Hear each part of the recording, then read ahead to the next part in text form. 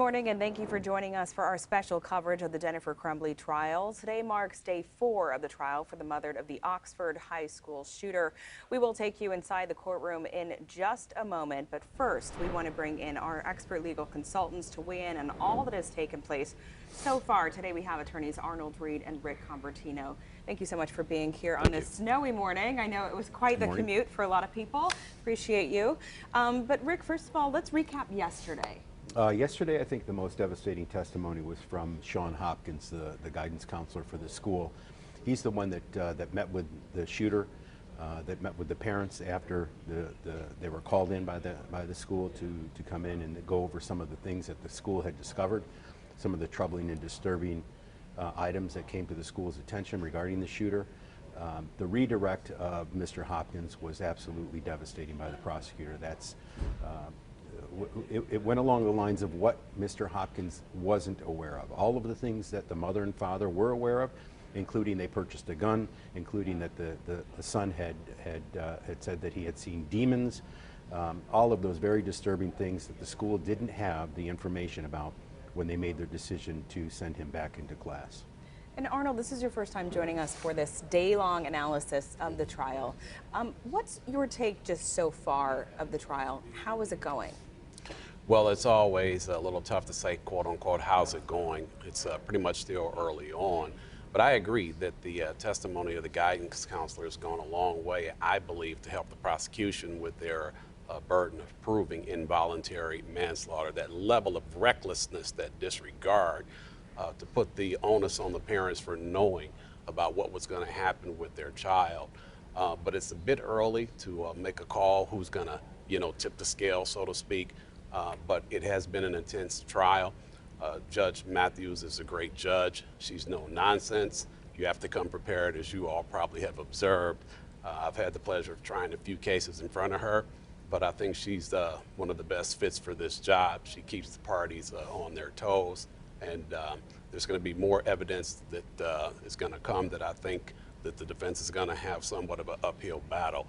One other thing that I would like to add, there's been a lot of talk the last couple days about putting mom on the witness stand. Well, from my experience, guilty people, they don't testify.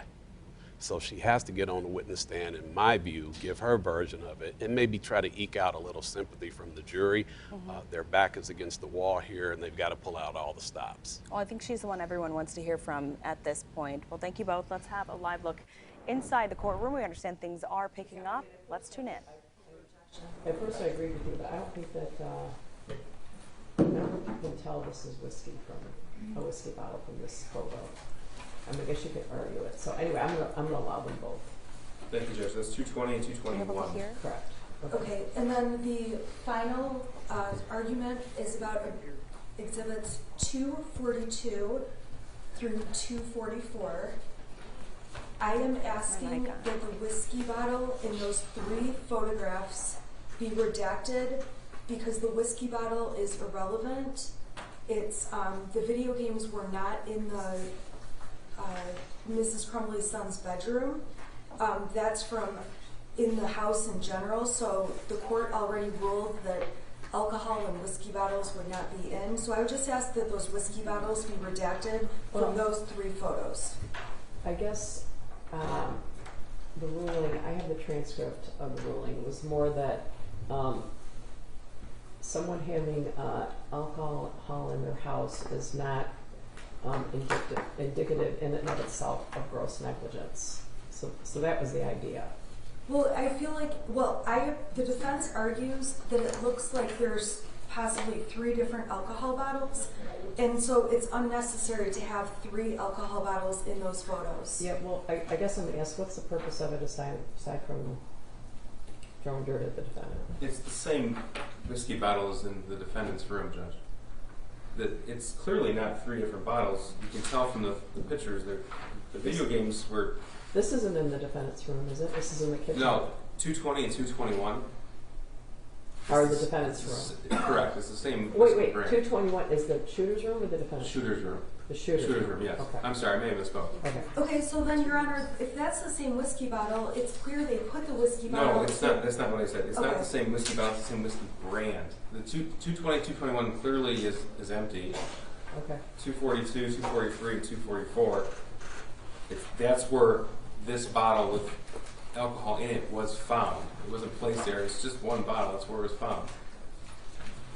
Yeah, I'm going to ask you to redact the whiskey bottle. I don't, barring some other evidence, the only reason to admit evidence of there being alcohol in the house is to attempt to ask the jury to believe that if someone has alcohol in their house, they might be a bad parent, or to connect it to the bottle in his room like they gave it to him or something, right? Well, he was 15 years old at the time of the shooting. It's the same brand that was routinely purchased by the defendant and her husband over a period of weeks and months, and it's the same brand that was recovered in the art studio where they were found on December the 4th. So we do believe it is relevant, especially in light of the stated argument that defense is going to put forward. Because I'm on national television, I don't want to tell you about the things I did when I was 15 years old. But the shooter could have taken this, right? Taken Or the bought photograph? it. The whiskey. Like, the jury shouldn't be able to imply that, unless there's evidence to the contrary, that the defendant and her husband were giving the shooter whiskey. Judge, the defense counsel has stated specifically that the defendant was, if anything, a hyper-vigilant mother. And if that's going to be the argument, the people should be entitled to explore what that means and what it doesn't mean. So these photographs were taken on November the 30th, the day of the shooting. Mm-hmm. The bottle with alcohol in it wasn't placed in the photograph. Detective Stoic will testify that that's just where it was found. He will testify that the empty whiskey bottle that is the identical brand to the one found in the shooter's bag.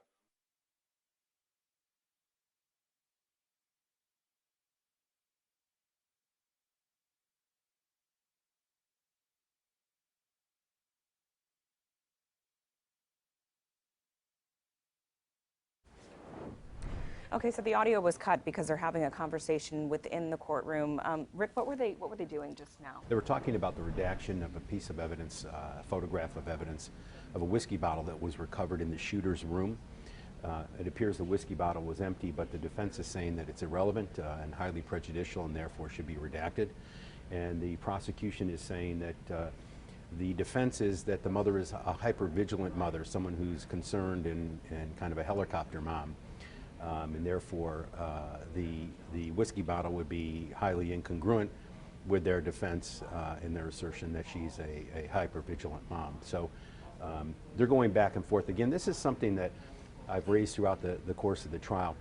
The objection to evidence and whether or not it should be redacted, excluded, et cetera, are usually held in pretrial motions in limine. This is common in criminal cases. And so these issues don't come up at trial because they're already well settled long before trial. So the defense bringing this up at this point in time, again, is not typical. It's something that should have been done prior to trial. And there should be relatively no surprises regarding what evidence is going to be admitted. These things should have been gone over numerous times in the 2 years that this trial has been basking. Yeah, this doesn't seem typical, does it? This seems to be sort of a theme in this case, is the defense is bringing forward evidence, wanting to introduce formerly redacted documents, and now this. Yeah, this should have been taken care of in what we lawyers speak say motions in limine, pretrial motions, well in advance, so the trial goes smoothly. These evidentiary questions should have been answered weeks ago, if not months ago. What we're seeing here is the defense is saying that the evidence is not probative. The prosecution is saying that it is probative. Mm-hmm. The judge has to make a decision as to whether the evidence is relevant and whether it's prejudicial to either side, in fact. And so that's what we see the discussion unfolding here. But definitely this evidence should have been taken care of months ago in the motion in limine. Why they're at this point making these arguments, I don't know. Because she's unprepared. One of the things We'll do have to take a quick break, Rick, but however, when we return, we will take you back inside the courtroom for day 4 of the Jennifer Crumbley trial right here on CBS News Detroit.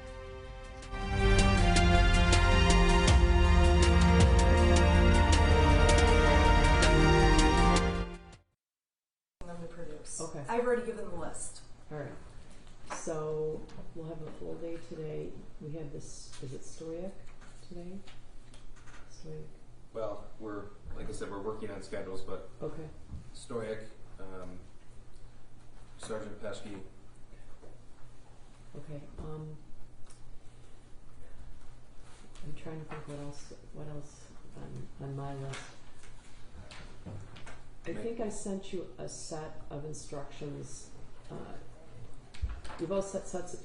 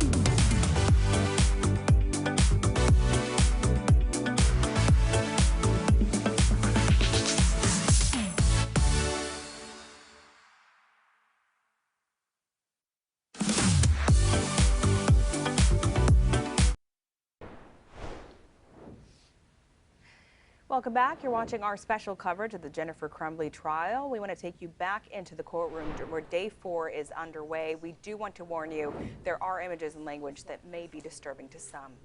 to indicate whether you object to any of that exhibit. Sure, thank you. Any other housekeeping issues right now? I don't believe so, Judge. Ms. Smith, anything? No, Your Honor, but I just have like 2 pages left, and it looks like the transcript is actually fine. I just needed to review it. Okay, sure. Let me just give me 1 second, and I think.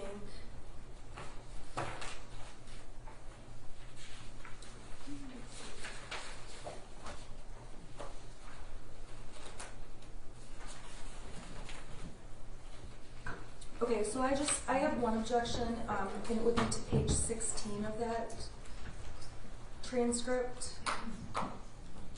I don't have I don't have the transcript, but why don't you tell us what the objection is? Sure. There's one line on here that says JRC, which would be James Crumbley, and it says in italics sobs, and the rest of the transcripts appears to be the words that were spoken. So I believe that characterization about sobs, when that's not a word spoken, I would ask that that be struck. Also, at the time, my client was crying, although not sobbing quite like her husband. So I think it's misleading to note that James Crumbley is sobbing, not mention anything about Jennifer Crumbley crying or sobbing, and it's just irrelevant to this transcript. Are there any other times in the transcript when it says someone is crying or what's your response, Mr. Keith? Is that the only time? There were no other times when anybody was crying. I don't see any other references to people crying, and so that makes it even more. Does it say who's? It says JC sobbing, right? That could be either one. No. It says JRC, so it's clear that it's Can we James Crumbley. strike JRC? Because Judge, you hear audio of sobbing, and they can determine who's sobbing. Right? With the transcript, Judge, if the parties agree, it's admitted. If they don't, then it's not admitted. The reason why I sought to admit it is because when I played it yesterday over the court's monitors, it's not as clear as when you just. Yeah, the jury's going to see it on a laptop if they want to see it again. I get it. I get what you're saying, because some of it was inaudible, right? So I don't have any objection to the transcript, but this mention about sobbing, the transcript doesn't contain other italicized portions of sobbing or crying or somebody hiccuping or anything. So this one line I'm asking to be objected to. I'm objecting to it. Okay, it is a sound on the audio, right? You can hear. Yeah. But it's a sound on the audio, but the prosecution's big argument is that James is sobbing and that Jennifer is not crying when she may not be as audible, but that should be a decision left to this jury, not to the transcript. Okay, but I guess James is audibly crying though, right? I believe that you can hear Jennifer sniffling and crying also. She's just not a big crier like he is. Okay. All right, so what's your response? So I do think it assists the jury, and if it's accurate, it can assist the jury, because it is hard to hear. I believe it's inaccurate, it's misleading to say that James is sobbing and not mention that what Jennifer's doing. Well, it's a transcript of what can be heard, right? I can hear Jennifer Crumbley sniffling and sobbing. I can hear it, not sobbing. I can hear her sniffling and I recognize it to be her. So I believe that the transcript should either reflect that or not reflect either parent. Mr. Keys, what's your response? Or the jury should decide what they hear and if they hear Mrs. Crumbley. transcript was prepared in November 2022. It was updated last night with the redactions. Sergeant O'Brien already testified to his impressions, his demeanor. He was there. If counsel wants to make that argument and close the argument, she's certainly free to do so. If the court has listened to the recording, it's in evidence. It's now the court can make the determination if the transcript is accurate, and if so, it'll be given to the jury. If not, then we won't introduce the transcript if there's no agreement. But we believe the transcript does fairly and accurately depict what the recording showed. It does, but what she's saying is there's an audio portion that shows he's sobbing but doesn't note that she's crying. That's the problem. So it's counsel's interpretation that her client was crying. Sergeant Bryan was there. He said that she wasn't. And he testified that... He said she wasn't crying? He said that he didn't recall her to be crying. Did he say that? I believe so. I don't believe he said that. I mean, we know what Jennifer Crumbley sounds like crying. She's cried throughout the trial. This court can make the determination. And if the court doesn't believe that this transcript is accurate... Isn't the jury supposed to make the determination? Again, the transcript is just to assist the jury because of the audio yesterday. Oh yeah, I get it. I think it's helpful. So if they look at it in the jury room deliberations, they'll have the technology provided by the court on a laptop. The audio... All right, we have to take a quick break. However, when we return, we will take you back inside the courtroom for day 4 of the Jennifer Crumbley trial right here on CBS News Detroit. Remember, you can catch the entire trial uninterrupted over on our stream. We'll be back soon.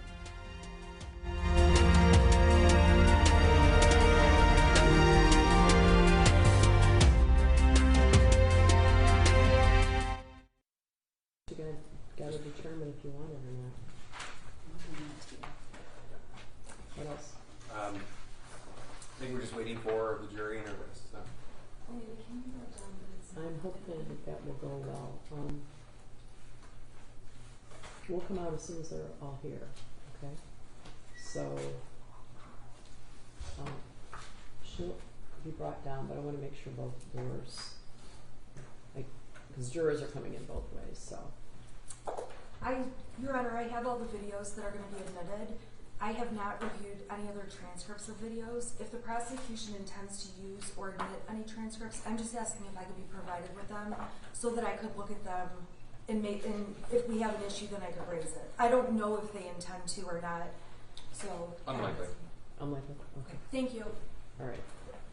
So we're going to let you know, but can you see if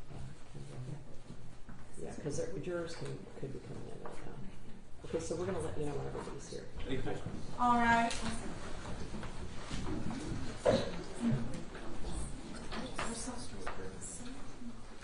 You may be seated.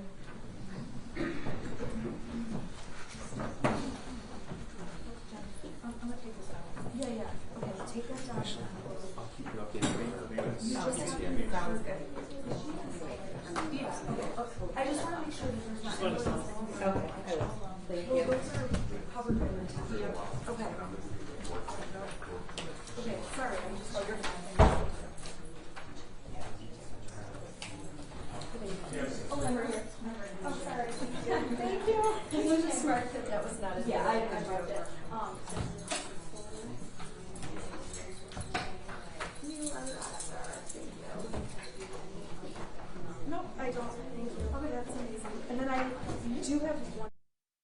CBS Deals, powered by Shopify. I'm heading out, and I really never leave the home without my GoHub 3-in-1 portable power bank.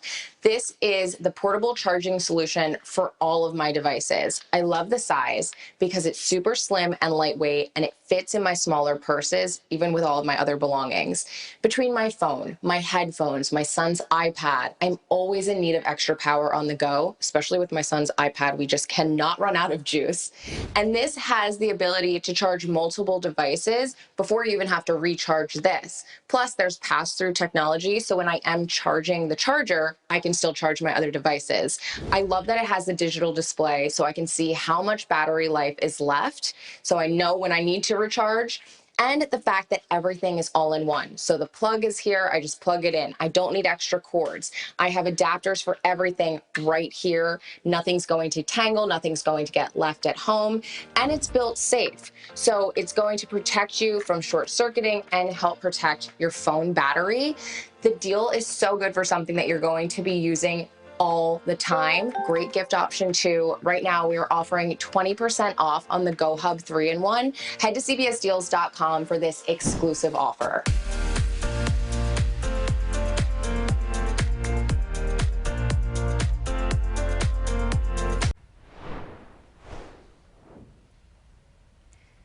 Welcome back. You're watching our special coverage of the Jennifer Crumbley trial. Yes, it continues today, and we want to bring in our legal consultants to weigh in on everything that's taken place so far. We've had a little bit going, but now we're on another break. Yes, that was a quick one. So Arnold Reed and Rick Convertito are here to join us this morning. Thank you so much. So what just happened again? Just explain what's going on, because the jury hasn't come in yet. Correct, Arnold? They're arguing over whether or not any evidence of Ms. Crumbley crying is relevant and how it's going to be used. To me, it seems a bit like it's a waste of time, to be honest with you, because if there's going to be testimony to that degree, she can just get on the witness stand and testify to what her emotions were at the time she was interviewed. At this pace, if we keep having these sidebars, this trial is going to last 6 months. They got to get this thing moving. She's got to, the defense, in my perspective, has to focus on how are you going to prove to the jury that my client is not guilty of manslaughter. These sidebars should have been taken care of weeks ago. So it's kind of confusing as to why the defense attorney at this point would be bringing up things like transcript redactions to reflect that her client was quote unquote crying. Put her on a witness stand, let her testify to that. Let's get this moving. Yeah, and something else we've talked about before is the fact that that evidence had been presented weeks, if not months ago. Right, exactly. Yeah, this transcript was prepared in November of 2022 and provided to the defense, which the prosecutor pointed out. Why is this issue coming up now?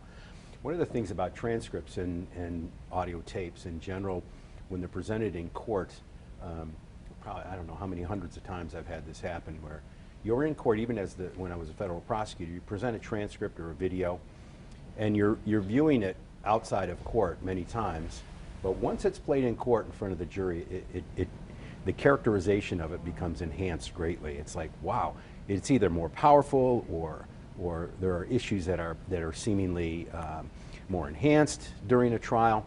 And so it appears to me that the defense attorney yesterday, when the transcript was introduced, and yesterday when the tape was introduced regarding the interviews, the video and audio of the interview, that it struck her as more damaging than when she had reviewed it before outside of the sterile environment of the trial. Too little, too late at this point? I mean, the jury, everyone's seen the video.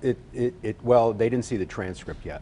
The transcript was prepared by the police officer, and it should be a fair and accurate depiction of the audio that occurred. Now, oftentimes transcripts are used to enhance for the jury's perspective, because sometimes the audio is blurred or it has to be enhanced.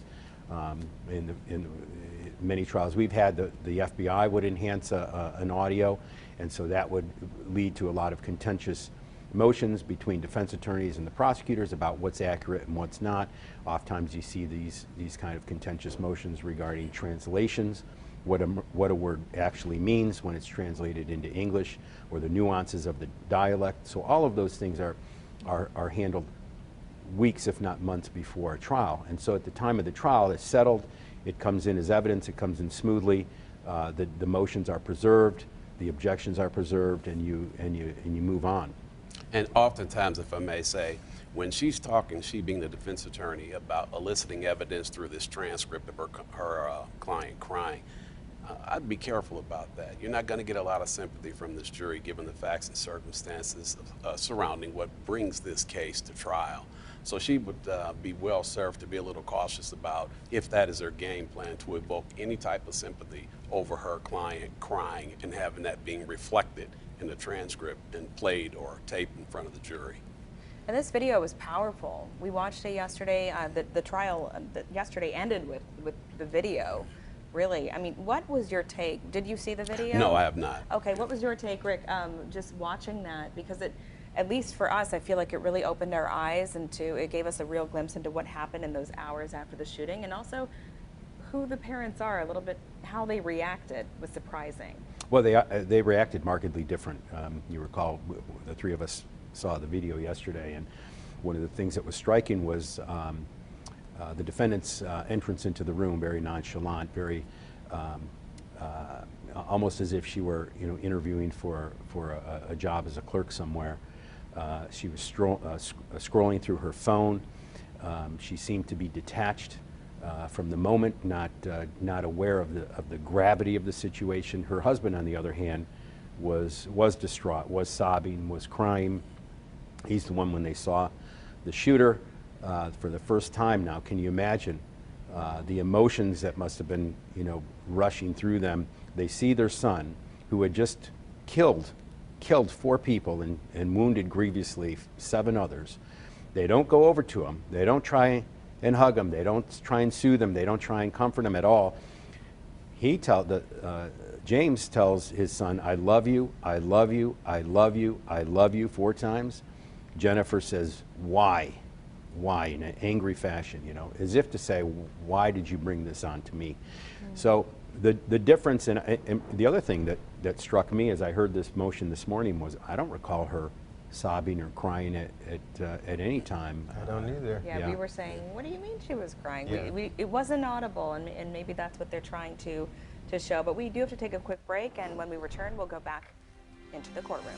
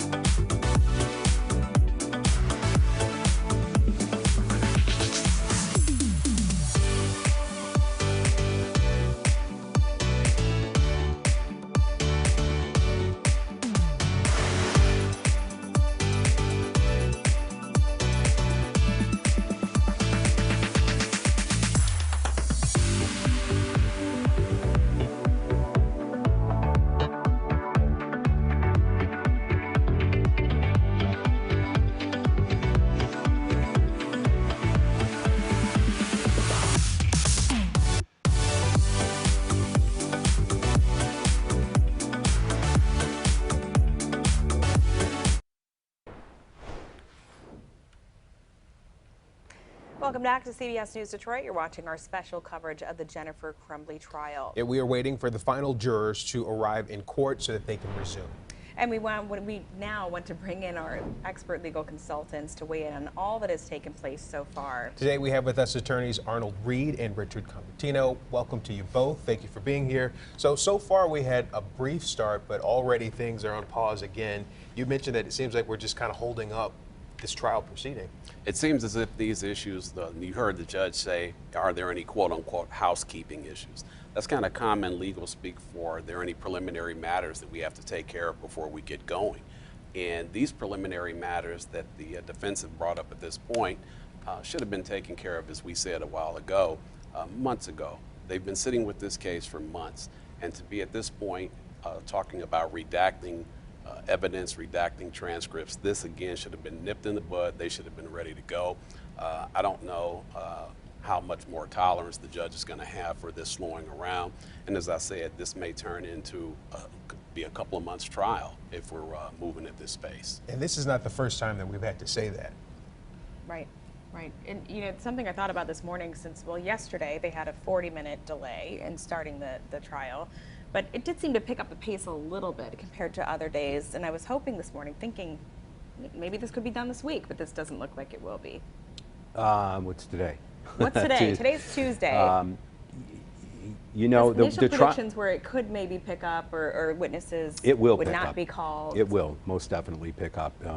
A lot of these witnesses are getting evidence admitted that the prosecution probably didn't think they would be able to do. You remember the mixture of the fact opinion witness that was so important, the issue that wasn't objected to at all, where a witness testified as an expert, was allowed to give opinions, and then kind of halfway through his expert testimony he shifted over to a fact witness. He was the witness who arrived at the scene, and then he was the one that gave devastating testimony. This is the sheriff's deputy who was now with the United States Secret Service. He was on the CART team. He's the one who walked the jury through the surveillance video as it was playing, and he was commenting on the video, which is improper because the video speaks for itself. So to have a fact witness who wasn't there, wasn't factually in that hallway at the time, say that the shooter came up upon Tate Myre, shot him, and then as he passed him by, shot him again, and the body jerked. That was powerful testimony. The officer, when he testified, or the special agent, became emotional, teared up a little, if you recall. Powerful testimony, and testimony that normally wouldn't be allowed, but wasn't objected to. So there's a lot of evidence that's coming in that the prosecution probably thought, I didn't think I'd get that in, but since I did, now I don't need these other two witnesses down the road. And I think that I anticipate that'll truncate the witness list from 25 to maybe as little as 15. When you're talking about, just to piggyback on that, the introduction of evidence, you have to have a witness on the stand that has personal knowledge. And if you don't have personal knowledge, you don't have a foundation for the admissibility. And so to have or let somebody,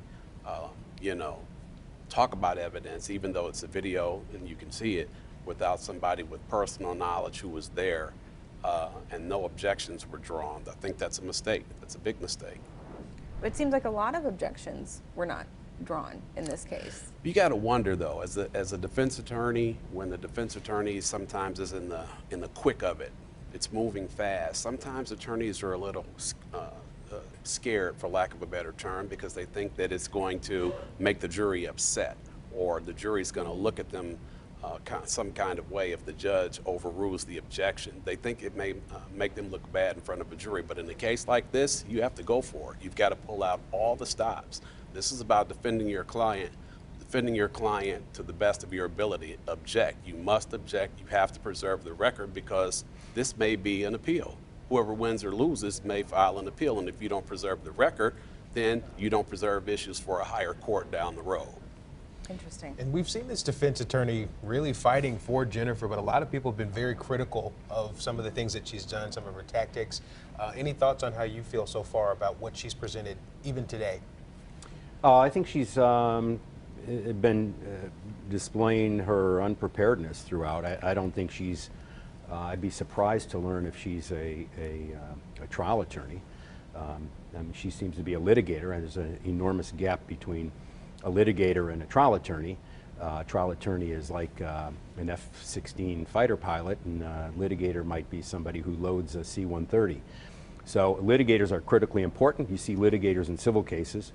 But somebody who knows their way around a courtroom, who can pick up a file, know what the particular issues are that are important, not lollygag around on cross-examination with a lot of nonsense that's going to irritate the judge, the jury, and the prosecution. It's important to know. That's why a lot of civil litigants, when it comes to a point of doing depositions or even getting in trial, they hire criminal defense attorneys, because a criminal defense attorney will go through a deposition and not waste a lot of time with nonsense. They'll get right to the heart of things. They're trained to do that, and the same in a trial. Whereas a civil litigator who's trying a criminal case, you know, in what appears to be this matter, a litigator, it can be a disaster. It's no question about it. It's akin, you may remember years ago when Mike Tyson landed in trouble, he had a bankruptcy attorney representing him in a criminal case. I mean, this is really going to become evident when it's time to prep your witness for her testimony. If you have not been down this road, if you're unfamiliar with how to be a trial attorney, then you can't prep your witness. And this is going to come to fruition if her client gets on the witness stand. She better get her client prepared. Does she have the capability to do it is the question. Yeah, that's a good point. We have to take a quick break. However, when we return, we will take you back inside the courtroom for day 4 of the Jennifer Crumbley trial right here on CBS News Detroit. That's right, and remember, you can always watch this trial uninterrupted once it starts again on our stream. That's on our website, cbsdetroit.com, also on the Pluto TV app. We'll be right back after this.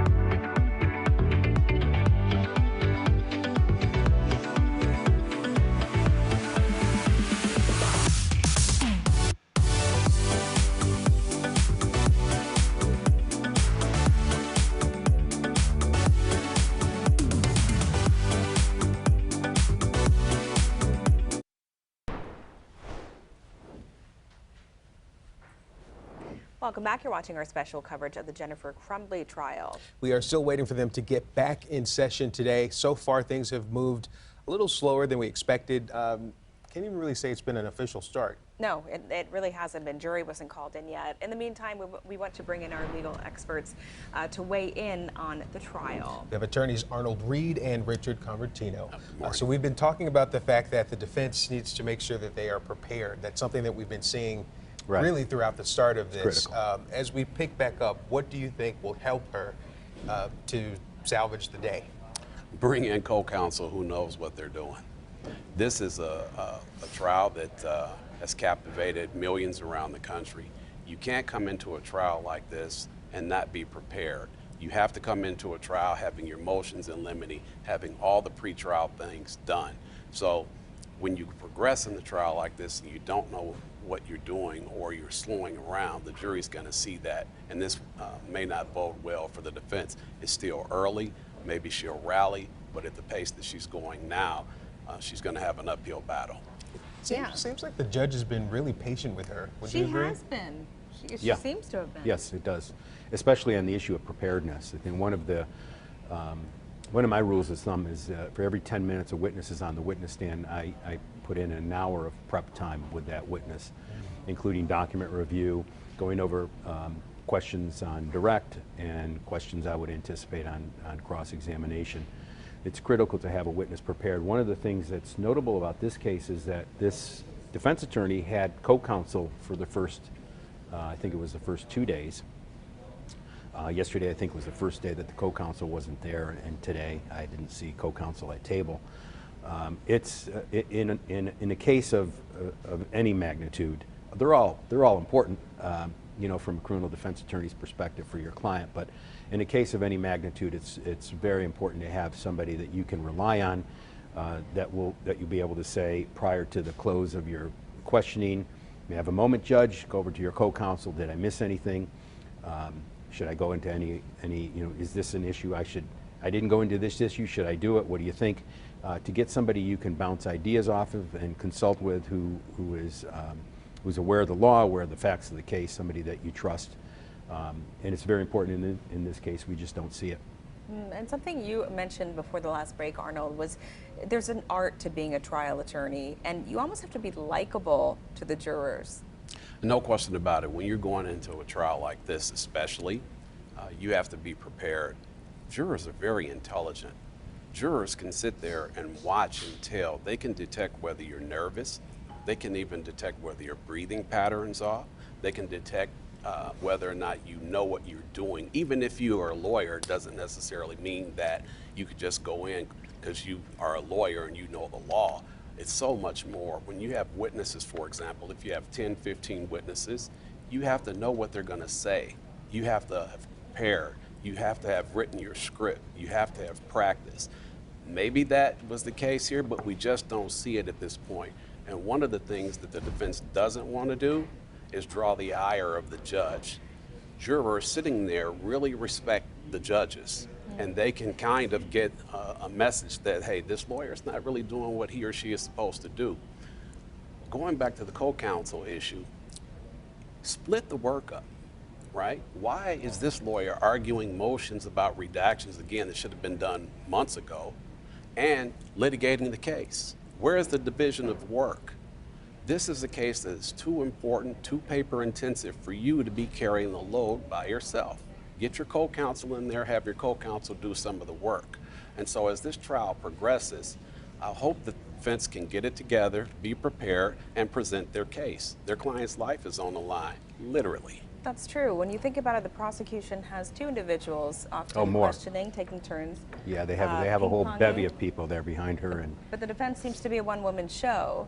And I want to go back to the very first day of the trial, maybe the first hour, when we saw that really powerful witness testimony where the two women who were at the school at the time of the shooting, watching video, becoming emotional, and we heard crying in the background. And it was the defense attorney. Right. And speaking about not being prepared, she had said she did not see this video. So talk about that kind of impression, that first impression for jurors right off the bat. Well, you only get one. You only get one first impression, remember. And so I think that where the first impression that this jury got of the defense attorney and the prosecution is in opening statements. And the defense attorney, the prosecution got up, a very yeoman-like display of the evidence in seriatim fashion, boom, boom, boom. This is what the evidence will show. This is what the evidence will show, over and over and over. The defense got up and said, you know, on my way over here, I turned on the radio and I heard Taylor Swift, and she had a song on the radio, and the song said, you know, you can't cure a shotgun wound with a Band-Aid or some nonsense like that. And she said, this is what this case is about, the Taylor Swift song, was absurd. It was insulting. It was insulting to the victims' parents that were in the courtroom. It was insulting to the intelligence of the jury, and it was insulting to the judge. And I think that you almost can't come back from that in a short trial like this. In a trial that's a few months long, you know, you forget the opening statement of the defense attorney or the prosecution. It kind of gets lost in the shuffle. But in this case, I think if I were the prosecution, that I would hammer on that in my closing. I would use that. I would use the phrase sliver of evidence in a case like this. I would use the phrase vigilant mom over and over. Would a vigilant mom do this? Would a vigilant mom do that? Would a vigilant mom, you know, over and over, and all the facts that were devastating to the defense. And so I think that you know, having someone else and saying, listen, you know, I have this idea. I'm going to go in there and I'm going to say, I'm going to talk about this Taylor Swift song. I'm going to tell the jury about this Taylor Swift song and how I can make a theme of this. And somebody say, are you crazy? I mean, sit down and get a grip on it. This is, you know, how about this? You know, and go through it. Because trying a case is like preparing a play or doing something, a movie script. It's you're a producer, you're a director, you're moving the parts. You have to be an actor, you have to be a thespian, you have to be an intellectual. All of these things go into every piece of the display of evidence in a case, and also in the cross-examination of witnesses. It's critical. Agreed, 100%. I've had about 200 trials over 30 years, both criminal and civil, and I teach trial advocacy at Harvard. I tell my students the most important part of a trial is what? The opening statement. That is the time you get to make your impression. You don't get another time to make your impression. Coming in, you have to tell the jurors why they're here, what the issues are, boom, boom, boom, boom, boom, and what you intend to show as a defense attorney. She didn't do that. Talking about Taylor Swift, now she's got a hard way to go. What she's got to do now is a tantamount to climbing Mount Everest backwards in flip-flops. All right, we have to take a quick break. However, when we return, we will take you back inside the courtroom for day 4 of the Jennifer Crumbley trial. And once we do go back inside, we will have uninterrupted coverage for you available on our stream. You're watching CBS News Detroit. We'll be right back.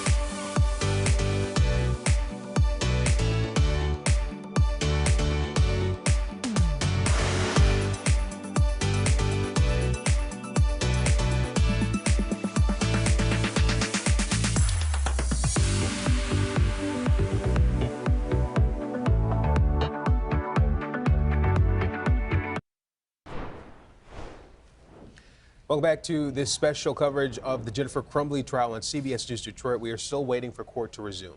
It's almost an hour now before things have really started. We now want to bring in our legal expert consultants to weigh in on all that has taken place so far. And with us are attorneys Arnold Reed and Richard Convertino.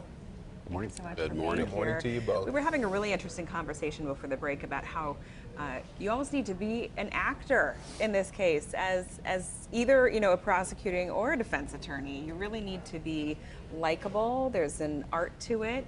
You said, you know, you have to be a thespian. You listed off like all these different qualities you need to have, and I really never really thought about that until this case. And, I'll tell you one hearing thing. your explanation of how it really works. One it's thing you have fascinating. to really be that I've certainly learned. I love to watch other lawyers, and I've tried hundreds of cases, mostly in federal courts, all criminal. And one of the things that I thought as a young lawyer was I would look at other lawyers and I would want to emulate that style. And you can't. You have to. You know, you have to be yourself, and you have to present a case as you would present a case. But you do have to be able to be flexible, and you have to be a thespian. You do. You have to be able to present evidence in a way that tells a story and a theme when you're doing a direct examination. On direct examination, the witness is the star, and that's why the preparation is so critical. You know, I had a case one time where in the District of Columbia, I was a prosecutor, a federal prosecutor, and there was a case, I just got a file, just was handed to me, and I'm like, how am I going to prepare for this thing? I'm thumbing through it, and an old-time MPD officer who was the first witness said to me, listen, kid, it's all you got to do is ask me what happened next. What happened next? And then what you do? Then what happened? And that's all I did. Of course, he was the star.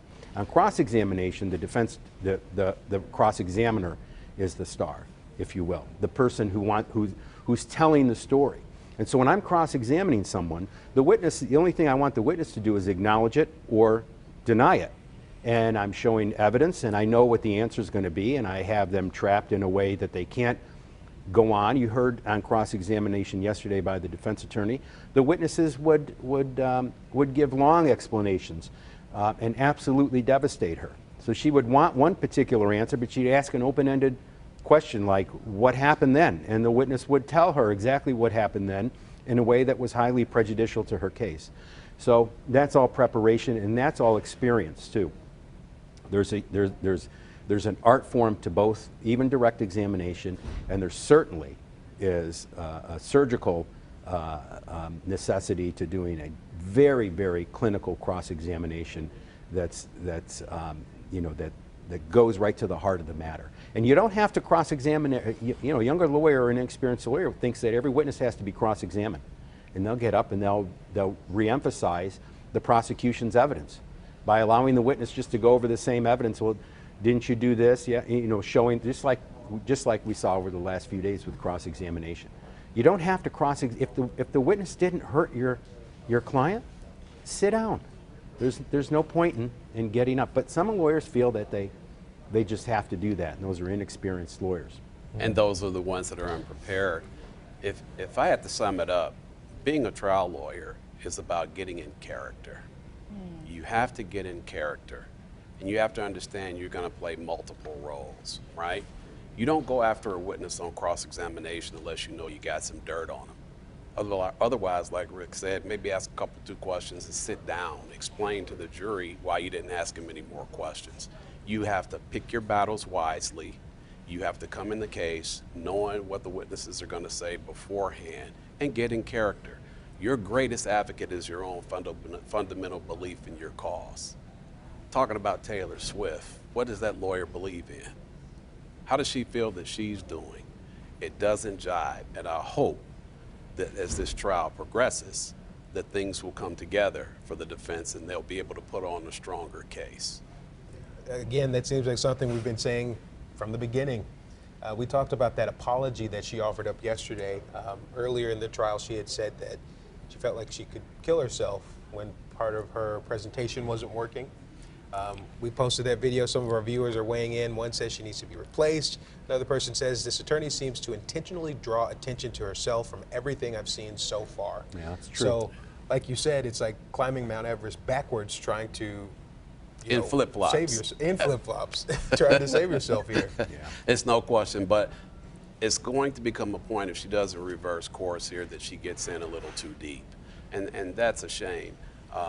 This is not an easy case for the prosecution either, though. I mean, this is the first time in history that somebody was convicted or even tried of this type of charge under these circumstances. So it's no cakewalk for the prosecution, but the defense is making it easy for him now at this particular juncture. Can she come back? That's the question. Can she come back? I don't know. That remains to be seen. And what are the main challenges for the prosecution, do you think, in proving this? One of the big challenges is the recklessness, the total disregard, the gross negligence, if you will. A lot of people out there are of the mindset that, hey, they were bad parents. But does that equate to a criminal offense because you're bad parents? So the prosecution has to establish, hey, this is not just about bad parenting. This is about a level of gross negligence, willful conduct, if you will. They have to keep hitting on the knowledge that the parents had about the gun, about the drawings, about saying we're going to take him back home or we shouldn't have taken him back home. So those are the things that they have to hone in on to get over the thought of jurors are sitting there saying to themselves, and you better believe it, wow, you know, I've had some similar issues, not perhaps as severe, but there were some times as a parent maybe that I didn't fail. That's human nature. They're going through that themselves. They're thinking about some of the instances that their kids messed up, and they're thinking about what they could have done to prevent it. So the prosecution literally has to get in to that mindset where he's got to get those parents on his side and let those parents know this case is different than maybe what you may have went through with your children. It's not an easy case, but the defense is not making it hard for him at this juncture. And quick reaction as well. Do you agree? That it's not an easy case? I think it's easier than my colleague. I think the prosecution, in a case like this is the case to prosecute with these charges. So I think the prosecution has done a great job, and I think it's a winnable case for the defense. I certainly do. I think that it's not an easy case for either side. Right. Well, we'll see how today unfolds. That's all for us here on air for day 4 of the Jennifer Crumbley trial. You can watch that trial with us on our stream, cbsdetroit.com, also on the Pluto TV app that is uninterrupted.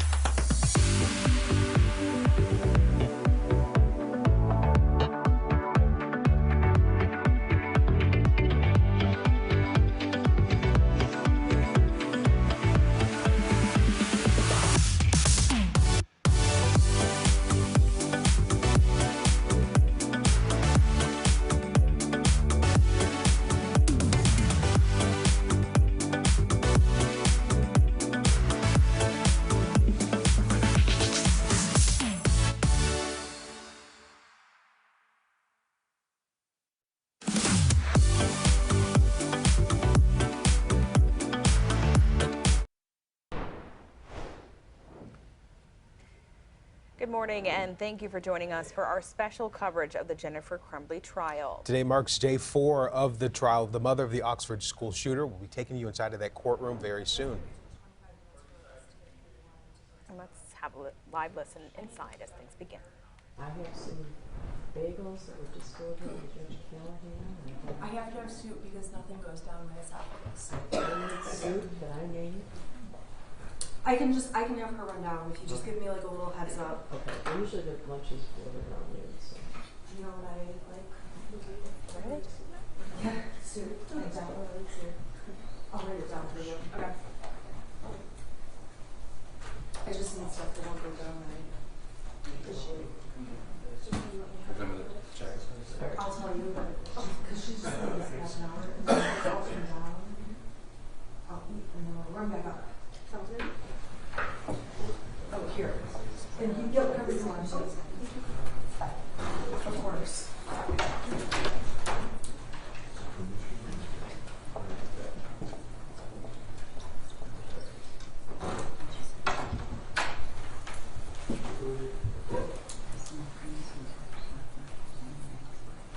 No.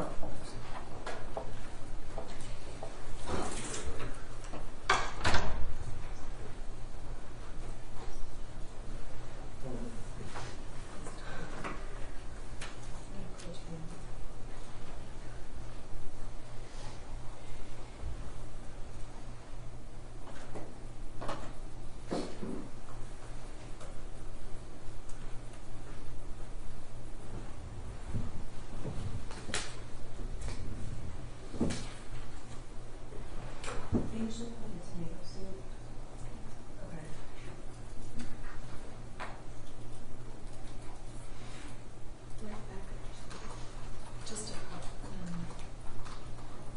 Just one that's not like a. One that's easy to swallow. Broth.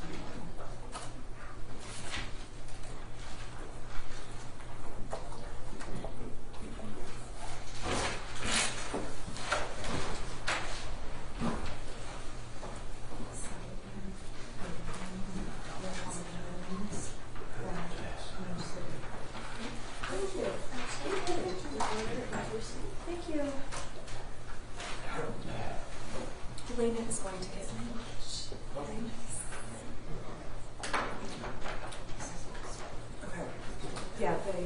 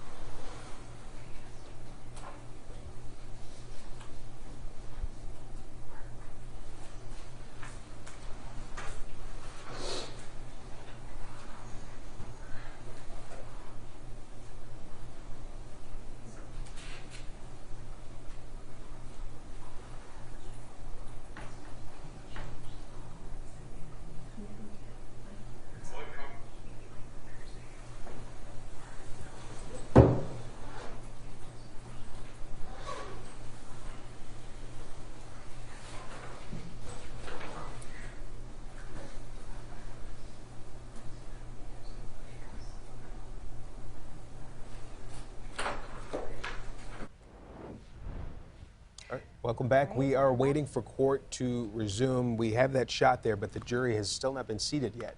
We were speaking amongst ourselves. Perhaps it's a matter of just bad weather. We know the roads are really bad this morning. Dangerous driving out there. That could be it. But second day with a delayed start. Here with us are attorneys Arnold Reed and Rich Convertino. Thanks so much for being here.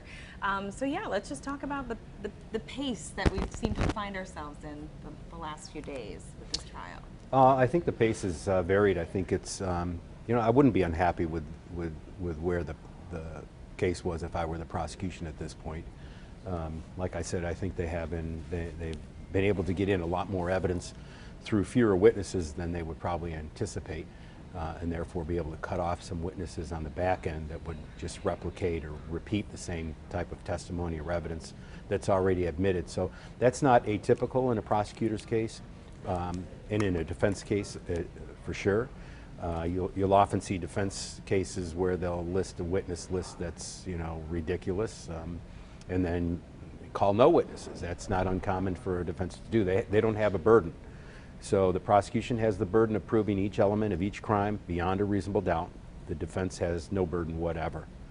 And so I wouldn't be unhappy with where the case is right now if I were the prosecution. And of course, the main point here to prove is that Jennifer is not responsible for what her son carried out. So far, do you think we're getting any kind of support for that cause? Not at this particular juncture, although it's still early. I think she has to, the defense has to speed it up. The defense has to get into very quickly why this was not an intentional act, why this wasn't reckless, why it wasn't negligent or grossly negligent. From my perspective, if I were the defense, I would try to speed it along a little bit and appear a lot more competent and capable in the presentation of my case. I agree the prosecution in this case is probably right where they want it, but the defense needs to pick it up a bit. And I want to talk about the jury as we await the jurors to enter the courtroom today. You know, this case not only gripped the state of Michigan, but the country, you could argue the world. This was shocking. What are the challenges of finding jurors in Michigan who don't have an opinion on this? Well, that's not the standard. I would be surprised if you had a juror on there that said, and incredulous, if a juror said, "I've never heard anything about this case." I would dismiss that jury, you know, right away. But because it's pervasive. The case has been well publicized, like as you said, Meredith, all over the world. And so a jury, the standard is not whether or not a jury has heard of the case. The standard is whether the juror, the potential juror, the probative juror, has already made a decision based on what they've heard outside of the courtroom and prior to the voir dire. This case, I'm suspect. I've never seen a case of this high profile where a jury has been seated so quickly. And that causes me great pause. As a defense attorney, each side has 5 preemptory strikes, or strikes that they can make for their own reason if it's not based on race, creed, gender, etc., age, etc., under the Supreme Court's rulings. But this case, a jury was seated in 2 days. I would have guessed it would have taken 2 weeks with a questionnaire and having gone through a complete voir dire and been able to ask questions thoroughly from both sides and follow up on questions from both sides. So there are no surprises in the jurors that are seated as far as both attorneys from both sides are concerned. I agree with that. And piggyback on that, Batson versus Kentucky is a seminal case in jury preemptory strikes. I would have expected motions to be filed to get extra preemptories in a case like this. Everyone around the world has heard of this case, no matter where you are, unless you've been living under a rock. So the challenges there are evident for both sides, in fact, but particularly the defense in getting a fair jury. So that's why it's so crucial, so important to have voir dire, have a good opening statement, come out strong, make a strong impression. You're not going to be able to get rid of everyone's bias and prejudices, but at least you can identify them and try to tailor your arguments toward them during the course of the trial, witness by witness by witness, to make them understand, hey, we have bad parents here, but they're not guilty of a crime. Yesterday, we were able to hear more from the school and their perspective, excuse me, in the fact that there were some red flags that were missed there as well. Richard, based on the evidence that we've gotten presented so far, what is your thought process on how you feel based on what you've heard?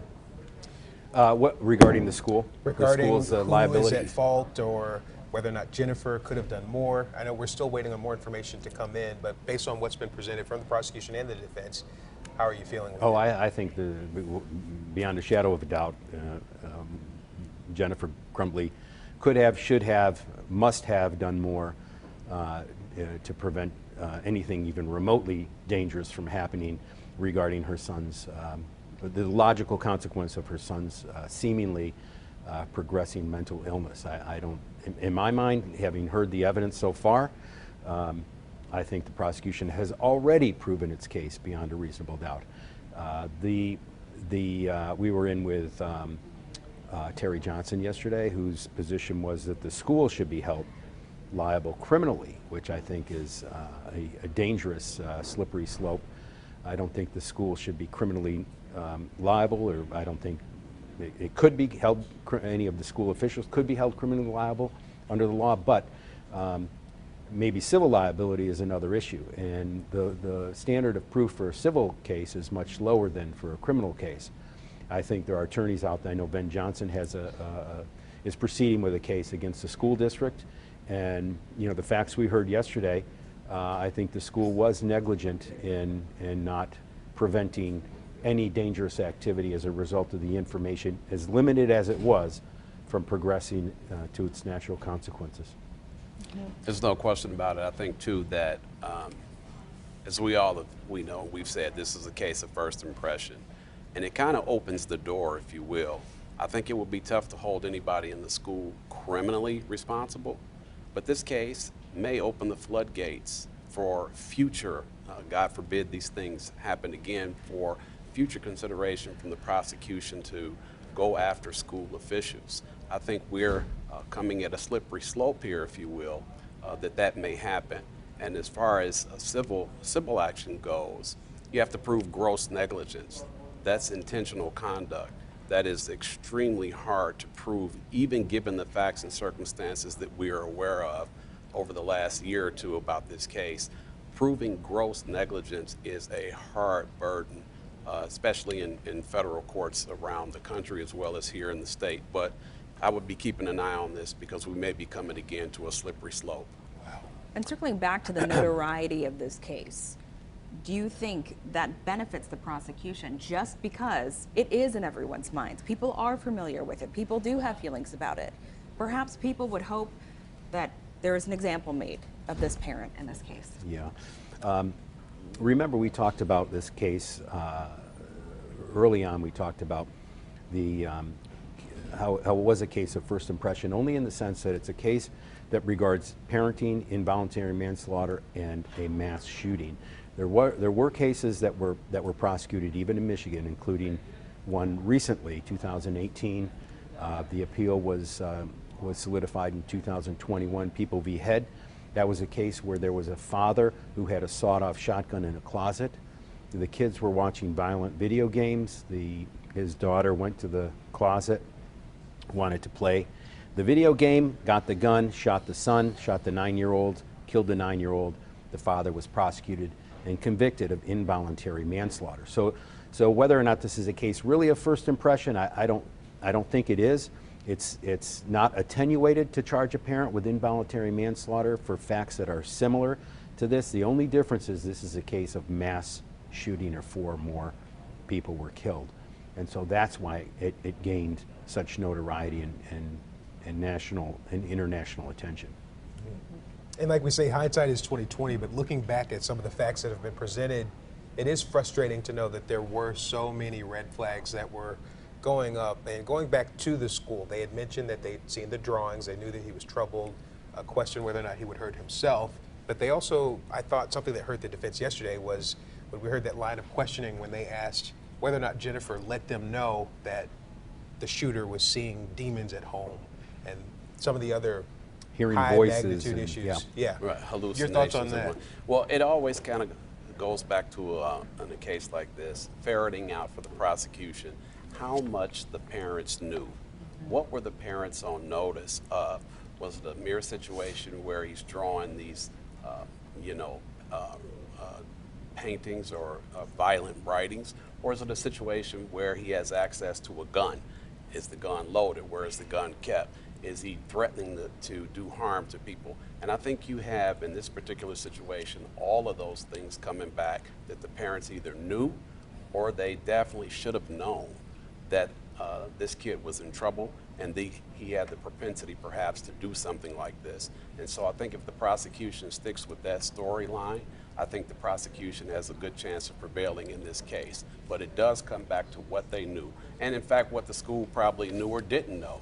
Who should have known it? Should the parents have known it? Should the school have known it? Should both of them have known it? The problem for the parents is they're the ones on trial, and they have to show that they didn't know or have any idea that he would do something like this, that they knew he had some problems, knew he had some issues. But they're going to have to try to show that jury that they could not have anticipated he would have done something like this. Well, we will continue the conversation, but we see a witness has taken the stand. 10:23. The trial is beginning today on day 4. Let's tune in. High school. And what were you doing there? I was the dean of students. How long had you been employed at that time with the Oxford School District? That was my first year. I'm sorry? That was my first year. Okay. And you're with a different school district now? Correct. Okay. Tell the jury, please, what exactly the dean of students at Oxford High School did. So the dean of students is responsible for all of the student body behavior, discipline, attendance, academic intervention, behavior intervention. Okay. So walk us through a typical day as the dean of students at Oxford High School, at least in the fall of 2021. Sure. So in the fall, also, we were, in 2021, we were dealing through the COVID-19 pandemic. So in addition to those responsibilities, due to the health order, part of my responsibility was ensuring that everybody was masked up. So that was part of the job throughout the day too, was to ensure students had access to masks, but they were also wearing them. Students being referred throughout the day from teachers based on behavior they're seeing in class, students coming down to report stuff going on in the building, conflicts they're having, conflicts they're hearing about, attendance issues where kids aren't coming to school or they're showing up late frequently to class. At the time, we didn't have an attendance policy coming out of COVID, so it was also part of my responsibility was to put together a policy that would work for the school. Okay, so yesterday we heard from Sean Hopkins, who was a school counselor, and he said that there were 4 counselors. How many dean of students were there? 1. Okay, so will the responsibilities of a school counselor differ from the responsibilities of the dean of students? Yes, that's correct. How so? So counseling, they oversee, to my understanding, they oversee college and career planning, class scheduling, mental health of the student body, planning events in relation to like extracurricular activities, the Oakland Schools Technical Campus. There's a lot of responsibilities that has no relation to the dean of students role. Okay, so if I'm understanding you correctly, you would be called in when there was a discipline problem in class. Correct. That was the main function of my responsibility. Okay. And as you said at that point, the county health department mandated masks, or is that the state order? I believe that was Oakland County. Okay. And so it was your responsibility to also mandate compliance with that? Correct. Okay. So November of 2021, all students and staff were wearing a face mask? Correct, with the exception of anyone that had a medical exemption. Okay, thank you. Now, how long have you been in that role as of November of 2021? That would be 4 months. Okay, so when you started that school year? Yes. All right. And where did you work before? What did you do so prior to that, I was a long-term substitute teacher for Lake Orion schools. Once again, coming out of COVID, I had been laid off as the dean of students out on the west side of the state, where I was running an alternative high school program. And so I had returned to this side and was able to obtain employment as a long-term substitute teacher. Okay. With the idea that it would be temporary for, for that school year. So in November of 21, how long have you been in education? 9 years. Okay. And we heard a little bit about Power School yesterday, at least through the Oxford School District. What does that mean?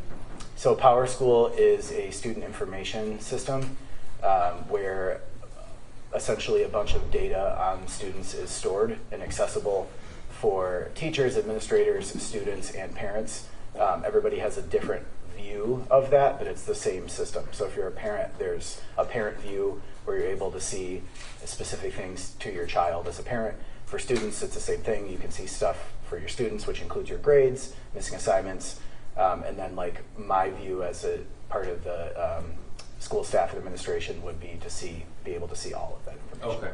And input information into that as well. And as an administrator, you're able to input, is that what you said? Correct. Okay. And that came with every student in the district, would that be right? Correct. Now, was Jennifer Crumbley's son a student at Oxford High School in the fall of 2021? Yes. Okay. Prior to November of 2021, did you have any interaction with him? I did not know. I want to direct your attention to November the 29th, 2021. That's a Monday, the day before the shooting. Did you receive an email regarding Jennifer Crumbley's son? I did, yes. Okay, I'm going to direct you to the screen that's in front of you. This was admitted yesterday as People's Exhibit 158. This is an email to you and Ms. Pam Fine. Correct, yes. Okay. It was sent from whom? From Jacqueline Cabina. And is she a staff member at Oxford High School? Yes. Okay. In what capacity does she work? She is an English teacher. Okay. And go ahead, and this was already admitted, go ahead and read us the email that you received. Good morning. I had a student during first hour today, Ethan Crumbley, who was on his phone looking at different bullets at the end of first hour today as I was walking around the room passing out their essays. I didn't get a chance to investigate it a bit further since it was the end of the hour. Now that he's on my radar, I'm also noticing that some of his previous work that he's completed from earlier in the year leans a bit toward the violent side. I could bring down these things later today during my 5th hour prep if you would like them. Okay. And this email was sent at 9:32 a.m. to both you and Ms. Fine. Please give the jury an idea of who Ms. Fine is and what her responsibilities were at that time. Sure. So Ms. Fine is the restorative practices coordinator and the anti-bullying coordinator for the district. However, her position is housed at Oxford High School, but she does work in all the other buildings throughout the district. And she had previously been, before my employment, the dean of students there. And so due to her role with anti-bullying and restorative practices, her and I would often team up together to handle the behavior and discipline throughout the school. Okay. So that's why both of us were okay. sent this email. So when you received this email, what did you do? So by the time I had actually... Well, let me ask you this question. Sure. If you recall, when did you actually receive the email? When did you actually read it? When I received the email, it was probably around 11 a.m. when I was aware that there was an email. And tell us what happened with the situation. So when I was made aware of the email, it was coming from Ms. Fine, who had overheard me returning to my office from a meeting that I was in when this email was initially sent. Your office was in the administrative section of the Oxford High School? Yes. Okay. My office was right next to hers. Next to Ms. Fine's? Correct. Okay. And so we often would just like kind of yell out if we needed to talk to one another, and then one of us would walk over to the other's office. Okay. And so she had heard me returning to my office, and I remember her saying, "Hey, do you remember that email we got today?" And I said, "What email?" And then that's when I had walked over to her office and pulled it up on my phone, and she began to explain to me that she had read the email and knew that I was in the meeting, and I believe she even responded, got it to the teacher. Okay. And walked me through the steps she took, which was calling the student down. And Mr. Hopkins was with Ms. Fine in the meeting, correct? Correct. Okay. Yes. The meeting had since ended, and so like she was just walking me through what they did. Okay. So she updated you on what happened in the meeting? I'm sorry, what? She gave you an update on what happened in the meeting? Yes, with correct. Jennifer Crumbley's son? Okay. After you received that information, did you determine if you had to take any steps regarding discipline? It wasn't necessary that I did anything further. She did everything that I would have done. All right.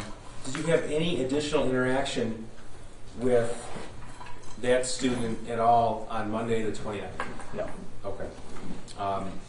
Now, moving towards, did you receive any emails later on in the evening, Monday the 29th, regarding a student? Anything at all with him? I don't remember if I did or not. Okay. November the 30th, Tuesday, This has already been admitted on your screen here as People's 160.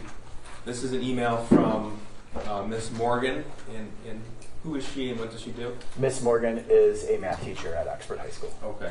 So she sent this email to you as well as Mr. Hopkins Tuesday, November 30th at 9:32 a.m.? Correct, yes. Okay. Up until this point in time, did you have any conversations regarding Jennifer Crumbley's son? Prior to this email? Yes. Yes. Okay, tell us about that, please. So I was in my office Tuesday morning when Miss Morgan had walked down to the front office just looking to share some information about a student that had drawn inappropriate things on a piece of paper, and I was the only person available to respond to that or to hear her out. So let me ask you this. This is People 74. It's already been admitted. You said a piece of paper. Is this what you're referring to? That is correct. Okay. So prior to the email at 9:32 a.m., Miss Morgan showed you this, which has been admitted as People 74? She showed me an image of that on her cell phone, yes. On her cell phone, okay. Yes. Do you recall about what time that happened? I don't know. Okay. I just know that it was during our second period of the day. However, I don't remember what time of the that's morning fair. that was. Tell us about that conversation when she came and showed you this picture. She had said she just needed to share that a student had written some inappropriate things on an assignment. And so I told her, I kind of waved her into my office since everybody else was occupied. And she had turned her phone around and showed it to me. And I had noticed the name on the top that I recognized from the day before when Ms. Fine had shared that information with me. And my response to that was, I need to go get his counselor. And her response was, I need to get back to class. Okay. So that was in the second hour, you think? Correct. Okay, so obviously it was before the email sent at 9:30? Yes. All right. Now, what was your initial response in seeing this, Exhibit 74? That I needed to alert his counselor. And why is that? Because it seemed like he might need somebody to talk to, or we might need to figure out how we could get him some additional help. Okay. Now, when you first looked at this drawing, what's the first thing that jumped out at you? The statements. Which the one in particular? blood everywhere is what I noticed first. The world is dead. My life is useless. Those were the things that stood out to me. Okay. So when you were shown this, were you thinking of a lens through discipline or through his counselor? Counseling, 100%. Why do you say 100%? Because I don't notice anything on there that would rise to the level that there would be any type of student discipline. Okay. So what happened next, please? So Miss Morgan left my office, and I left my office. She returned to her classroom, and I walked down to the counseling area to alert Mr. Hopkins. Okay. And did you show this drawing to Mr. Hopkins? I did not. Okay. When you say you alerted him, what do you mean? So when I arrived to the threshold of the doorway in his office, before I even said a word, he said to me, "Ethan Crumbley," and my response was, "Yeah, how did you know?" And so he had shared that he had received an email that morning from another teacher regarding Ethan Crumbley, and his understanding was that's why I was there, and that's when I had shared with him that I had received a drawing from Miss Morgan with those statements on it. Okay, this drawing right here, Exhibit 74? That is correct, yes. Okay. Now tell us what happened next, please. His response, Mr. Hopkins' response to that was, "I'll go get him from class right now." And he stood up from his chair and walked down to the math class and grabbed Ethan. Okay, did you go with him or did you stay? I remained in his office. Okay. And did Mr. Hopkins bring him back to his own office? Yes, he did. Okay, and what did you do? I sat in there and mostly listened to the conversation. Okay, let me stop right there. Sure. So, just so we're clear in the chronology, Mr. Hopkins retrieved the defendant's son from class, brought him back to his office where you were waiting? Correct. Okay.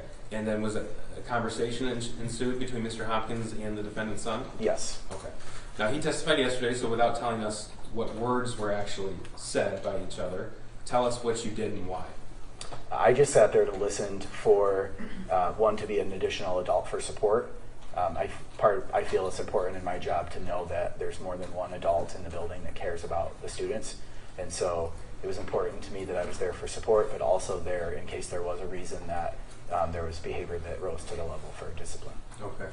And during that initial conversation, did your opinion ever change to look at this as a counseling lens or a discipline lens? No, it did not change. Was the decision made to call that student's parents? Yes. Okay. And who made the decision? Sean had made that decision. Okay. And were you there when he made that phone call? I was, yes. All right. And we have evidence to suggest it was at 9:24 and 9:27 a.m. when phone calls were made. Does that sound right to you? Yes. Were you in the office when the calls were made? I was, yes. Okay. Were you in the office when a portion of the phone call was on speakerphone? I was, yes. Tell us what you recall from that conversation. So I recall Mr. Hopkins putting the phone on speaker so that the conversation could be had collectively. And so Sean Hopkins had introduced myself and said we were there with Ethan. And during that conversation, he had forwarded the email that we got of this assignment to his mother. Is that the defendant, Jennifer Crumbley? That is, yes, correct. Okay. So that she could see it in real time while we were having the conversation. Okay. Did the defendant make any statements regarding that? I believe she said, "What were you thinking? Why did you do this?" Okay. And that was while on the speakerphone where her son would be able to hear? Yes. Okay. Were you there when, well, at some point the defendant and her husband arrived at the school? Correct. Okay. So in the time period that elapsed from that phone call to the time period when the defendant and her husband arrived at the school, what did you do? So once the conversation had ended, we had already changed class periods, and it was now our third hour of the day.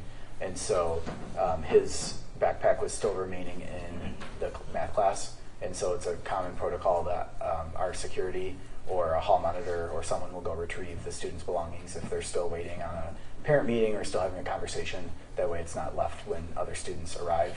Okay, so what did you do? So I left Mr. Hopkins' office and walked down to Miss Morgan's classroom to retrieve his backpack. Okay, and did you give it to him?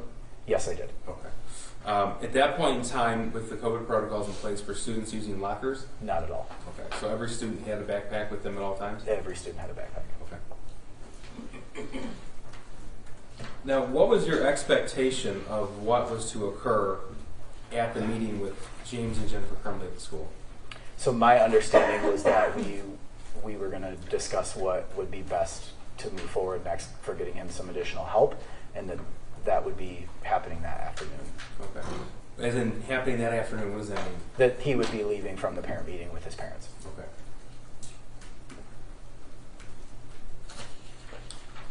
Were you in the counseling office during the meeting with James and Jennifer Crumbley?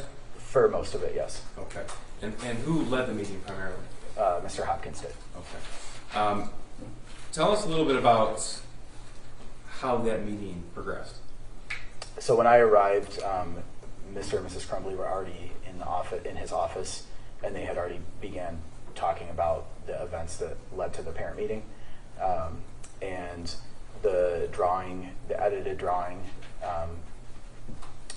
Yeah, you said edited, so. This is Exhibit 123. Version. So is this what you're referring to as the edited That drawing? is correct. Yes. Okay. That was on the table because Mr. Hopkins had retrieved that from the teacher when he went to get Ethan from class. Okay. So that was on the table, and for them to view. Although, like I mentioned before, Sean had emailed a copy of the original document to Mrs. Crumbley, and so they were kind of discussing what was next, and she had a pamphlet or a packet of resources that the district provides for So outside. who gave her that? Sean, Mr. Hopkins would have. Okay. And when you say resources, what do you mean by that? Different counseling resources available in the area, and it's like a standard packet that the school district would have on hand to provide to anybody that needed it. Okay. Have you been involved in meetings where that sort of information has been provided to parents in the past? Yes. And you said that's a standard list of information? Or It's just a resources? general list, yeah, Okay. of stuff in the surrounding local area. Does that include facilities or organizations that allow same-day counseling appointments? That I'm not sure of. Okay. Are you familiar with Common Ground? I am familiar with Common And Ground. what is that organization? So that is, they offer a couple different things. So they offer mental health resources. You can call a hotline to speak to somebody. You can even go there for like day of intake screener assessments. And that is the organization that in previous districts I've worked in that a lot of students that have been seen for mental health had went to day of. And they're here in Oakland County? Correct, yes. All right. All right. Now, clearly your expectation of what was to happen at the meeting was not met. Tell us about that, please. So, throughout the conversation, I had overheard his parents confirm the things that Ethan was sharing with us in his office that were kind of explaining the drawings and the words that he had written that supported him feeling sad.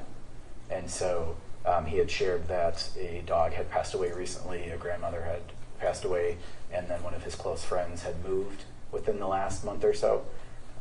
And then that he was very interested in designing video games, and that had led to a argument the night before that he should be more focused on his academics rather than the video games. Did she provide any details about that argument? No. Okay. Did she provide any details about how the circumstance in which when his friend moved away? No. I'm sorry, please continue. And that he really struggled through the pandemic with the virtual learning, as many students did, and that they felt like he should put more focus on his academics than spending time working through the video game design. So at any point, did you see this as anything different than your initial perception, which was a mental health issue? No. Okay. You said you had the backpack with you and you provided it to the student? Yeah. Okay.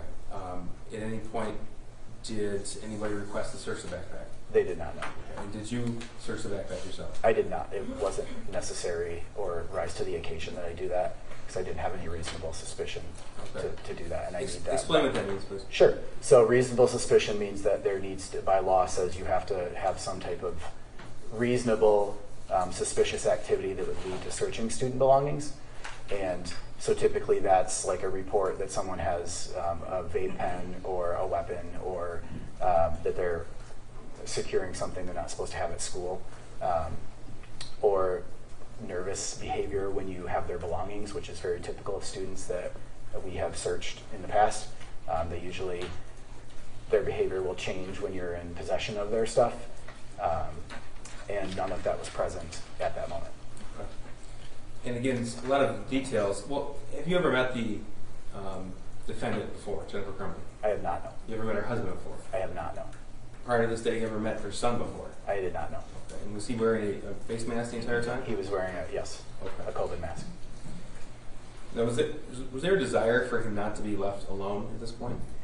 That's what Sean had stated during the meeting when we were discussing what to do moving forward. And so his recommendation was that Ethan receive outside counseling as soon as possible today, if possible, meaning the 30th. Mm-hmm. And the response to that was, we can't take him anywhere today, we have to go back to work. And who said that? Mrs. Crumbley said that. The defendant did? Yes. Okay.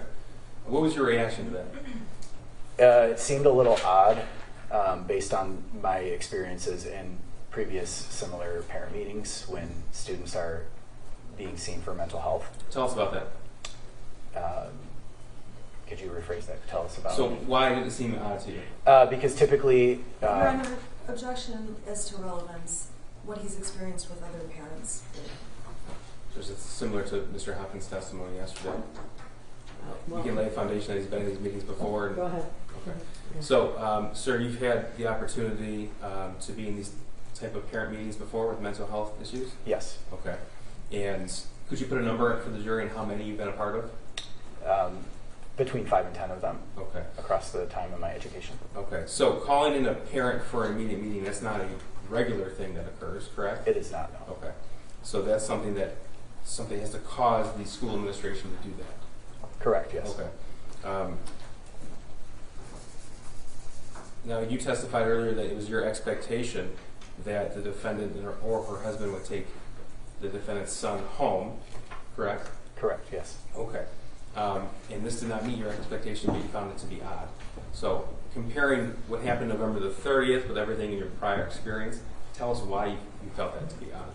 Typically, when it's recommended that parents take their children to seek out mental assistance immediately, they follow the direction of the mental health professional, and that's been my experience every time. In this case, that would have been Sean Hopkins. That is correct, yes. Okay.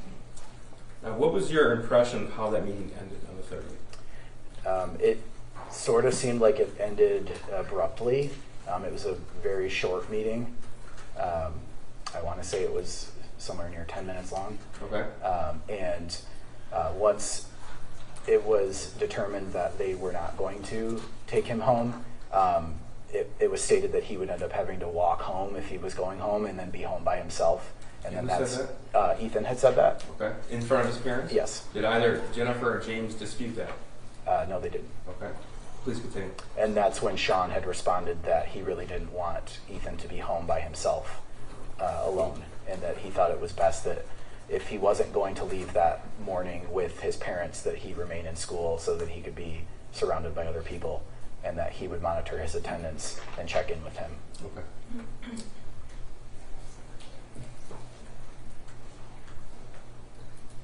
Nothing further. Cross? Thank you, Your Honor. Good afternoon. Good afternoon.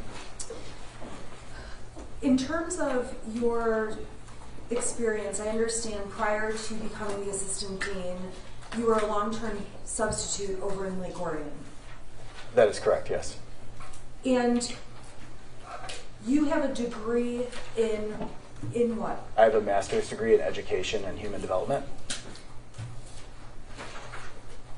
and a bachelor's degree in sociology. And did you ever have any training specific to disciplining students or discipline issues? Yes, on-the-job training. When you say you had on-the-job training, where was that? So my job previous to being a long-term substitute teacher, I was the dean of students for an alternative program in charge of behavior and discipline. And then I spent 3 years for Brandon School District as an intervention specialist. And so I specifically dealt with student behavior. In the trainings you did, were you taught signs of things to look for in students that would have discipline issues? Yes, I was. I believe you mentioned that one of those signs that you would know to look for in terms of thinking about what, if you need to search their backpack, would be whether they seem nervous when you're holding their materials, correct? Yes. Now, in this case, there was a time where you walked down to the classroom and retrieved Mrs. Crumbley's son's backpack. Yes. And you carried that backpack to the office where you were meeting with Mr. Hopkins and Mr. Crumbley's son, Mrs. Crumbley's son. Yes. When you carried that backpack back to Mrs. Crumbley's son, he did not appear to be nervous at all that you were holding his backpack. He didn't appear to even care that I was holding his backpack. And so based on him not caring or showing signs of nervousness, you had no concern there was anything in that bag. I had no reasonable suspicion to search his belongings, no. You did make the observation that that bag felt unusually heavy. That is not correct. Did you ever make the observation about how heavy the bag seemed? I made a joke to Miss Morgan at how easily she picked it up and then handed it to me and my arm dropped. And so it was more of a joke of how strong she was compared to handing it off to me. I see. So you had training through your employment with the Brandon School District. Correct, yes. You had training when you were working on your undergraduate degree. Correct, yes. You obviously have your advanced master's degree. That is correct. You have the experience from working in the school across state. That is correct. And you probably have attended other seminars and things to keep up to date on any recent developments in this area. Yes. How many additional hours would you say you've spent in those additional trainings? I'm not sure. Are you required to do a certain number per year? No, I'm not. But you do those trainings? Yes. Have you done more than one training? Yes. More than 5? No. So your main job or responsibility at Oxford High School was to be in charge of discipline issues with the students. That was one of them, yes. And when you were looking at any situation involving Mrs. Crumbley's son, there was nothing that you determined required a disciplinary action. There was nothing that had required discipline in that situation, no. So we talked yesterday about how Mrs. Crumbley's son was caught looking up bullets during class time. Yes. There was no discipline needed after he's looking up bullets in a classroom? That doesn't reach to the level where there would be a consequence. And with respect to that issue, there was a phone call and a voicemail left for Mrs. Crumbley. That is correct. You were present when Ms. Fine left the message? I was not present when she left the message. Mr. Hopkins was present when the message was left. I can't speak to that. Thank you. As far as you knew, Mrs. Crumbley was not asked to come to the school regarding the bullets? As far as I know, she wasn't, no. And Mrs. Crumbley was not asked to call back to the school, as far as you know? She was asked to return the phone call if she had any questions about what had occurred. But not asked to return the phone call no matter what? No, we often just give parents phone calls when we meet with students regardless of the issue, just to keep them informed on what we talked about, without a request to return the phone call. Now, when you were speaking with the prosecutor, you were shown exhibit number 158. I'm going to pull that up on the screen.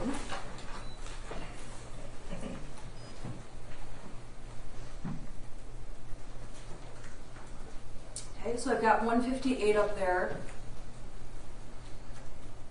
And this is an email chain that went between Miss Kubina and yourself. Is that correct?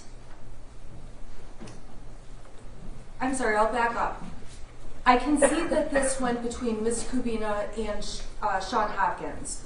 Were you made aware of the contents within this email that's in Exhibit 158?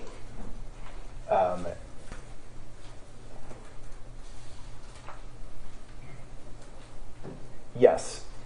And in Exhibit 158, Ms. Kubina wrote, not only was he looking up the bullets, but that when she reviewed his previous work that he's completed, it leans towards the violent side, correct? That's what it says, correct. Did you go and ask Ms. Kubina to provide you some of the work he completed that appeared violent? I did not do that, as it wasn't necessary. So it was not necessary for you to specifically speak with Ms. Crumbley in any way about the bullets, drawing, or research? It was not necessary. And it was not necessary for you to look at what were described as violent side indications in his prior work? It was not necessary because another staff member had already taken care of this issue, so I didn't need to get involved any further. And you did not mention to Mrs. Crumbley at any point in time that a teacher had described prior work of her son to be on the violent side? Can you rephrase the question? Sure. Did you ever talk to Mrs. Crumbley that there was an indication from a teacher that her son had prior work that leaned on the violent side? During the meeting that we had on the 30th. You're saying you discussed... We discussed that during the meeting we had on the 30th. But at that time, you didn't even have the violent leaning materials, correct? That is correct, no. And you didn't show her any of the examples that you would say would be violent leaning materials?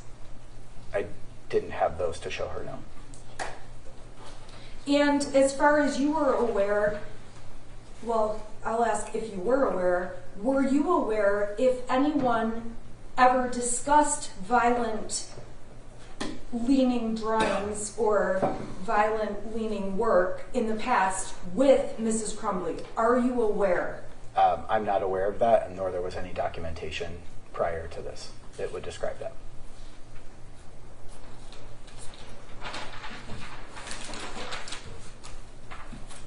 Now, on November 30th, we know that you were told inappropriate things were being drawn on the math paper. Or I'm sorry, you testified that inappropriate things were drawn on the math paper, correct? That is correct. And when you're talking about the math paper, you're speaking about what we see in Exhibit 74 that has drawings and writings by Mrs. Crumbley's son on the paper. That is correct. You're aware that Mrs. Crumbley's son was drawing these things and writing these words during class time when he was supposed to be working on this review, correct? Yep.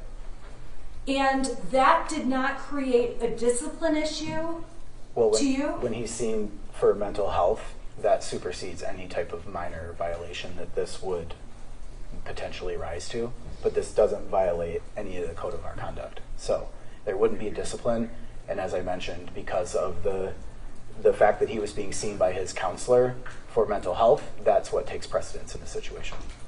That was explained to Mrs. Crumbley. This is not a discipline issue.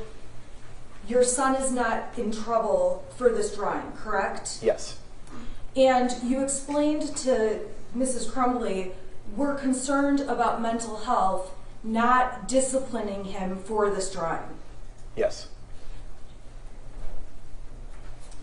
And during that meeting, it was a conclusion by you that this was not, you and Mr. Hopkins together, that this was not a discipline issue, but a mental health issue.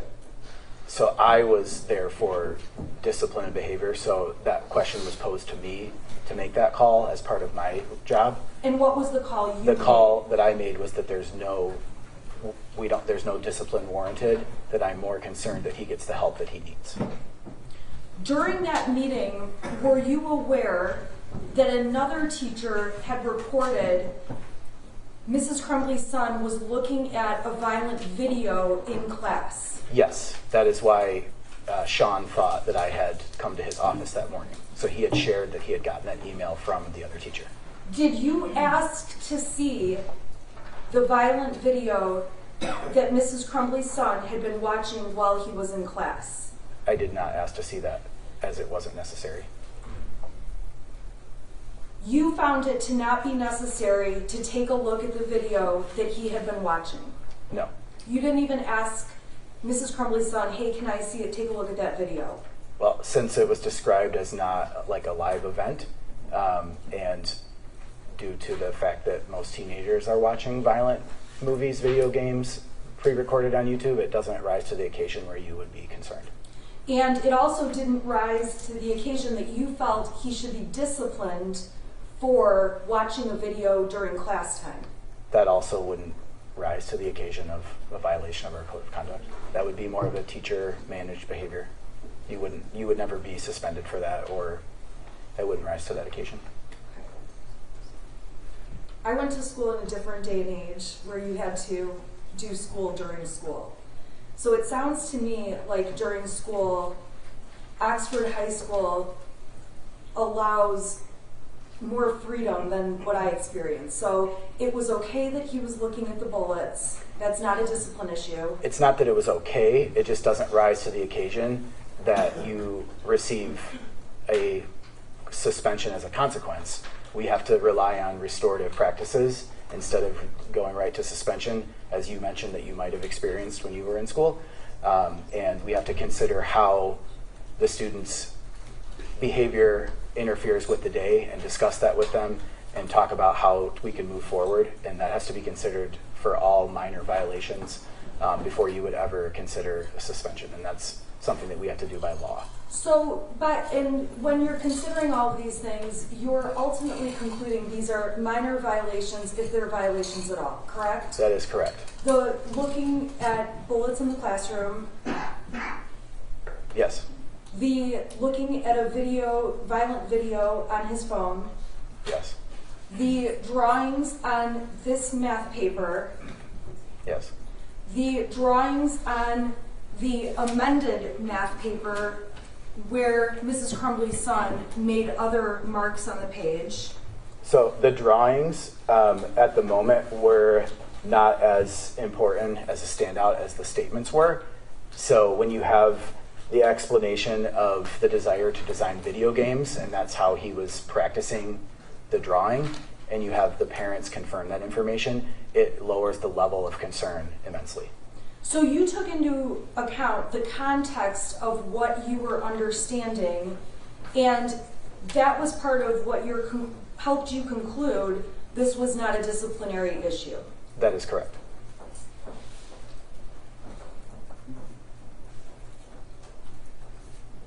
Now, in terms of any disciplinary issues with Mrs. Crumbley's son prior, would those show up on Power Schools? They would, yes.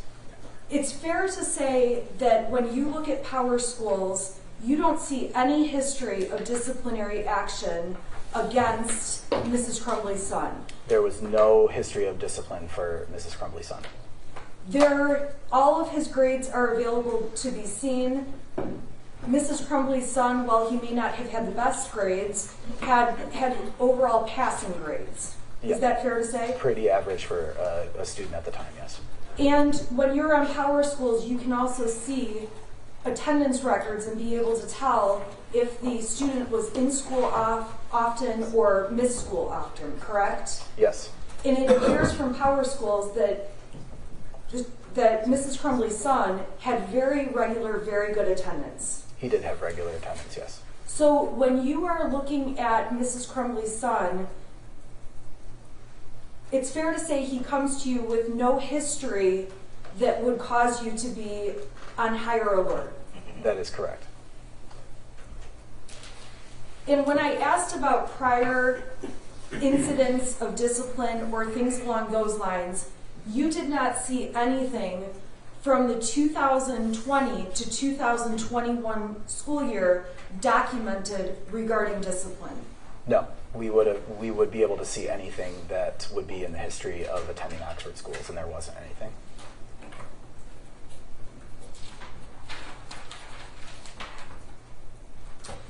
When you heard the phone call to Mrs. Crumbley where she was asked, or it was suggested that a parent come to the school, her immediate reaction, you wanted to see her immediate reaction to seeing the paper from math class, correct? Can you rephrase that question, please? Sure, and I apologize. You testified that you wanted her immediate reaction when she saw the math paper you were dealing with, correct? I wasn't looking for her immediate reaction. It was more, we're going to send you this that he just drew so you have it in front of you. But you did end up getting her immediate reaction because Yes. she was on the phone at the time? Yes. On speakerphone? Yes. And you testified that her first reaction was to ask her son, what were you thinking? Why did you do this? Yes. When you call parents and say, I need a parent to come up here for a meeting, oftentimes one parent or the other comes to the school. That's not necessarily true. Well, there are times where both parents come to the school together. Yes. There are also times where one parent or the other parent come to the school. Yeah, fair statement. And when you're asking for a parent to come to the school, you are not specifically saying it has to be mom or it has to be dad or it has to be both, correct? It just has to be whoever's legally allowed to, yes. And in this case, legally allowed to would be both mom and dad, Mr. Crumbley and Mrs. Crumbley. Yes. So according to your request for a parent to come to the school, it's perfectly okay if it would be Mrs. Crumbley who comes, Mr. Crumbley who comes, or both parents. Yes. In this circumstance, both parents came to the school. Correct. And they both attended the meeting that lasted approximately 10 minutes, as you said. Correct.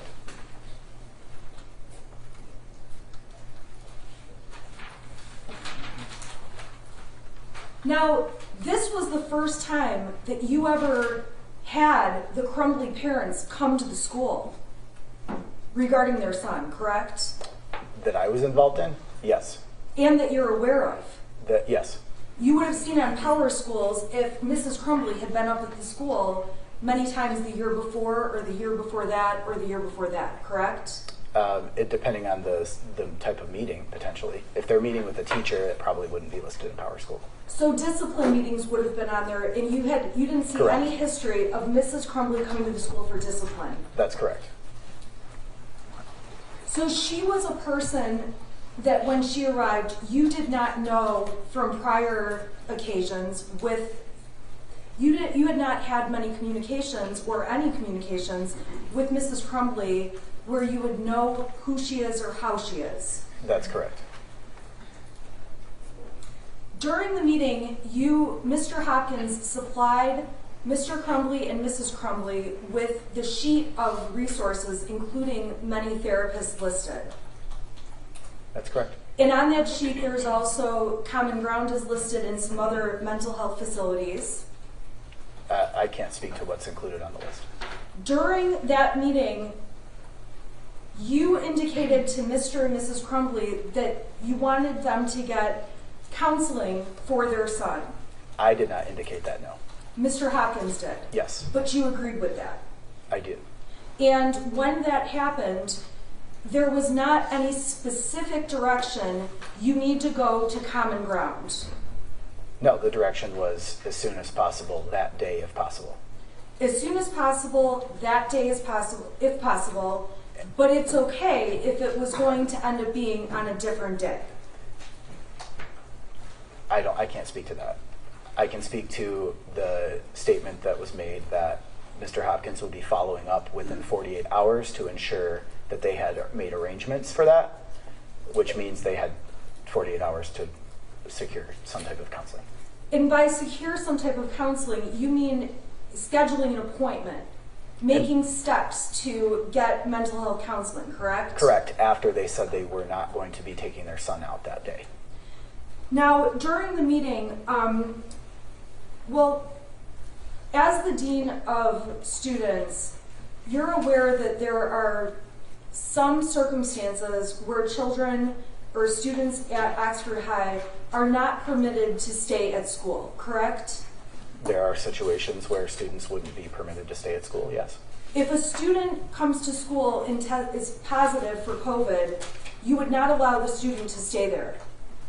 That's a fair statement, yes. If a student has a temperature and is sick, you would not allow the student to stay there. We would request that they were picked up.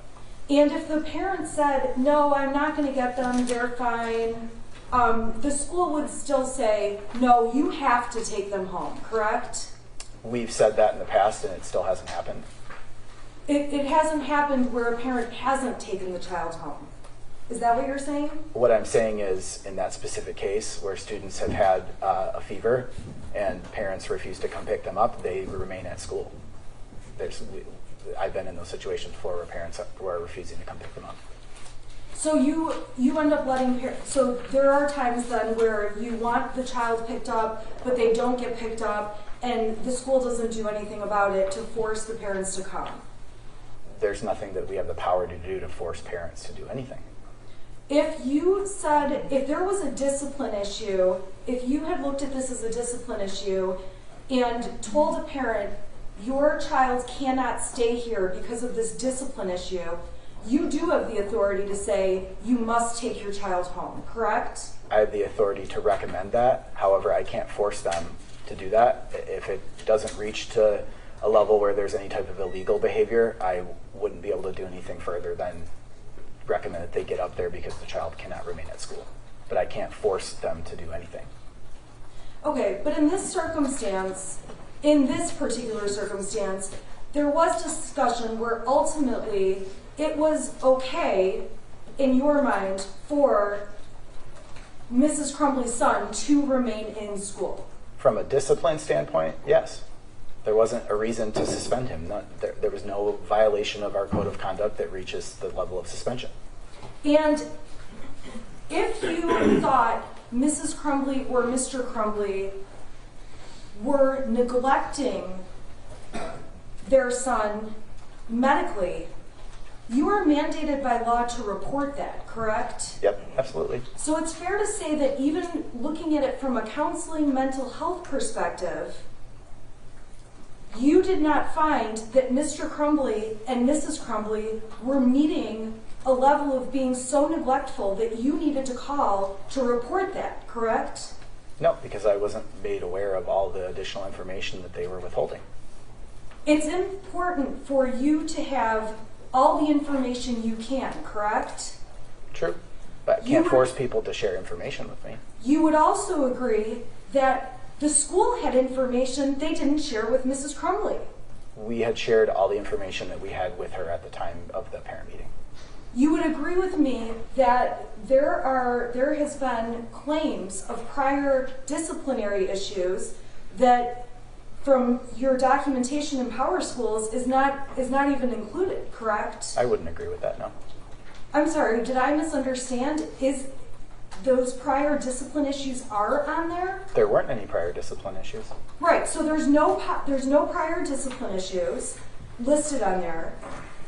You testified you never spoke with Mrs. Crumbley about discipline issues. Yeah, that's correct. So you don't have any evidence that Mrs. Crumbley received all the information that the school would have or could have known. Can you rephrase that question? You don't know that Mrs. Crumbley had received information about every specific situation with her son, correct? The specific information discussed in the emails that was shared with Mrs. Crumbley. Right. So on that day, you're discussing with her limited information compared to the whole picture. It was the information that we had at the time. All the information we had was shared with her. Are you saying that when they came in, you shared the emails with her too? So the emails that we received from the teachers, correct. Oh, okay. Okay. At no point in time did you believe that Mrs. Crumbley's son posed a threat to the school? He did not pose a threat to the school, no. If he posed a threat to the school, that's something that you have been trained in to identify, correct? Correct. We had had previous threats that year that I handled completely different based on the fact that there was a perceived threat, correct. And when something is a threat, how is it that you handle it differently? Is the student allowed to stay in school? No. So you are the decision maker about whether or not there is a threat overall. I wouldn't say that I'm the decision maker, but I have the power to heighten it to the level where we can get other people involved that can make a more informed decision.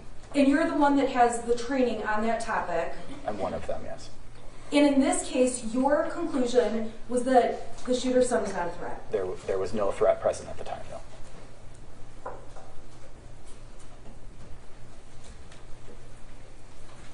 You also took into account that what Mrs. Crumbley's son said made it sound like there were issues of sadness versus anything threatening, correct? Correct, which is very typical of most teenagers. Very typical. Very typical of most teenagers, to, especially at that time with COVID, to feel sad. It was not unusual to hear that throughout the day.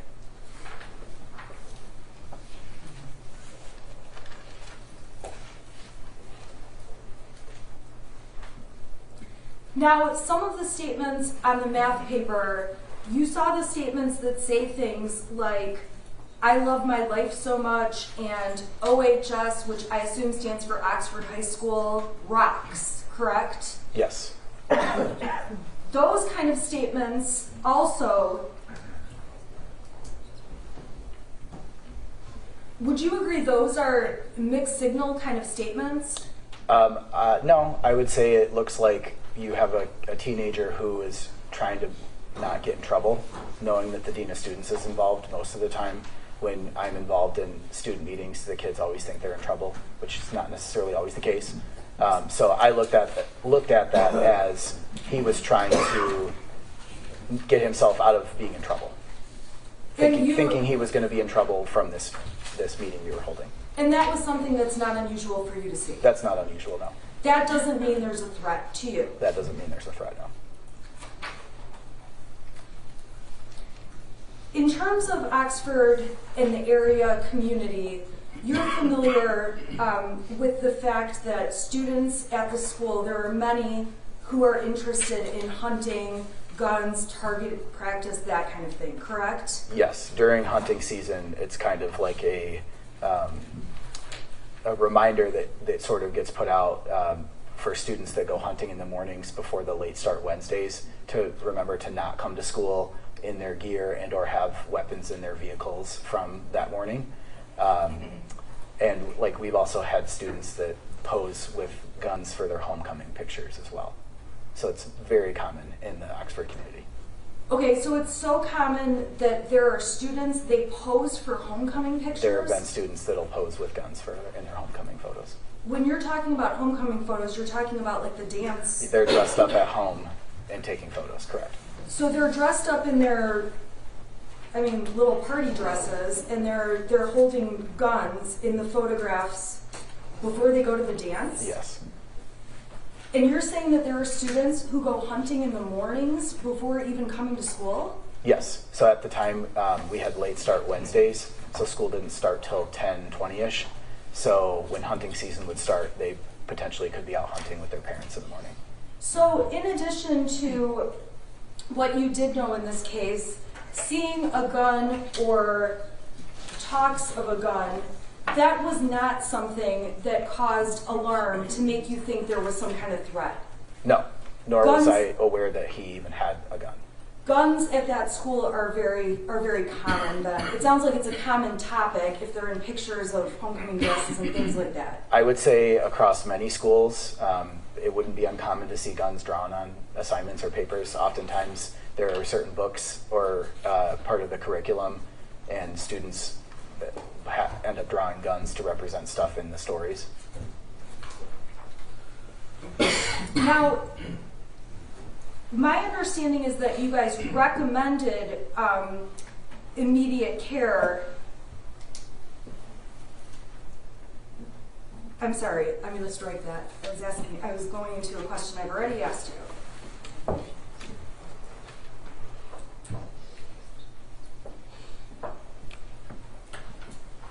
You did not think it was strange that the parents were not taking their son out of school, specifically with Mrs. Crumbley's son on November 30th, correct? I did think it was strange that they didn't take their son.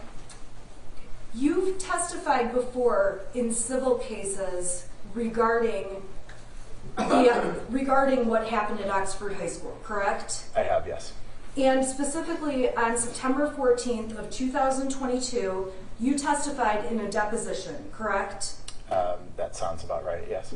And when you testify in a deposition, it's not like a courtroom like this, right? No, it's not. But you still have to swear to tell the truth and take an oath before you testify. Correct. On that day, you were specifically asked, so them not taking Ethan home that day, you did not find that to be strange and out of the ordinary. Your answer was no. There would have been no reason for him to go home. That was in regards to student discipline. So the context, I believe, is important there. That's in regard to student discipline. Correct. But that was the question you were asked that day and the answer you gave. In regards to being disciplined or suspended, correct. And in terms of a mental health consideration, it was not something that arose to the level where as a mandatory reporter, you would have to report the Crumbleys for being neglectful. We've already established that, correct? Yes.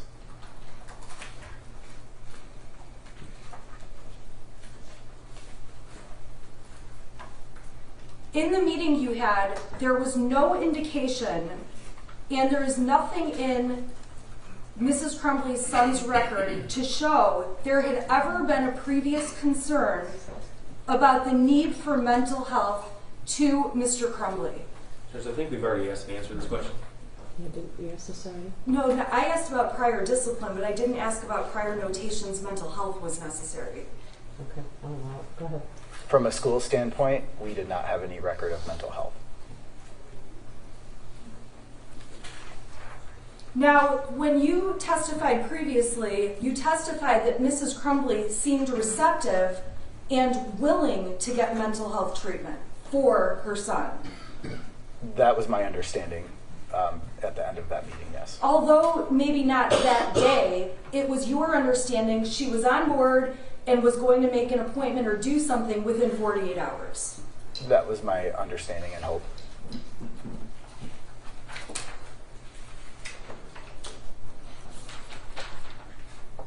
When you were in the meeting and the struggle was discussed, the ongoing struggle between the Crumbleys and their son, would you agree with me that the parents were making statements about they were concerned with their son's schoolwork and grades? They just confirmed that they had the argument. They didn't provide any context or details about anything other than what he had shared with us before they arrived. Were you aware there was a specific concern related to Mrs. Crumbley's son having missing assignments specifically? The only information that she provided was that he struggled with virtual learning, which was confirming what he had also shared with us. But there was nothing specific that I remember her sharing. And you would agree with me that when you meet with parents, parents all react differently to their child being brought down to the office. That depends on the situation. So depending on the situation, parents may have a variety of reactions. It depends on it depends on what the meeting is, yeah. What the meeting is about, why we're meeting with the parents and the child. Obviously, when parents come to the school, they're showing you a level of concern to make sure to handle whatever it is going on, correct? Somewhat, yeah. And you're aware that when the parents are coming to a meeting, they are going to be getting information and from you and from other professionals at the school. As well as providing information that they have, because they're the experts on their child. So part of the meeting is to share what we have, but also to listen to confirmation or additional details about stuff that they might be seeing outside of school, at home. And that information was not provided. There was no information provided to you that the Crumbleys had concerns over mental health issues. No. Fair to say? That's fair to say. I have nothing further. Thank you. Mr. Ejak, let's talk about the whole picture. Okay. So, you testified that as Dean of Students, you needed reasonable suspicion to search a student's personal items such as a backpack. Yeah, that's correct. Okay. And on November the 30th, 2021, it was your perception with the information you were given that you didn't possess reasonable suspicion. That's correct. And you also had a perception with the information you were given on November 30th, 2021, that the defendant's son wasn't a threat to anyone else. That's correct. Okay. So, you had told us that Jennifer Crumbley just confirmed some items that her son had told you prior to her arrival. Yes. Did she ever tell you that in March of 2021 and April of 2021 that her son was hallucinating, or at least expressing that he was hallucinating? No, she did not. Okay. Did she ever tell you in April of 2021 that she had told her friend that she thought her son was depressed? No, she did not. Did she ever tell you that as early as June of 2021, she had indicated that he had obtained his own firearm? No, she did not. Okay, now one of the reasons you told us about reasonable suspicion, you said if you believe a student has a weapon or access to a weapon. Is that important to you as Dean of Students? Absolutely, yes. Okay. If you had information that a student had access to a firearm in conjunction with that photograph that you saw in Exhibit 74, what would that indicate to you? That would indicate that I need to heighten it to the next level and involve our school resource officer as well as the other administration. Okay. And did Jennifer Crumbley ever tell you that she had given her son a 6-hour 9mm handgun just 4 days before this drawing was created? She did not know. Would that have been important to you? Absolutely, yes. Would that have helped complete the full picture? It would have, and it would have completely changed the process that we followed. Now, you talk about decision makers. Between parent and child, who's the decision maker? The parent. Okay. And decision makers as to if a student stays in school or not. Who's a decision maker? Parent or administrator? I would object because in this case there has been discussion and testimony that the student was a part of the decision and so were the parents. And so I would say that the opinion on this question is irrelevant. Part of the decision? I take it the objection is on MRE 401 relevance? In response, counsel on her cross-examination specifically asked him about the decision maker, he being the decision maker, and I believe this. Yeah, I'm going to allow it. Thank you. Okay, so between you, Mr. Hopkins, Jennifer, and James Crumbley, who were the decision makers? So I would say the main decision maker would have been the parents. The parent. And you've never seen the defendant's son. Your Honor, I would ask that the prosecution stop asking leading questions. Sustain. That's fine. Okay.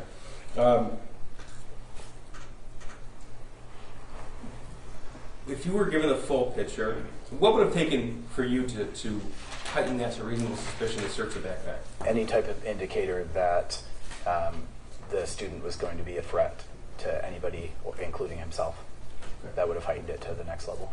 And when Any you have indicator that there was access to a firearm or that he had made comments about wanting to hurt anybody, any statements written on there with names or I'm going to do this, like those would have all been things that would have changed the process that we followed. And when you have a meeting with a parent and a student, do you rely upon the parent to provide information? Absolutely. As an expert of their child, heavily rely on the parent for information. Thank you. Your Honor, may I ask one question Sure. on redirect? You also, so you're from a community where guns are popular, you testified about that. You also didn't ask if the Crumbleys had a gun, correct? I did not ask that, no. You're aware many of the families in Oxford have guns, but you did not ask them specifically if they had one, and they didn't tell you. I didn't ask that question. Thank you. Anybody? No, Judge. Thank you. You can step down in your excuse. Who's the next one? Andy Smith. He's in the hallway out here.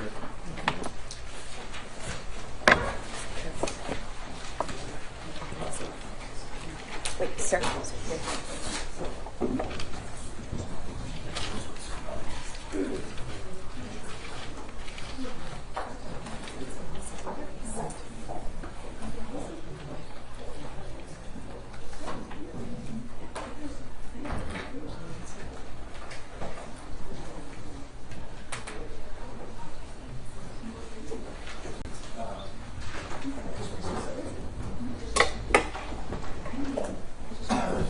Good morning. Good morning. Morning. Could you raise your right hand? Do you swear or affirm the testimony you're about to give is the truth so help you? Yes. All right, you may be seated. And would you state your name for the record and spell your first and last name? Andrew Smith, Andrew Smith, Smith.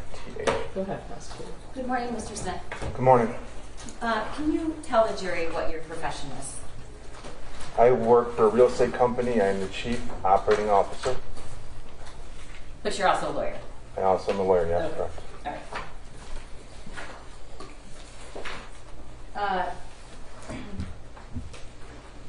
So you're not technically practicing law, is that fair to say? Or Not normally, from time to time I will, but that's not my primary responsibility. okay, what are your primary responsibilities? My title, I'm responsible for all the operations of a portfolio of real estate holdings, commercial, multifamily, industrial, throughout the country. And about how many employees in the company? Approximately 700. So you're the COO of a real estate management company that has 700 employees. Did I get that right? That's correct. Okay. Do you know Jennifer Crumbley? I do. How do you know her? She worked for our company. She was the marketing director at my company. Do you know what the time frame that was? I believe she had been a marketing director for approximately a year, a little longer. And before that, she was on the marketing team in a different capacity. I'm not really sure when she hired in, but it was approximately 5 years, give or take, I think. Okay. Do you see her in the courtroom today? I do. Can you tell the judge something she's wearing? A tan, brown, looks to be sport coat and glasses. May the record reflect he's properly identified the defendant. The record will still reflect. So, did you supervise Jennifer Crumbley? I was her direct supervisor when she was the marketing director, yes. So how long was that? I believe that was a year to a year and a half. Okay. What were her responsibilities as the marketing director? She was responsible for handling the marketing of our portfolio properties, dealing with outside vendors, social media, dealing with reviews, online reviews, helping with leasing training, all that goes into marketing an asset. Okay, and so does your company have social media accounts? Yes. What accounts do they have? In general, you don't have to In say general, that. I know they have Facebook accounts for properties, and they have, I believe, Instagram as well. Okay. Can you tell the jury what Jennifer's work week is? How many hours was she required to work, and what were the times that her beginning and end time? I can approximate. She was a director, so I know she was responsible to work a 40-hour work week. The start and finish time fluctuated depending on schedules, whether it was 8 to 4, 9 to 5 type scenario. Did she have a set schedule, or did it change day to day? It was somewhat set with some flexibility depending on what was needed. I believe she came in a little bit early, left a little bit early, if I recall correctly. Okay. Was she ever allowed to work from home? Yes, there was occasions where she would work remote. And so you're saying she had done that before? Yes. Okay. Talk to me about the company's culture in terms of families. I think we're very family friendly, family first type atmosphere. So do you have employees that have issues with kids or family or personal things? Me included, sure, yes. Okay. And what is the company policy on that? I think we're very big on family first culture. If you need time away we have a PTO policy, a paid time off policy to cover handling of your needs, but we also are very friendly when it comes to needing time for addressing what may be a child issue or child care or whatever it may be. Routinely, people will bring kids into work because of post-COVID needs for daycare and school closings and snow days, things like that. What happened when the pandemic was in full force? Were employees still coming in every day, or were they working remotely, or both? There was a little bit of both, depending on the job and the ability to do so. Okay. Does the company provide health insurance? We offer health insurance, yes. And do you know if Jennifer had health insurance? I do not know. Okay. Do you know whether or not anyone else in her family was insured? I have no idea. On our company policy? Yes. I'd have to look at those records. I don't know. Okay, so if I handed you the records, would that refresh your recollection? I'm not in charge of HR, but it would at least, I would assume, indicate whether or not she was on our policy, correct? Okay, thank you.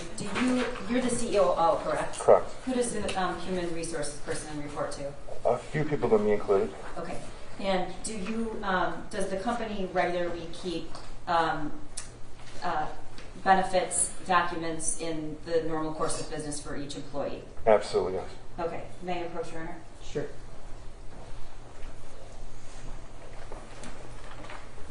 Mr. Smith, I'm handing you a portion of the personnel file for Jennifer Crumbley that the defense has been provided. What is that?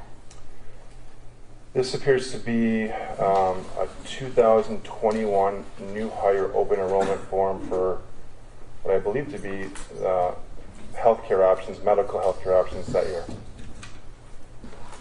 Okay, and I'm sorry, may I approach? Is this what you're looking at?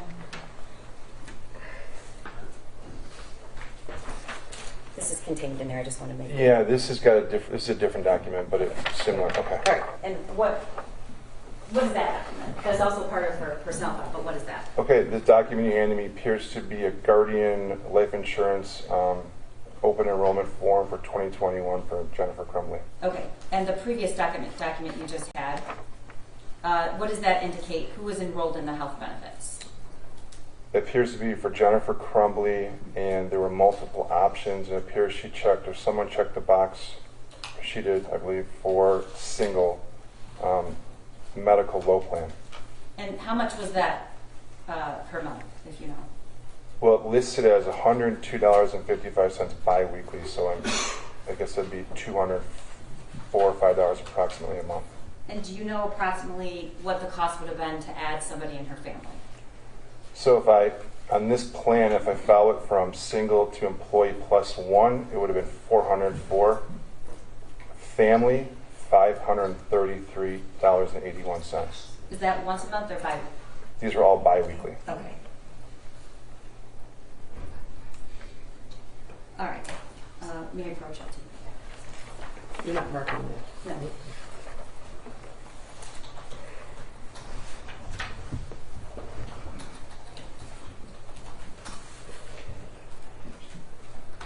I want to talk to you about November 30th, 2021. Okay.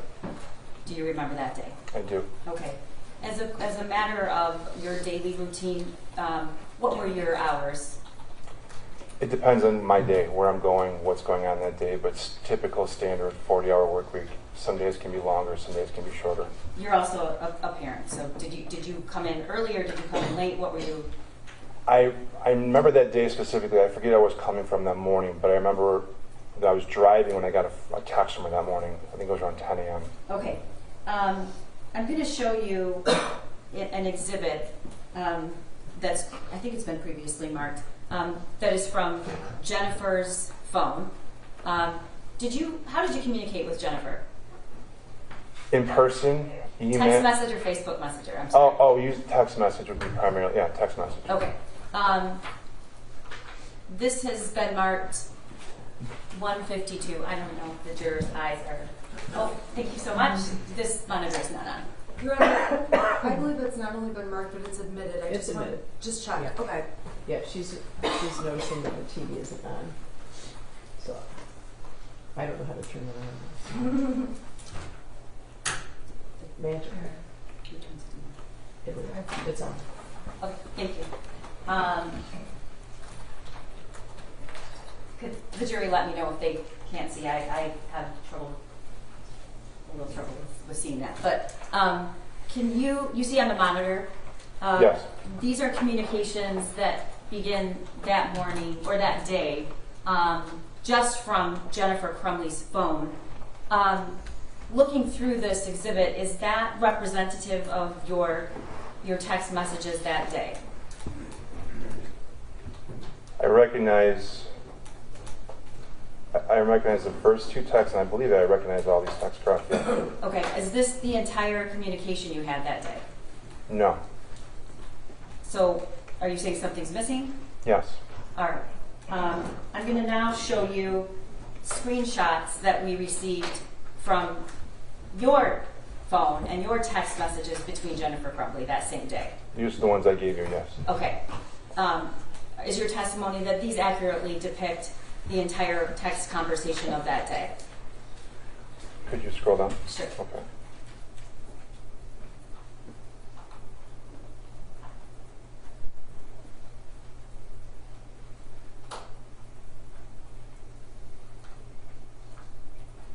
This looks accurate, yes. Okay, so the message, the exhibit I just showed you had 4 messages, around 4 or 5. This is actually several messages. Is this your full conversation? This would be the full conversation, yes, by text that day. Okay. And when did you never deleted any text messages? No. Okay, so this is exactly what it was that you turned over to law enforcement? Yes. All right, thank you. The first text, if you can see this exhibit, if you go to the top, Mr. Smith, what's the time on the first text you received from Jennifer Crumbley? It says Tuesday, 10:05 a.m. And you said earlier, did you say you were driving to work or you were at work? I forget, I was driving. Where I was going, I don't recall. Probably to work or coming from my property, but I was driving, yes. Assuming you weren't reading your text messages while driving, this is when you received the text. Can you read her text to you? I have to go to my kid's school. Counselor just called, and this is what I'm dealing with. I'll be back by 11:30, 12 at the latest. Okay, so that text came in at 10:05, and she is telling you exactly when she'll be back. That's what it says, yeah. Okay, so then she attaches this, a picture. Do you know what that is? I know now what it is. Did you look at it at the time you received it? No, I did look at it. It was later that day I looked at it, but not at the time. I was driving at the time. I just saw the text on my phone pop up, and I Okay. just saw him. Was it required that Jennifer let you know if she was leaving and where she was going, or was this unusual? No, I mean, we want people to let us know if they're leaving, coming, going. She was good about that. She let me know if she was coming and going. I'm sorry, is there something going on? No, What do you mean?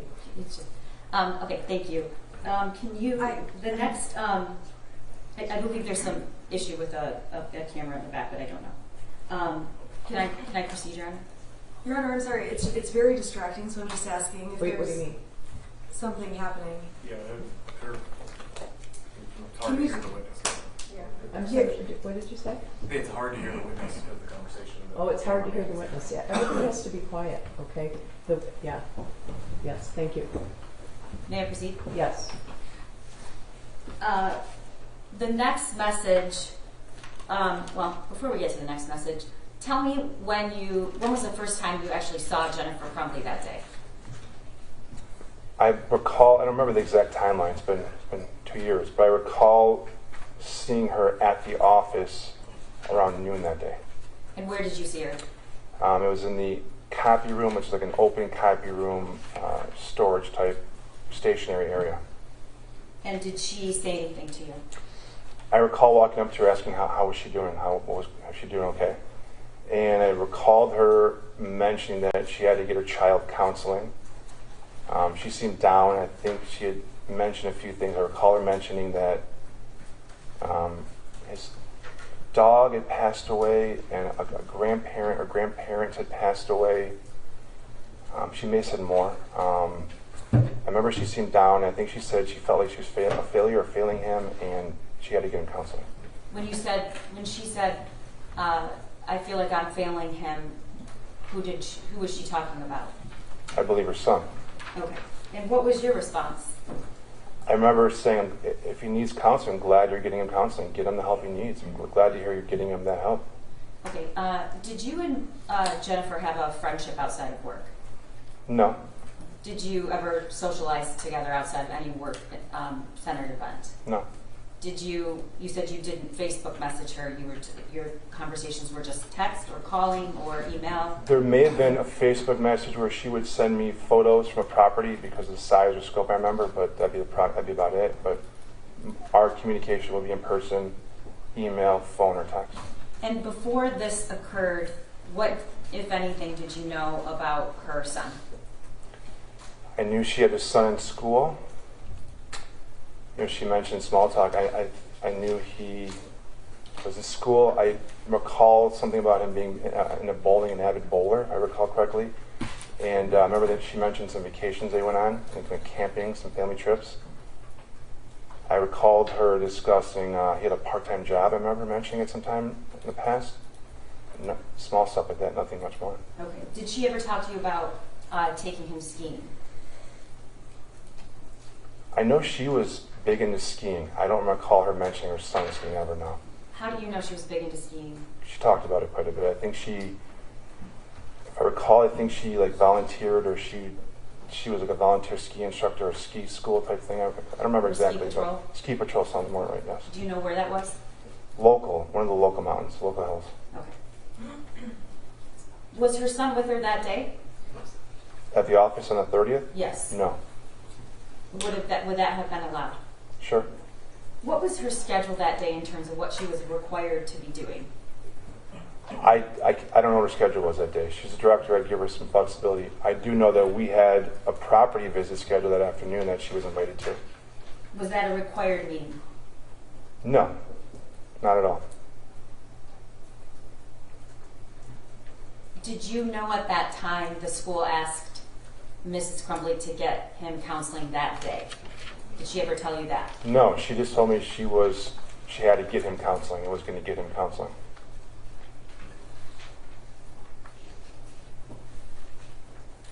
was there any big project or assignment that Jennifer Crumbley was expected to do that day, an upcoming deadline that needed to be met that day? I can't think of any deadline or anything bigger than this, but I'm sure she had a busy schedule as a director. I just don't recall anything specific, no. Okay. But I guess what I'm asking is, had she asked to leave that day, would that have been a problem for the company? Or you were her supervisor? It would have been no problem at all. Did she have any paid time off collected? I don't know what bank she had for PTO, but it wouldn't have mattered to me. When was the next time you had any contact with Jennifer Crumbley after you saw her in the copy room? We had a quick meeting with another colleague shortly thereafter, 20 minutes, 30 minutes thereafter. Can you give me a time frame about? I think I saw her in the copy room about noon, and so 20, 30 minutes thereafter, around 12:20, 12:30 that afternoon. And we talked about the property we were going to visit, kind of what our goals, why we were going there. And we had talked, I think, about some calls and things we had down the road a couple days later. Okay, and when after that was your next contact with her? I recall, because I was in a Zoom hearing at the time, about 1 o'clock, I think it was. Okay. I heard some loud commotion outside my office, like yelling. And how close is Jennifer Crumbley's office, was it to yours? 10, 12 feet away. Okay, and you said you heard, I don't want to put words in your mouth, what did you hear? No, I just remember yelling, like a commotion, loud noise, like yelling, screaming type noise coming from down the hall. And what did you do next? I stepped away from my hearing and I looked outside to see what the noise was, and I saw her like racing out of her office, racing down the hall. Did you learn, or did she say where she was going, or what she was upset about? I recalled her saying there was an active shooter at her child's school, and I remember saying to her, "Go, like go." And so obviously you didn't have a problem with her leaving? Not at all, no. When was the next time that you had any contact with her after she left around 1 o'clock? I got the text on this thread, the one on it says 1:23. The gun is gone, so are the bullets. Was the next time I received any communication from her. Okay, so she leaves around 1. The text comes in at 1:23. Let's talk about this for a second. Did you know something about a gun prior to this? No. Did you know that she had purchased a gun for her son? No. Okay, so when you got this text, what were you thinking? I didn't know what to think. It alarmed me. Okay. She just run out, and I got that text. I was really confused and alarmed. All right, and what did you respond? I responded by saying, "I'm praying everything is okay." And then the next text was from her. Can you read what she texted you? There was a phone call that came in before that next text. If you just for timeline, I remember that, but yes. I'm sorry. Thank you. So she made a phone call that came in at what time? 1:25. I don't remember the exact times. I can remember what happened. Okay, so do you remember when you're saying the call came after I'm praying everything is okay? I remember this because I was in a hearing. I was in a court hearing, covering a hearing, and I stepped away and I got that because I was so alarmed by it that I walked down to my human resource director's office to let them know what had just transpired, to show her this text. And when I was in when you say this text, you mean just the one, the gun's gone and so are the bullets? Correct. Okay, go Correct. ahead.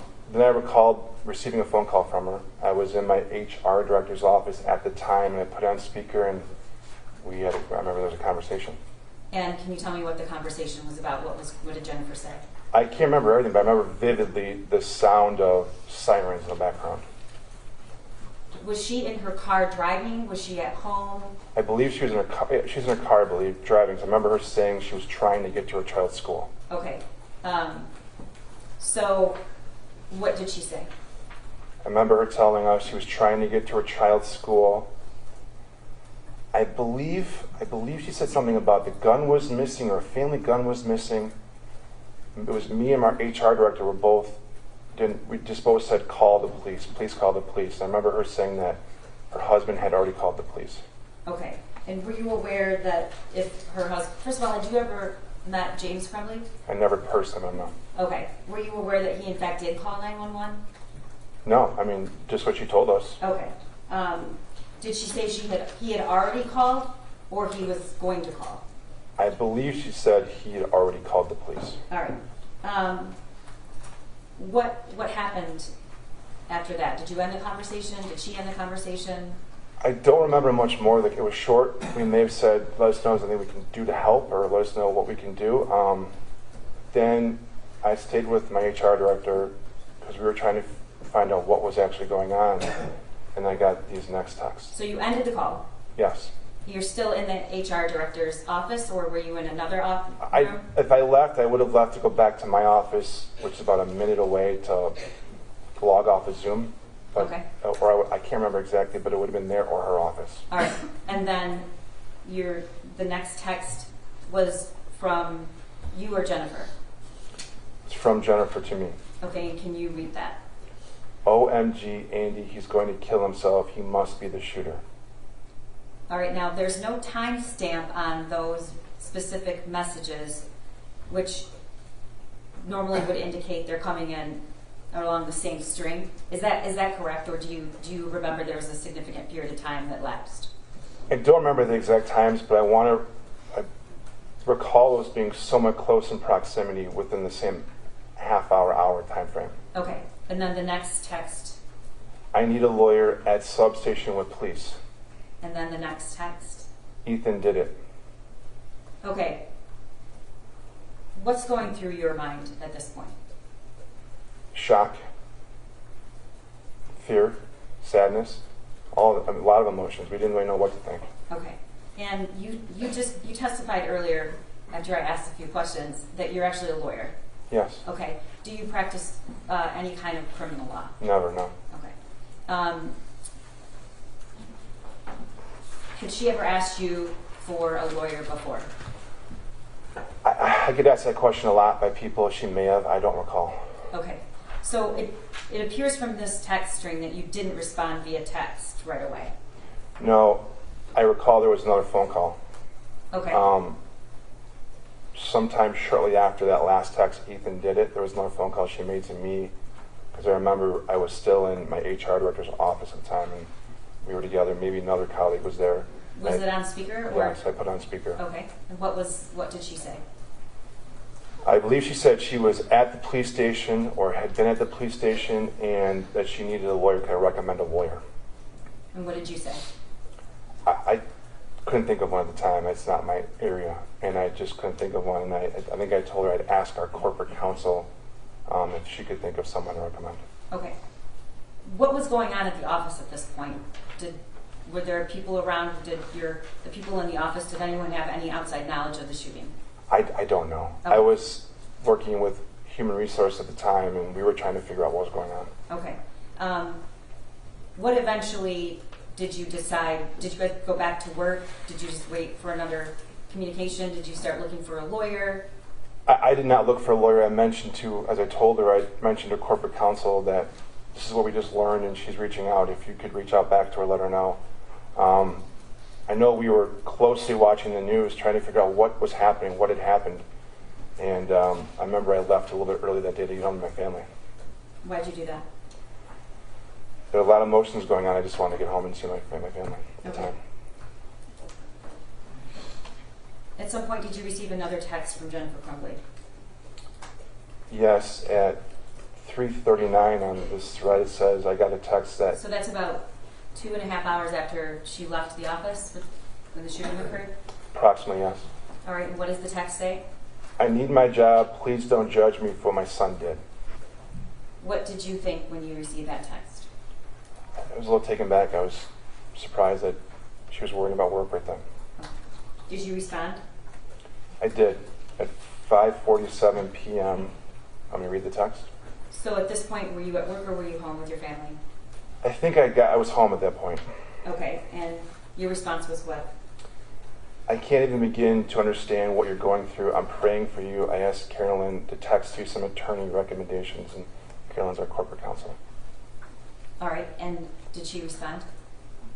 She did. I don't know what time, but it was later after that text. They were taking my cell phone. Was that the last communication you had with Jennifer Crumbley? That's the last time I can recall communicating with her, yes. Okay, at some point did the company terminate her employment? Yes, yes, she was terminated. Okay, do you remember about when that was? I want to say it was a couple days, I don't remember the exact date. It was some days after this incident, November 30th. Whether it was 2 or 3 days, I don't remember exactly. Okay. At the beginning of this, I showed you the text string from Jennifer's phone versus your phone. Was there any ever discussion or comments from Jennifer about why she's deleting text messages to you? Did she ever talk to me about no, I never had that conversation. Do you know why? I don't guess, no idea. All right, nothing further. Ross? Your Honor, I have quite a bit of cross because there's previous testimony. Is it a good time to break? No. Okay. I don't know. Your Honor, if we could just finish with the cross so we can excuse this witness. Yeah, we were 2 hours late today. I have no. You guys aren't starving to death over there, are you? I have no problem. Okay. All right, Mr. Smith. I just want to go back to a couple of things you said. You and Jennifer, you would not say you guys were friends outside of work, correct? We were coworkers and friendly at work. Okay, friendly at work. You guys would make small talk. Sure, yes. And you, when you heard that something was going on at the high school, you would agree with me that Mrs. Crumbley sounded very frantic. When she called us the first time I heard the sirens, she definitely sounded panicked, frantic, yes. You would agree she sounded shocked and concerned? Yes. And you testified that when you saw her at the office earlier, coming back from the school, she had appeared sad. Yes. It was during that time when Mrs. Crumbley was at your office that you guys discussed the meeting she had had at the school earlier that day. Yes. And during that meeting, she told you that the school wanted her to get her son in some counseling, correct? I don't know if she said this. I think so. I know she said she had to get her son counseling. She was planning to get her son counseling. Yes, yes. And it's appeared you were aware she was worried about her son at that time. Yes. On air and streaming live, CBS News Detroit at noon starts now. Thank you for joining us for CBS News Detroit. I'm Terrence Friday. And I'm Meredith Bruckner. Today we continue with our gavel-to-gavel coverage of Jennifer Crumbley's trial. And we are going to continue to have that trial for you today as it continues now on this next day of coverage. We're seeing a live look at the courtroom right now. We'll get back to that in just a few minutes. Right now, though, let's go to next weather meteorologist Karen Carter for a look at the forecast. Karen, we've been inundated with snow so far this morning. I know. I think a lot of us, it took a long time to get into work to take the kids to school today. We are still going to expect some snow showers continuing into this afternoon. However, it should let up a bit. We should not see quite the intensity that we saw throughout this morning. So here's a look outside our next weather tower cam. Rather gray out there. It's hard to really see much of anything. So we are still seeing that low visibility out there. And now we're going to start to see some fog moving into the area as well. Here's a look at the visibility around the area. In some places a little bit better, like 4 miles in Lapeer, 3 in Howell, 2 in Port Huron. But most of us seeing about a mile of visibility, if not less than a mile in Detroit area. So taking a look at our next weather radar, we're still seeing quite a bit of snow moving through. We're seeing some drier conditions off to the west. So anywhere I'd say just to the east of US 23, we're seeing that snow, and especially south of I-69, unless you're up towards the coastline there, the lake shore, you're seeing still some more snow. And then we're still seeing some snow throughout Lenawee and Monroe counties as well. So still some heavy snow out there. We are going to see it lessen throughout the afternoon as we continue to see this the system move to the east, so it's going to continue to move from the west to the east. Still expect those light snow showers throughout this afternoon. We'll see a little bit of light drizzle mixed in with that as those temperatures are going to reach above freezing throughout this afternoon, but we're going to start to see this breaking up through the late afternoon and into the evening hours. Then we're going to see drier conditions still throughout the overnight. As you take a look at current conditions, temperatures right around freezing, if not just above. 34 in both Port Huron and in Mount Clemens, 32 in Detroit, Pontiac, Ann Arbor. Adrian is coming in with 33 degrees, and same with Monroe, too. Taking a look at the next few hours, temperatures a little bit above freezing, 34 to 35 degrees. We'll still see the snow showers throughout this afternoon, and then into this evening especially, we're going to see those foggy conditions continue. So 35 degrees are high today. We'll still expect those snow showers.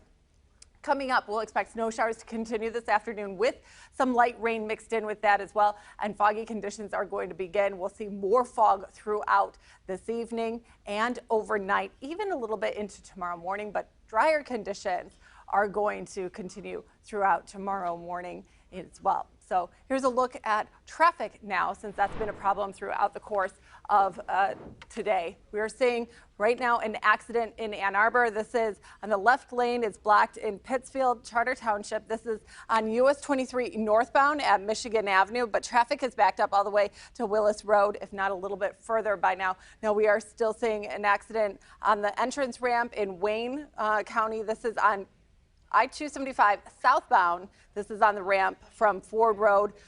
And we have one more accident to tell you about here. This is on the exit ramp. It's closed. This is in Plymouth Township. This is on M14 and Beck Road. So be careful in that area too. That exit ramp is still closed there, but we are going to see better conditions as we head in through the afternoon. Karen, thanks. It is day 4 in the trial of Jennifer Crumbley, the Oxford school shooter's mother. That trial actually affected by the weather today as well. We had a delayed start. Yes, it was. Let's go right into the courtroom now where the hearing continues.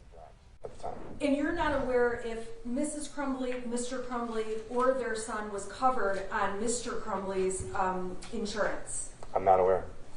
In addition to the insurance offered at Princeton, there's also a plan through Allied that you guys can take advantage of where you get virtual doctor visits. Are you aware of that? I'm aware of that, yes. And those virtual doctor visits are free as part of the Allied benefit. I believe so, yes. And you can also get Aflac supplemental insurance for yourself and your family members. You're getting in the HR world, but my understanding is yes, you can elect those benefits. Now, the open enrollment period is right in approximately November every year. Is that right? I honestly don't recall when, but I know it's every year at the same time, and it's open for approximately 30 days, I believe. And you may not be the right witness, and if you're not, just let me know. Okay. Are you aware that in November of 2021, Mrs. Crumbley was doing anything with her insurance? I'm not aware, no.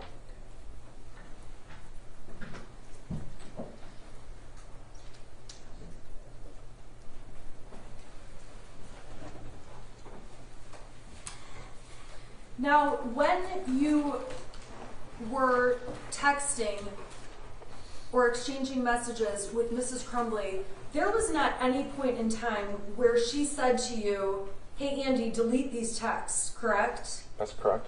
So she texted you over a photograph of that math paper. She sent that to me, yes. Obviously, when you look at that math paper, especially knowing what we know today, it's very alarming. Yes.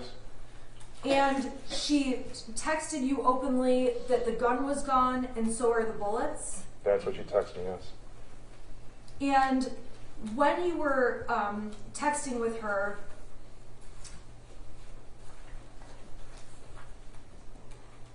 you were exchanging back kind words to her, supporting her and saying things along the lines of, I'm praying for you, I hope everything's okay, things like that, correct? Well, not things, that exactly. That exactly. And you knew at the time that you were communicating those things to Mrs. Crumbley, she was in a high state of stress. I saw her run out of the office in panic. Not only did you see her run out of the office in panic, you heard her screaming when she heard about the open shooter. I heard her like yelling, screaming that she had to leave. There was I forget exactly, but there was a shooting event going on at her child's school. Definitely a strong reaction from Mrs. Crumbley about what was happening. Yes. Now, after Mrs. Crumbley found out more information, we saw the text where Mrs. Crumbley is saying, I need my job. Please don't judge me for what my son did, correct? That's a text, correct? Now, at that time, you're aware that James Crumbley was laid off. I knew he was in between jobs. I don't know what he was doing at that point. And so Mrs. Crumbley is certainly voicing the concern to you, I don't want to lose my job, correct? She sent the text, I need my job. As far as you knew from working with Mrs. Crumbley over time, she liked her job, was good at it, and valued that job. I thought she was good at her job, yes. And her text indicating she wanted to keep her job, you have no reason to believe she didn't want to keep her job. No, none. I have nothing further. Redirect? Nothing, Your Honor. May he be excused? Yeah, you may step down and be excused. Thank you so much. All right, your lunch is here.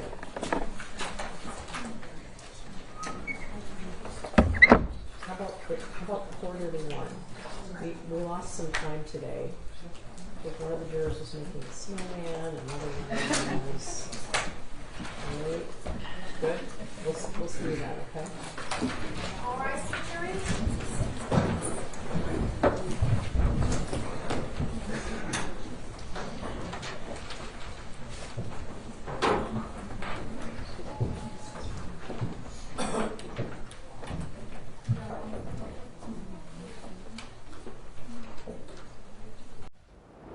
All right, we've been told that they're actually going to be taking a break until 1:45. We will continue our conversation here with our expert legal panel. We have to take a quick break. Right back after this. Watch CBS News Detroit with breaking Southeast Michigan news. And next weather updates. Better informed, better prepared. Open the free Pluto TV app, scroll to local news, and choose CBS News Detroit. Then just add us to your favorites.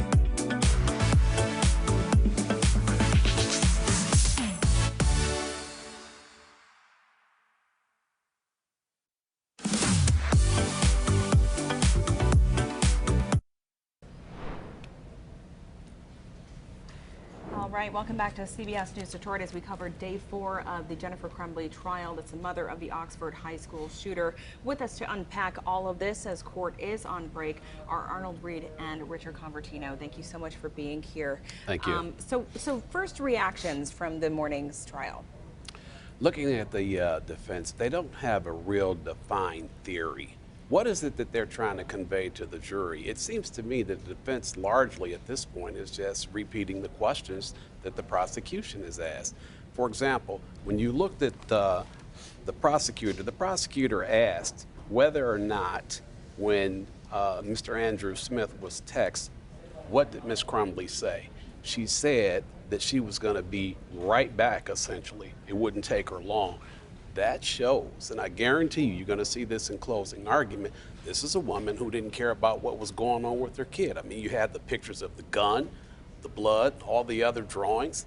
You mean to tell me You're just going to check into school right quick and get back to work. You had no intentions of getting your child help. You see what I mean with the design theory that the prosecution is coming with, and they will tie it in closing argument to make her look like the person who's guilty of involuntary manslaughter. The defense, on the other hand, is over here, over there, and they're missing opportunities. For example, when they had the dean of students on, you saw the defendant's questioning.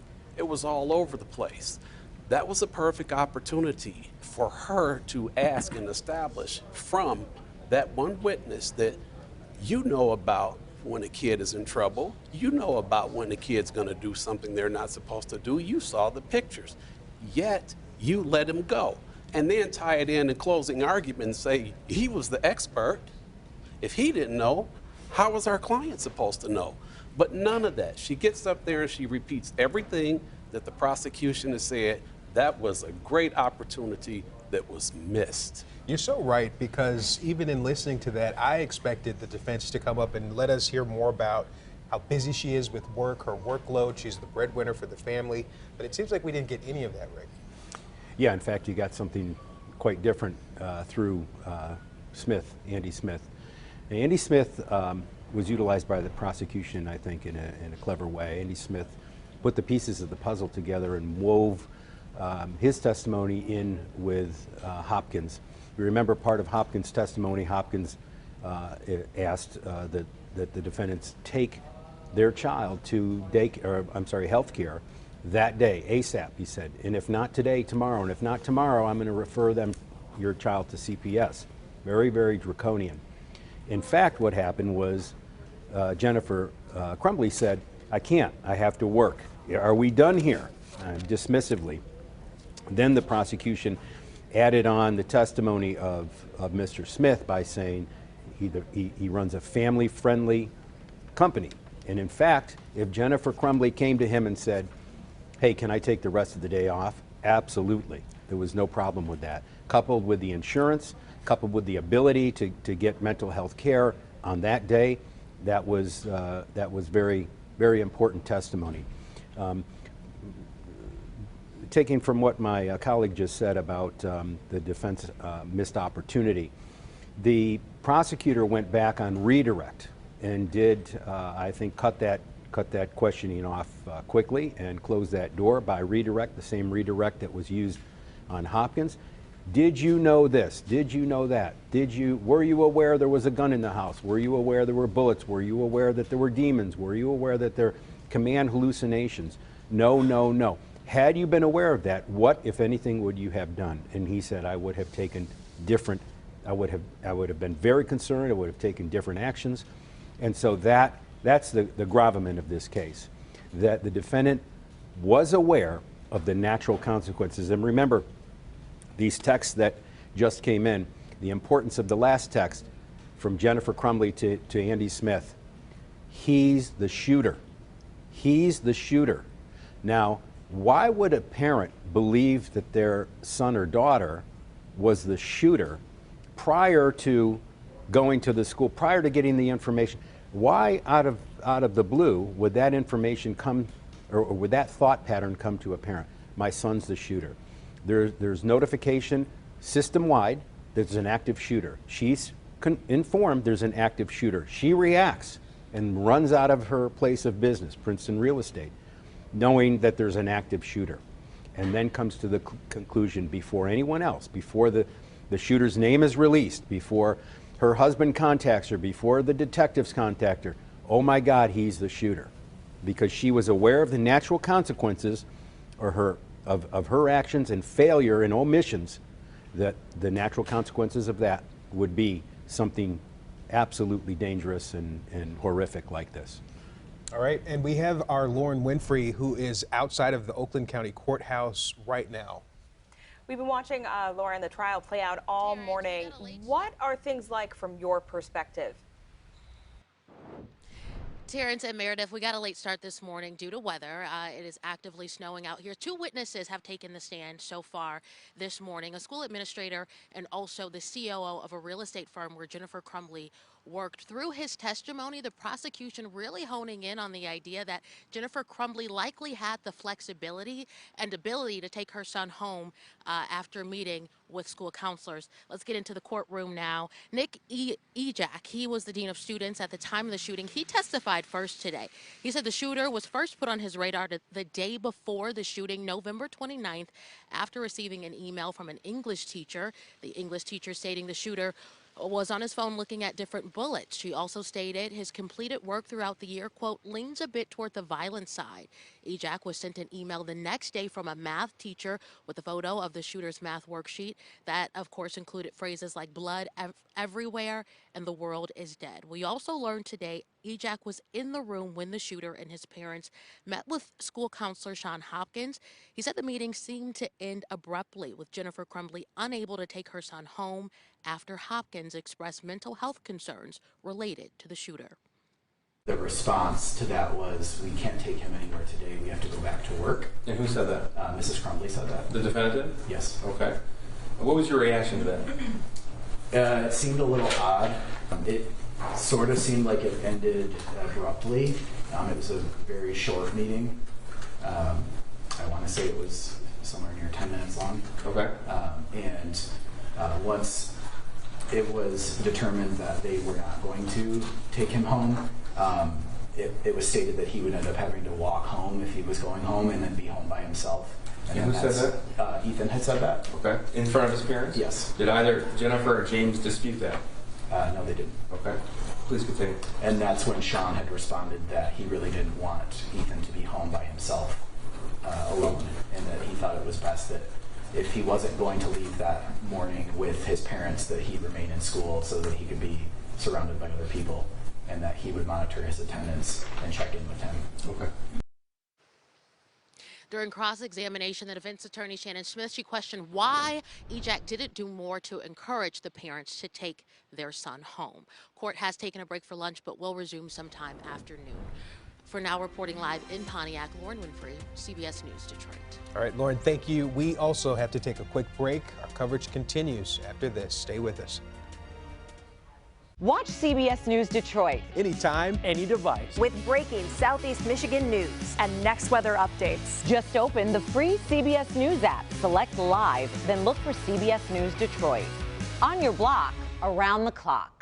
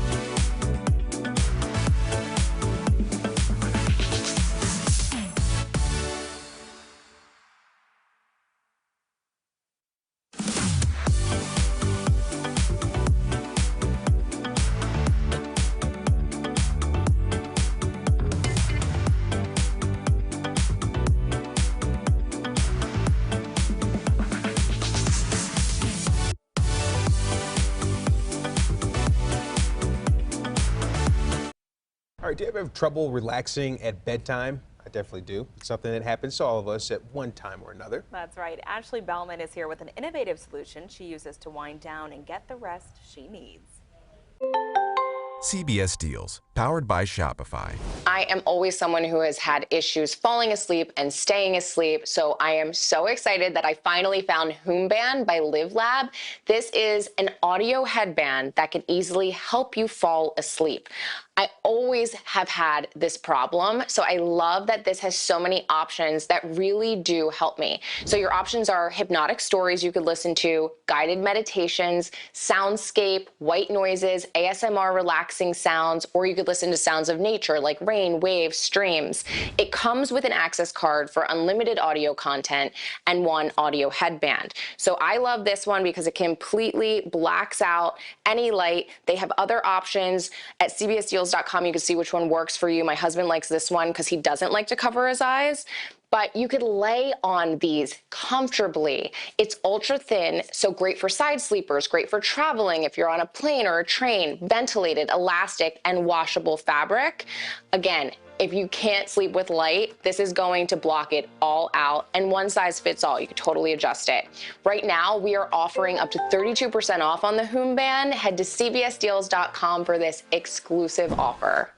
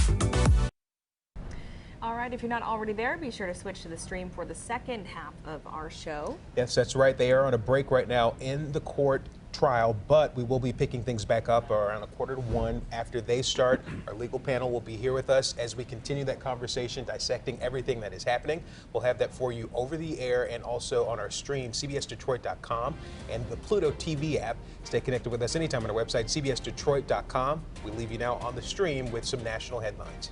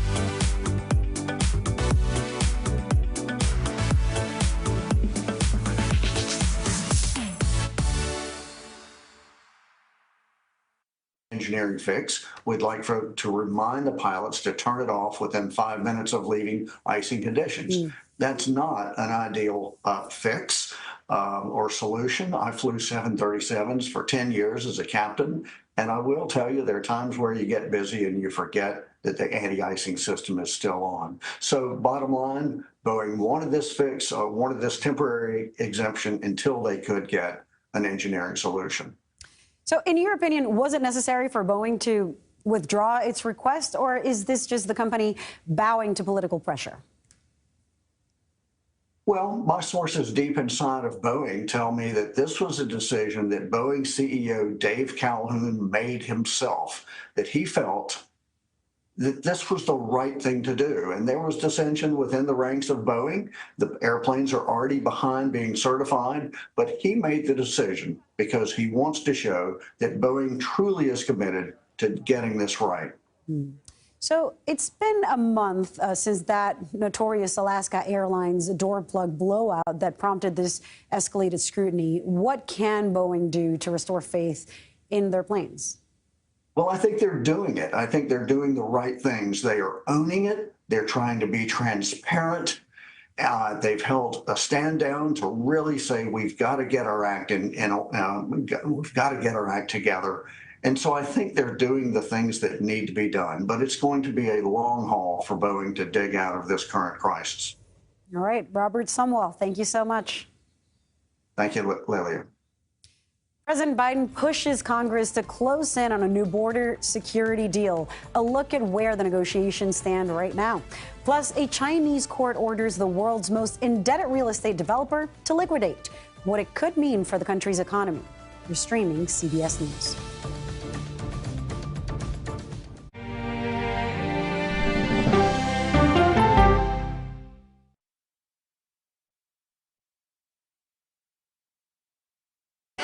Hey there, welcome to The Uplift. I thought she was a groom, and I stepped back and I went, oh, you're the queen.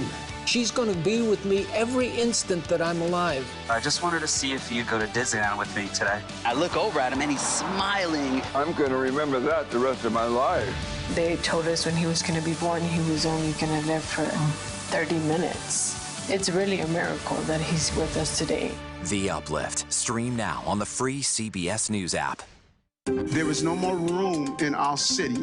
New York City is receiving record numbers of migrants. Today, we're going to have more than 500 adults and children come through that door. Tensions rise as shelters reach max capacity. We don't have to take care of them. CBS Reports goes inside a crisis cities and families are facing as they fight to survive. The United States still has that glimmer of hope for people to come here. Fighting for a future. Now streaming on the free CBS News app. She's a country music legend, philanthropist, fashion icon, and now rock star. I think there's a lot to be said about being comfortable with who you are. Find out what's next for Dolly Parton when we go person to person. An original documentary from CBS Reports. That desired farm is a wonderful place to raise children, and it still is. Promises broken. Black Americans have been the target of racism and discrimination pretty much from the time they acquired ownership in the land. Costing black farmers hundreds of billions in generational wealth. They did everything to make sure we were run off that land. But communities are uniting to continue the fight. Collective ownership is powerful. To keep their land and their dreams alive. To watch my children play on land that we own means everything. So land is power. Most definitely. 40 Acres and a Mule, now streaming on the free CBS News app. She is a beloved American icon and head of a media empire. But is Oprah Winfrey happy? How do you define happiness? Yeah, I call it happiness. Find out when we go person to person. An original documentary from CBS Reports. It was genocide, a deliberate effort by the United States government to eliminate the food source that was relied upon by Native American tribes. American bison were slaughtered and Native Americans displaced. And that's how tribes were subjugated to reservations and our lands were taken. But now, through conservation efforts at Yellowstone, Buffalo provided everything that we needed. Now they need help. a herd grows. We need to step up and help them. And a culture is reborn. When the buffalo return and come back, that's when our tribe will begin to heal. Yellowstone Bison Revival, now streaming on the free CBS News app. Welcome back to CBS News. I'm Lilia Luciano. Here's a quick recap of the stories we're following this minute. President Biden says he has made his decision on a response to the fatal drone attack in Jordan. The president told reporters today he does not want an expanded war with Iran. Some Republicans are calling for a strong show of force to stop future attacks from happening. Some Democrats say they want a more targeted diplomatic approach.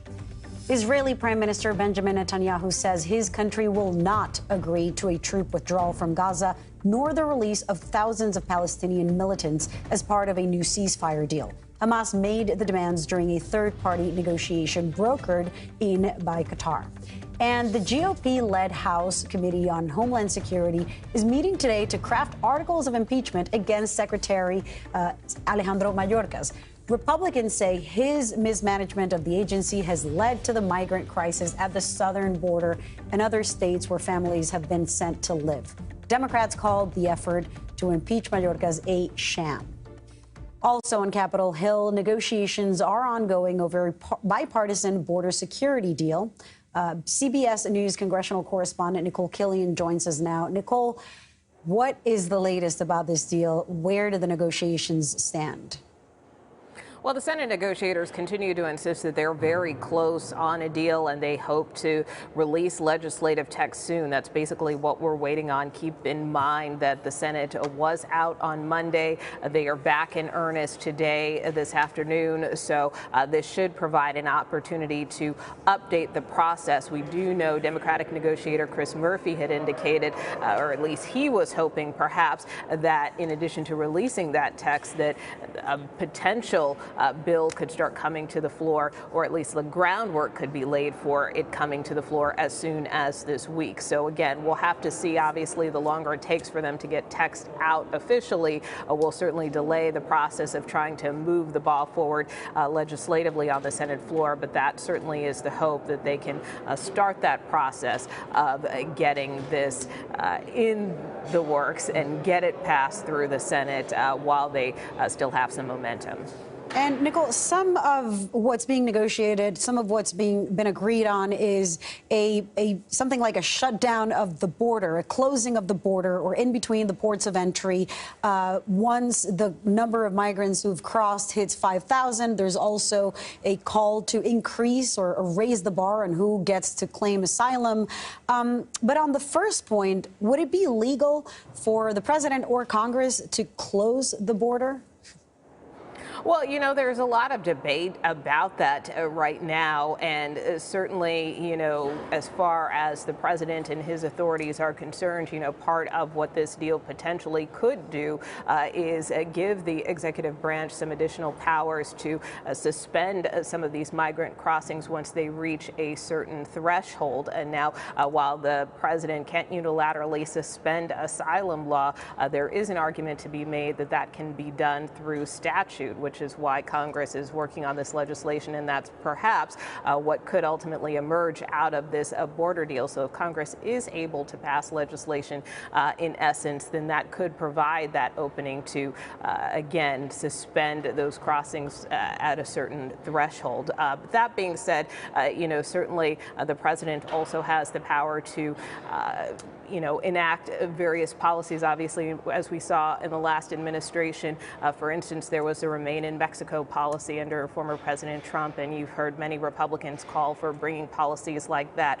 you know, policies like Title 42. So right. From that standpoint, there is some authority that the president would have in terms of, you know, reinstating some of those types of policies. But as far as suspending asylum law, that is something that has to be done legislatively through Congress. I see.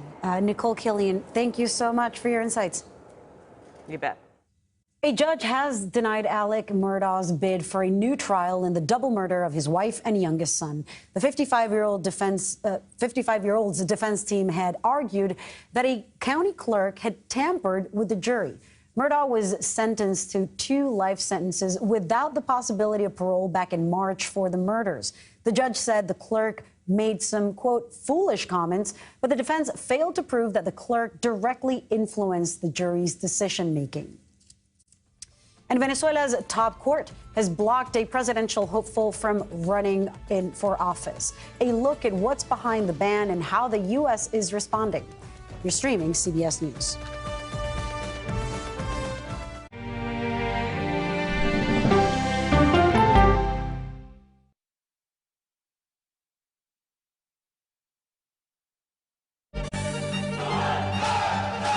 Original documentary from CBS reports tensions rising between a powerful country and a vital island. The supply of this technology came grinding to a halt. The world would grind to a halt. Absolutely. As Taiwan faces threats and aggression. Taiwan is on the front line, and we understand our responsibility as a democracy. We cannot fall. CBS News examines whether they can defend themselves. Putin, Ukraine, China, Taiwan, there are manifestations of the battle between autocracy and democracy. And that is a fight that we're all engaged in. Defending Taiwan, now streaming on the free CBS News app. We love music as much as you do. CBS Mornings. Your morning routine just got better. I love that. CBS Mornings. Okay, so let's just start at the beginning. Well, let me start with this. What is at stake here? What is the answer then? Do you know why? You want me to just keep going? Is that a good thing or a bad thing? Were there death threats? How is this possible? What's wrong with that argument? Are you saying they lied? Have you told the government that? Why won't you say the word crisis? You're not answering my question. This really is that scary? Does that make sense? What do you mean? What does that mean? Did any of that make sense? What's your response? What happened? Why? It's time for the CBS News Original 60 Minutes, Sunday on CBS and streaming on Paramount+. Hello, everyone, and welcome to our Dragon capsule here in space. Sightseers in space, the thrill of a lifetime. Seeing the Earth from space, it was so exhilarating. But the risks that come with the territory. There have been 4 fatal accidents. That's a 1% fatal accident rate. Might make you look before you launch. If you had 1 out of 100 airplanes falling out of the sky, we'd have a public crisis. Space tourism, now streaming on the free CBS News app. Morning news matters because it sets the tone for your day, and it's a way of getting you started. We take you places, teach you new things, and we make you feel like, it's not all bad. We're going to uplift you. People say to me, you always seem to be having a good time. I mean, you know what? You're right. Your morning routine just got better. CBS Mornings. When weather turns extreme. A massive storm with winds of 150 miles per hour. The storm strengthened again overnight. CBS News and the Weather Channel bring you virtual weather technology so advanced, so real, you'll have time to get prepared. Feel the forecast. Weather when it matters most on CBS News. I wake up every morning asking what's happening in the world, why is this happening, and how do we answer that question? After the tragic loss of beloved newsman Tim Russert, his son went on a worldwide journey to find himself. I struggled with his grief for a long time. How Luke Russert is honoring the legacy of his father when we go person to person. The United States is reinstating some sanctions on Venezuela after the country's highest court blocked the candidacy of a presidential candidate. The leader of the opposition, the U.S. Treasury Department, will no longer authorize transactions with Venezuela's state-owned gold mining company. The U.S. will also end sanctions for relief for Venezuela's oil and gas sectors on April 18th. That is, unless all presidential candidates are allowed to run for office. Last week, Venezuela's top court upheld a 15-year ban on opposition leader Maria Corina Machado holding public office. President Nicolás Maduro's government announced this ban in June, days after she officially declared her presidential candidacy. In spite of this, Machado has vowed to remain in the race. For some context, Eric Martin joins us now. He's an international economics reporter for Bloomberg. Eric, let's talk about on what grounds is the Maduro administration or the Maduro regime's court now banning Machado or upholding this ban on Machado from holding office? Sure, Lilia. Well, the specific cases that they're citing go back to her time as a legislator and go back to 2014, 2015, a number of years. And most analysts agree that the only reason these charges are being brought up and brought forward now is because she is so popular, by far the most popular candidate among the opposition. She won more than 90% in an opposition primary that was held in October. And so she represents an existential threat to Nicolas Maduro if she were to run against him in a free and fair election. And so we've seen more recent attempts to tie her to accusations about her and her aides' plots to kill or overthrow Maduro and to overthrow the government, to threaten the defense minister, just all kinds of accusations, which of course she denies, and really being seen by international observers as an excuse to try to disqualify her because of what a threat she presents to the ruling regime. Look, Venezuela has one of the most accelerated crises of people leaving the country, of displacement in modern history. There's more than 8 million Venezuelans who have left, a majority of them staying in countries in the region, most in Colombia. But of course, that has contributed to the crisis here at the U.S. border of so many people who are fleeing that country. Do you mind connecting for us and our audience the connection between this crisis in democracy and the crisis at the border and why the U.S. has chosen to get involved? Well, absolutely. When you speak to people from the administration, they will underline that democratic values and wanting to have a return to democracy in Venezuela are their first priority. But there's no denying that a more democratic environment there and a more stable country, a country that can offer hope to its millions of citizens, would certainly help to stem the tide of more than 7 million people who have left the country since 2015. All kinds of suffering there in terms of lack of food, lack of medicines, feeling of persecution, high inflation, some of the highest inflation in the world, and an overall feeling of hopelessness. And we see this in country after country, that the hopelessness is a big part of what makes people leave. It's something that was contributing to departures from Central America in the last decade, from countries like Guatemala, Honduras, and El Salvador. And it certainly is playing a big role in making Venezuela the #2 source of people encountered by Customs and Border Protection at the U.S. border in 2023 fiscal year, only behind Mexico. And so if you want to look at one of the driving forces that's led to record numbers, it's people from Venezuela and also other parts of the world added to this traditional migration from Mexico and Central America. And in terms of this crisis of democracy, look, we saw this happening to a much graver extent with Leopoldo Lopez, who was thrown into prison for 7 years, 4 of those in solitary confinement, allegedly tortured. Then we saw the time when Juan Guaido, who had claimed the presidency only to have Maduro eventually take power. What are the hopes here that she could be restored and that somebody could run against Maduro and win?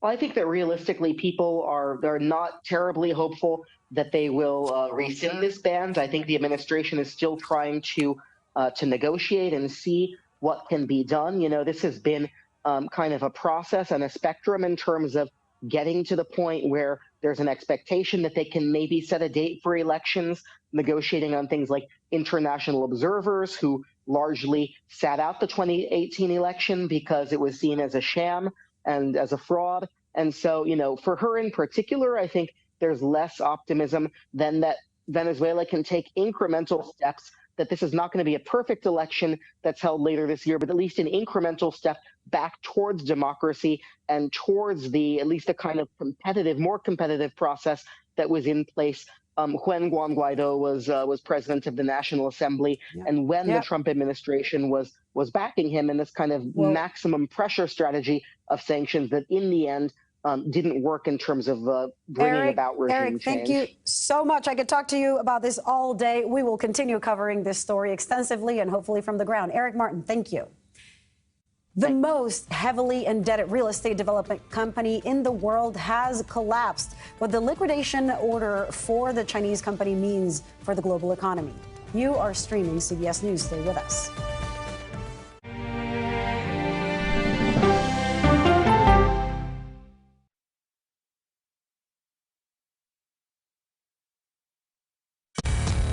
are about to see American weapons in the hands of Mexican cartels. A gun pipeline to Mexico. We are arming the cartels. 100%, no doubt about it. Happening right under our noses. Who's doing something about this? Nobody. A CBS Reports exclusive. Most Americans have no idea that we are effectively arming the enemy next door. This is the story the American people need to know. Arming cartels. Now streaming on the free CBS News app. People from every corner of America facing challenges. Everyone is just looking for some type of connection. Just raise your hand and say, hey, I'd like to help. Coming together to find solutions. We are going to do something about it. Their stories are our stories. Welcome to Eye on America. Stream now on the free CBS News app. Feel the forecast on the CBS Evening News with Norah O'Donnell. We aim every night to be factual and fair. That's our goal. An original documentary from CBS Reports. Imagine yourself in Manhattan with no police, no army, no mayor. The people of Haiti stare down poverty, corruption, natural disasters, and violence. 90% of the guns that are used by gangs in Haiti are American guns. But with an unbreakable spirit and eternal optimism. There are days where I cry, but we can't be discouraged. We still believe in Haiti. They're still able to look ahead with hope. Haiti is on the brink of transformation, a radical shift. Haitians are coming together and saying things must change. Fighting for Haiti, now streaming on the free CBS News app. Since childhood, she never stopped reaching for the skies. Now she's spent more time in space than any other American. I like being a part of something bigger than me. Peggy Whitson's extraordinary career as a history-making astronaut when we go person to person.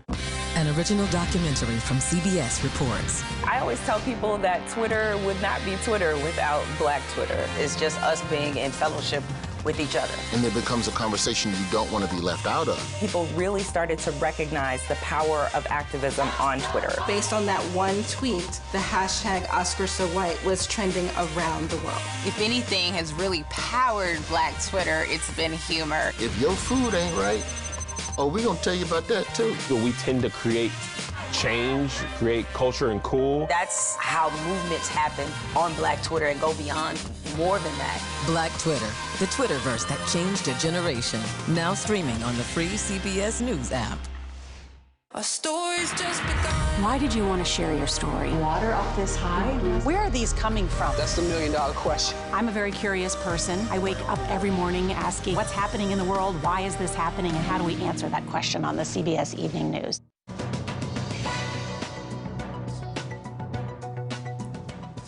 A Hong Kong court has ordered Chinese developer Evergrande to liquidate. It owes more than $300 billion to its creditors. The firm has repeatedly failed to come up with a plan to restructure the money that it owes. Axios business editor Kate Marino joins us now. Kate, great to have you. Talk to us about how significant this state order is for Evergrande to liquidate, and will it go through? Well, it's interesting because the liquidation order is a signal that the 2 years of attempts at restructuring have essentially failed. The company has about $300 billion with a B dollars in liabilities, and it's got a very complex web of lenders, creditors, investors, would-be homeowners, all that it owes money to. And they've been trying to negotiate a restructuring for over 2 years. And this liquidation is just kind of a signal that the court said, okay, that's not working. We're just going to have a fire sale, sell everything, and try to give money back that way to everyone who is owed money. So it's kind of a signal of the mess that the process has found itself in. So one thing that I found interesting is Evergrande has struggled to deliver on the housing that has already been paid for. What does that mean for the families that have their money tied up in the company? Well, that's a huge question. And I mean, certainly if you put yourself in the shoes of someone who wants to buy a home and you made a down payment, and now the company that you were going to buy the home from is insolvent, is bankrupt, and is unable to finish building the home, and they can't give you back your down payment. I mean, it's pretty terrible to think of how those homeowners must feel.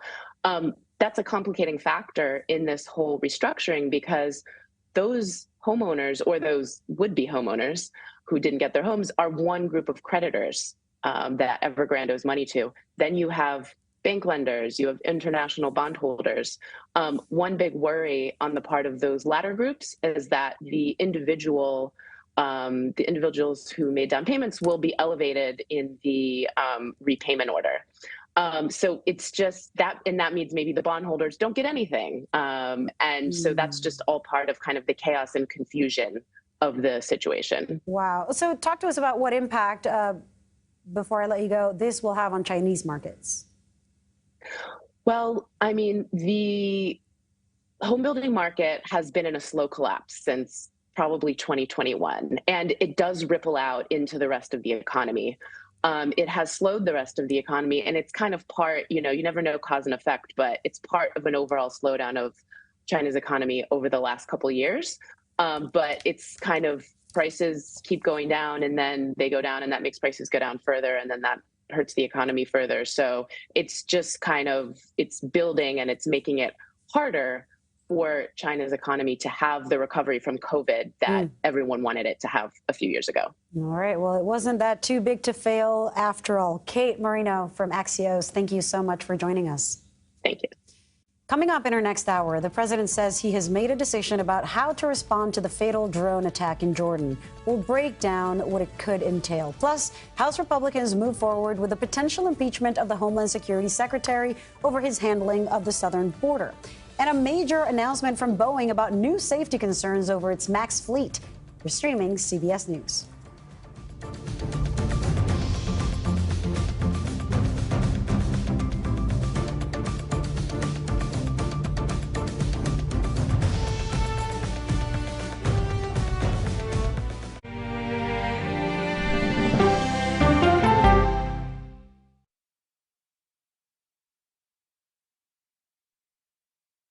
The grief of losing a child is immense. You can't breathe. After decades of the war on drugs, things have only gotten worse. Every shipment of fentanyl is a ticking time bomb. 50 times more powerful than heroin. CBS Reports goes deep into Mexico. What is your role in the Sinaloa cartel? To find out why the cartels keep getting stronger and wealthier. This is a war, but we're not fighting it. Our citizens are dying.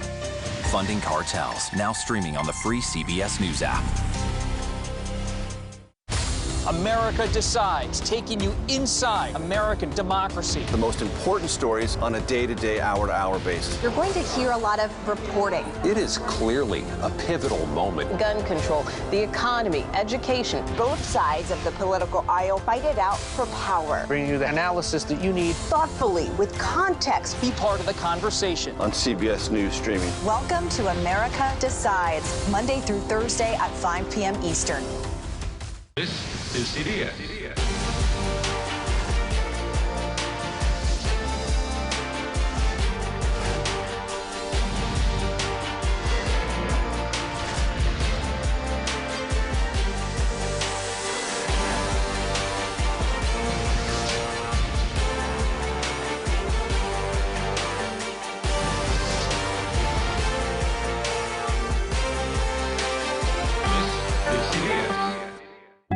The justices ruled that Harvard and the University of North Carolina violated the Constitution. In the aftermath of the Supreme Court decision to end affirmative action in college admissions, uncertainty sets in for some students of color. Affirmative action really gave us an equal opportunity. CBS Reports explores the historic decision and what it means for those chasing an opportunity to change their lives. I knew that college was the ticket to break this cycle. The end of affirmative action, now streaming on the free CBS News app.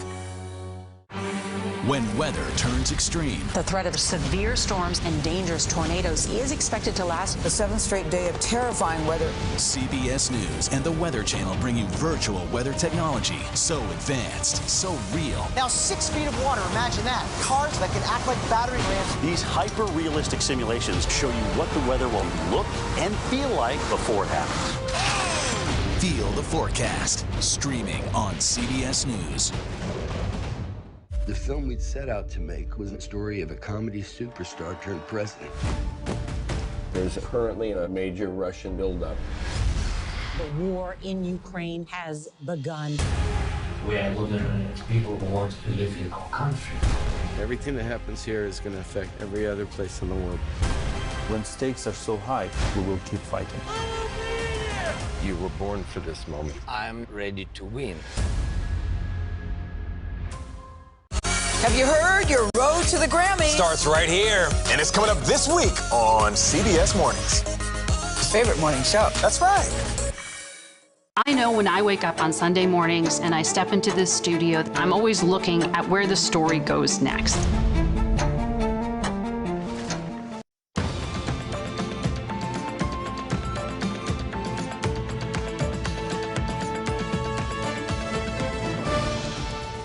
Hello, everyone. Thanks for joining us here on CBS News. I am Lilia Luciano, and here's a look at the top stories we're following right now.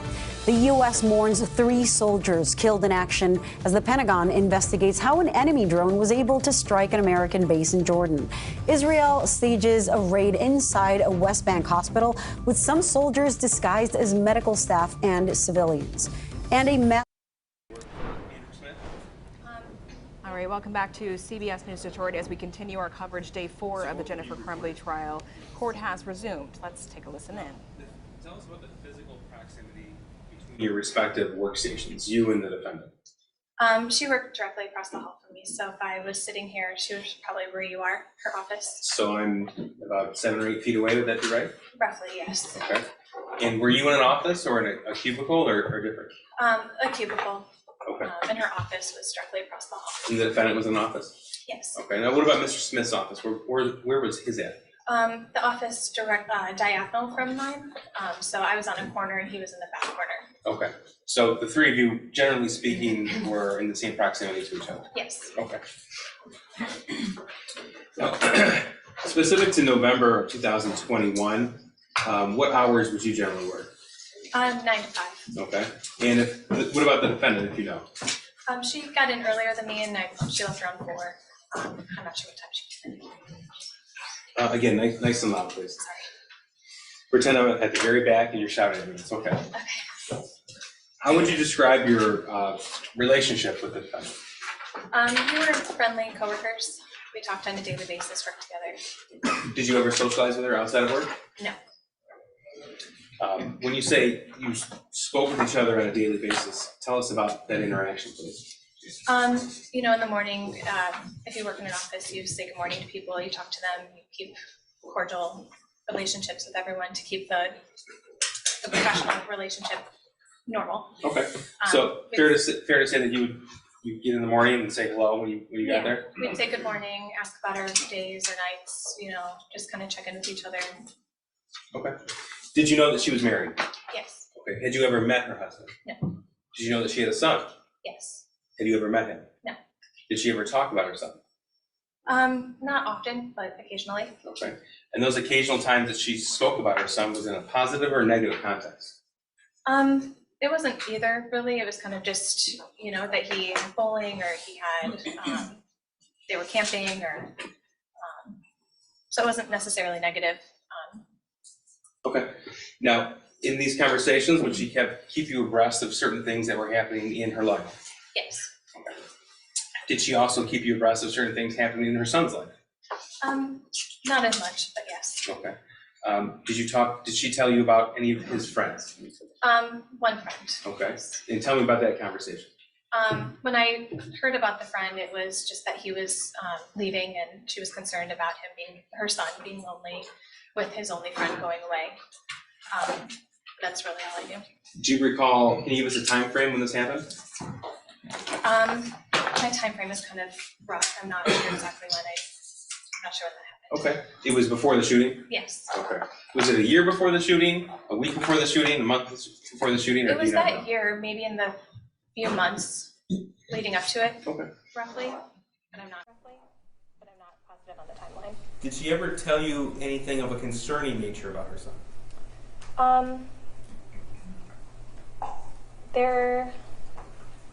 Just that he was lonely with his friend gone. So that's, always with teens, you always worry that they're going to be sad or lonely with that. They had a couple fights, but other than that, nothing crazy. There was one time where he had fainted at work. She mentioned that before too. but nothing that really stood out to me before the event. Now,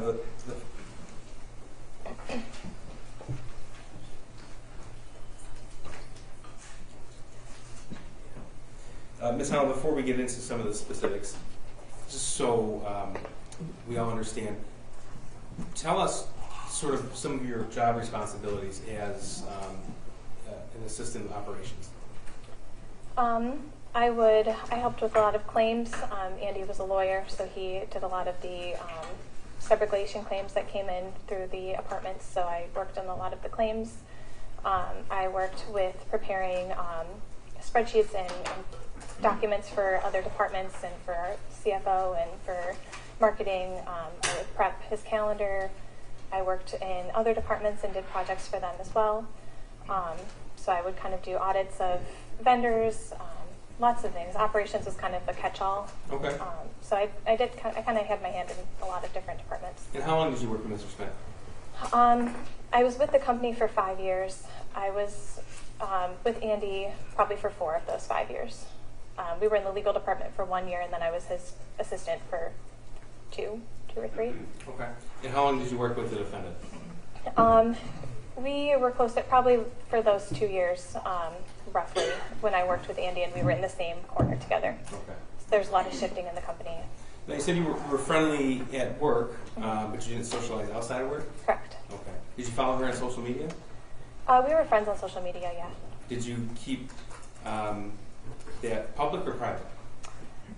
It was public, like you could see we were friends. A lot of my coworkers, just in any company, I friend everyone that asks, but I don't necessarily follow their feed.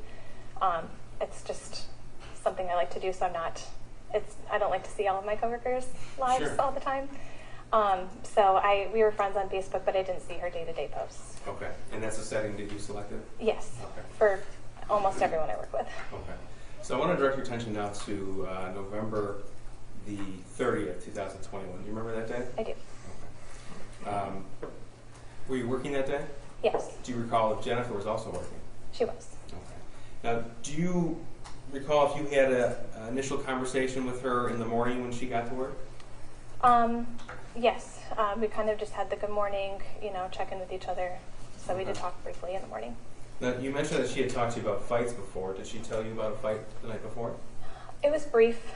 She just mentioned that they had a fight. I'm not sure who initiated it. I didn't ask questions. It was kind of just, I asked her how her night went, or how is she? Mm-hmm. She said she had a rough night, that they had a fight.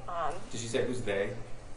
No, it sounded like it was all of them, but she said that Ethan was out of the house and she locked him. She locked him out of the house? Yes. Did you have a response to that? No, I kind of just, I didn't really ask questions. I didn't push it or anything. I just kind of let it go. Okay. It was the morning. Did you give her any indication? Well, let me ask you this. What did you think about that? I kind of just gave a look and, What do you mean gave a look? Kind of just like surprised, okay. But I didn't really go into detail about it. Did she react to your surprised look? I don't really remember. Okay. Did she say anything else about it? I don't remember. I don't think so, but I don't remember. Okay. Now, in the past, the 2 years that you had worked with Jennifer, you said that she would occasionally talk about her son. Is that you have to say yes or no? Oh, sorry, I was listening. That's all right. No, waiting for you to finish, but yes. And you were aware that the defendant was afraid that he would be lonely. Is that right? Mm-hmm. Is that yes. Okay. Did she ever tell you about things going around in the home that caused her concern, or at least enough concern to talk to you about? Around the home, the only thing that was concerning, I don't remember when this happened. She just mentioned that he was hearing things in the house, but she didn't go into detail about it, or I didn't ask questions.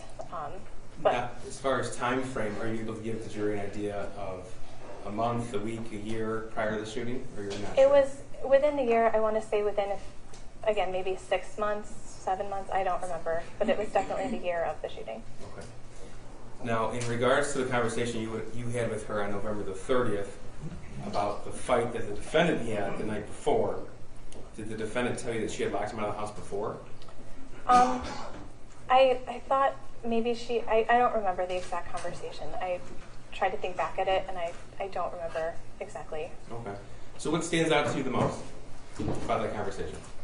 I mean, just that was the end of a fight and how it was handled. And how the defendant handled it? Yeah, I'm not sure who did it, but they just said that he was locked out. I don't know who did it. Okay. Now, we know from other evidence that's been admitted already that Jennifer arrived to your place of employment at 9:04 a.m. on November the 30th, 2021. Does that sound right to you? Yes. Okay. Do you remember if you arrived before or after? I don't remember. Okay. Usually I arrived after her, though, so I would assume that, but... Okay. And if you don't remember, that's fine. Yeah.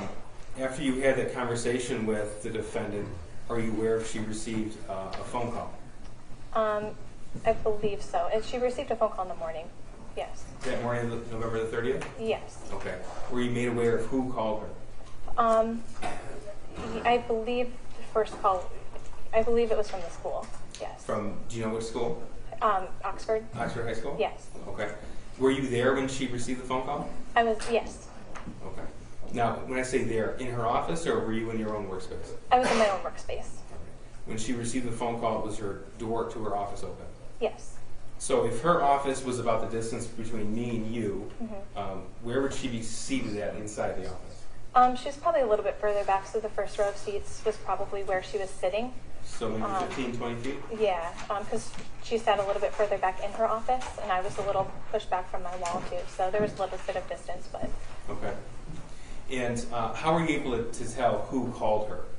I just heard the phone call. I didn't know who called her at first, but she mentioned she had a call from the school afterwards. Okay, so she told you about the phone call afterwards? Yes. And do you tell me about that conversation? She received a call, and there was another call afterwards, so there was a little bit of time in between the call, but she talked to me as she was about to leave because of the call. So she came over and showed me something on her phone and said she had to go. Do you remember what she showed you? She showed me the drawing that her son had drawn at school. Okay. Did she tell you how she got that drawing? She said the school had sent it to her. Okay. And how did she show it to you? It was on her phone, and she just held it up and she said, "This is what I got from the school today." Okay. And what was your response to that? I looked at it and I thought it was scary. I thought it was intimidating to see the pictures that were on there. And what was Jennifer's response? She was just, she didn't seem overly worried, but she didn't seem like she was blowing it off. I think she was getting ready to go to the school. She was coming over to let me know she was leaving. I don't think Andy was there yet. So it was more of like a, if you see him, let him know kind of thing. And if I were to tell you that there's surveillance footage that shows her leaving at 10:12 a.m., does that sound about right? Yes. Okay. So just so we have an idea of the chronology of November the 30th, and I know you want to be accurate, so I want to make sure that this is all accurate. Jennifer arrived at 9:04 a.m. You don't dispute that? No. Okay. You arrived close in time, same time? Probably close in time. I was usually, sometimes things happen and I'm a little later, but I was usually there at or around 9. Okay. And then you had your typical initial check-in conversation? Is that yes. It? Okay. And in that conversation is when she shared with you about the fight the night before? Yes. And then sometime later, you were aware that she received that phone call and then she left that night? Yes. Okay. From the time that she left at 10:12 a.m. and went to the school, before she came back, did you have any conversation with her? I'm sorry, can you repeat it? Did you see her again that day? Yes. Okay. Sorry. Did you see her again back at your employment? Yes. Okay. Did you have any phone calls or texts with her from the time that she was gone to the time she came back? No. Okay. So if evidence showed that she arrived back at work at 11:24, does that sound right to you? Yes. Okay. Did you speak with her when she came back to work? Yes. Oh, tell me about that, please. She came in and it was kind of just, she has kind of a sarcastic personality, so when she came in, she kind of visibly slumped and was, said, I feel like a failure as a parent. And she said that there was the meeting at the school and that there were the drawings and they were worried about him and that he needed to get into counseling within 48 hours. Okay. What was your response? I just said that was, you know, I said I was sorry. I think I said something along the lines of that, you know, just showing concern and compassion for what was going on. She went into a little more detail about the drawing and talked to me about it. And did she show you the drawing while she gave you detail about it? I know I saw it before the meeting, but I don't remember if she showed it to me again, to be honest. So I don't remember if I saw it after too. Okay. But we talked about it, and I just remember telling her that, you know, it was scary, and, you know, maybe she should spend some time with him to make him feel better. Did she ask your advice? She didn't ask for it, no. Okay. But what was the advice that you gave? I just said that I think I would have brought my son home if it had happened to me. Something along the lines of that. I just said I would have brought my son home. Okay. So if she arrived back at 11:24 a.m. and we know that she left at 1:18 p.m., do you recall about what time you had that conversation with her? No, I was right after she got back. I think when she was coming in, she stopped at my desk and. Oh, before she even went to her office. I think so. Okay. I don't remember though, but it was very quick if she did. Okay. After you had the conversation with her about the drawing and you gave your advice on it, did you speak with her again? Not until she left for the day. Okay, and tell me about that, please. That was when she got the call. I'm not sure who called her, but somehow she got the notification that there was the shooting at the school, and she very abruptly, very, you know, like anyone, jumped up and was nervous, scared, you know, ran out the door. Did you understand what was happening? I mean, at first no, but then she went over and told Andy, and I sit. My desk is kind of two back walls that are full, and then kind of like this, two half walls, so I can hear anything that's going on. So she told Andy, and that's how I learned what happened. Okay. And if I told you it was 1:18 p.m., would that sound right to you? Yes. Did you have any conversation with her after that one? No, I reached out to her just because I didn't know any part of the situation. I didn't know if it was her son. I didn't know if it was someone else. I didn't know. So I reached out to her and just told her I was thinking of her and I hope everything was okay. But we didn't talk. She didn't respond. She did not respond? No. Okay, one more round.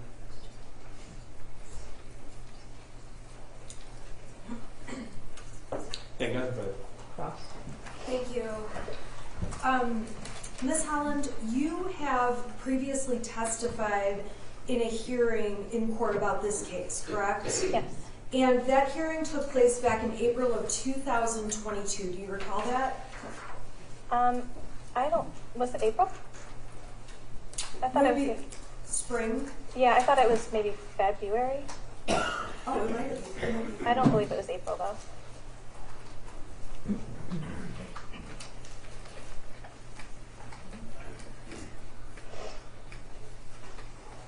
I'm sorry, you're correct. February 24th, 2022? Mm-hmm. Yes.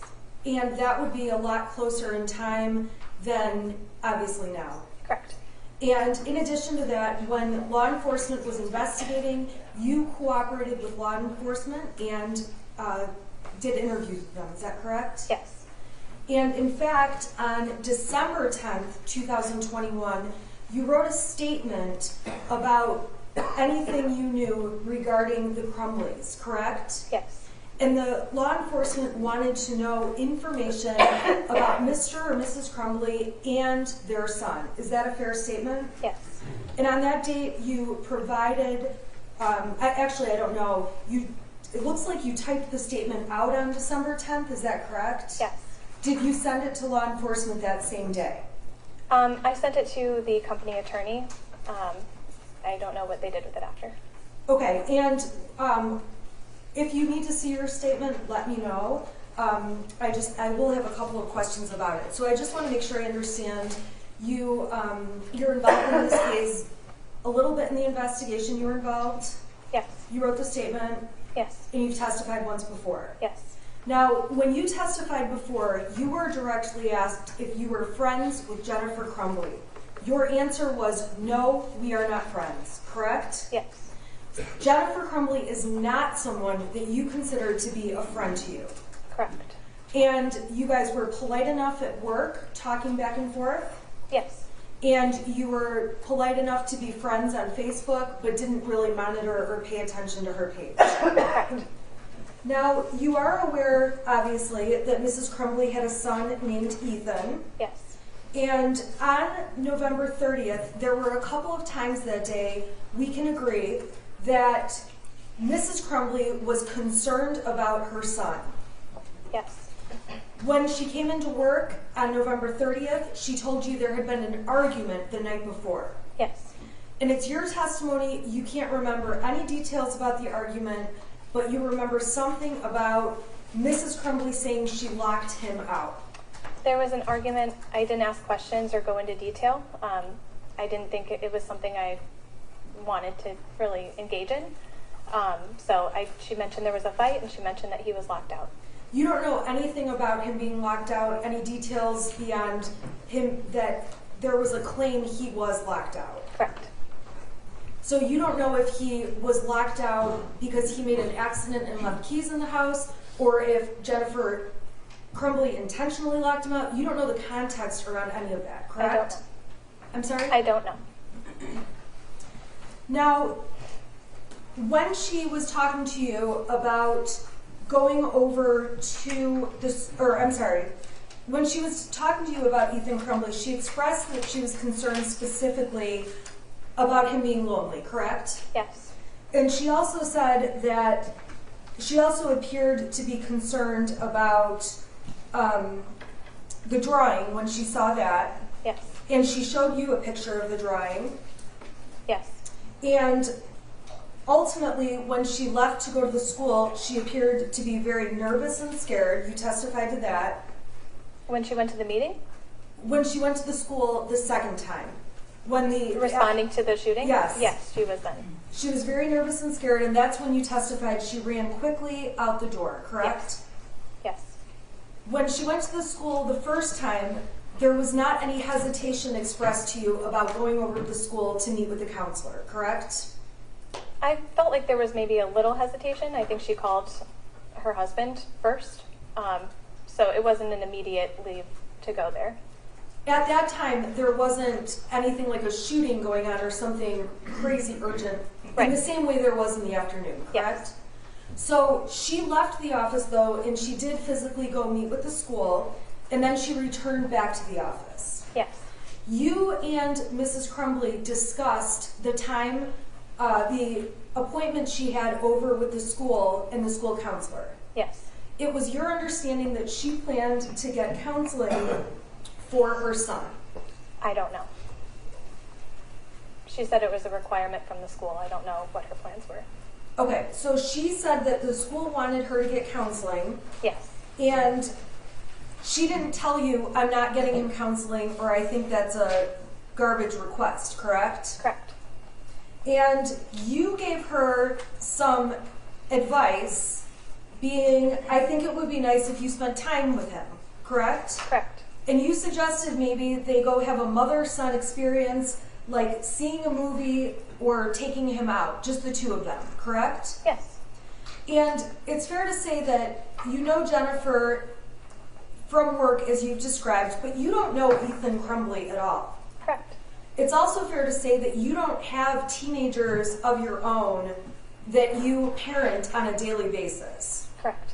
So any advice you gave to Mrs. Crumbley about you should spend time with him, go see a movie, you don't have personal experience about a mother-son experience with a teenager, correct? I'm a parent, but no, not of a teenager. I still feel like I have instincts as a parent to understand how I would handle that situation. Okay, so you have judgments about how you feel Mrs. Crumbley handled that situation. Fair to say? I wasn't judging her. I was giving her what I would do. Okay, well, right now, saying what you have your own personal opinions, that So those actually, are the argument, Judge. Yes. Okay. Thank you. So you've never met Ethan Crumbley, and you don't have much awareness of how much time Mrs. Crumbley would spend with him. Is that a fair statement? Correct. Now, although you guys were Facebook friends, you testified you obviously did not follow her on Facebook and see every single post, correct? Correct. Okay, but you are aware on Facebook she would post about a variety of topics. Yeah, I saw a few things, yes. So some of the things you saw were about her horses. Yes. There's definitely pictures she posted, including her son. I don't think I saw her son. Pictures of holidays. I don't think I saw holidays. Pictures of, and do you recall seeing, you don't recall seeing any pictures of her son? I don't recall, no. Do you recall seeing photographs of the family home? When she was working on it, but she would show me pictures too, so I don't know if I saw that on Facebook or if she showed it to me. So one of the interests Mrs. Crumbley would talk to you about is home improvement, doing things, house projects. Yes. Were you aware that Mrs. Crumbley went camping with her son and on vacations? Yes. Did you ever see the photographs of those things and boating and things along those lines on Facebook? I don't recall. I don't think so, but they, like I said, they might have been posted, but I didn't follow a lot of my coworkers, so I didn't see a lot of their posts unless I was actually friends with them and hung out with them and interacted with them outside of work. I didn't really see their posts. I didn't follow them. So she may have posted it, but I didn't see it. It's fair to say you have no personal awareness of any of those things, whether they were on Facebook or happening in her life, correct? Correct. A lot of the times, unless she showed it to me, I wouldn't see it online. So it's fair to say that there were certainly topics going on in her life, if those topics are true, like posting pictures on holidays and things like that, activities with her son that you're just not aware of. Correct.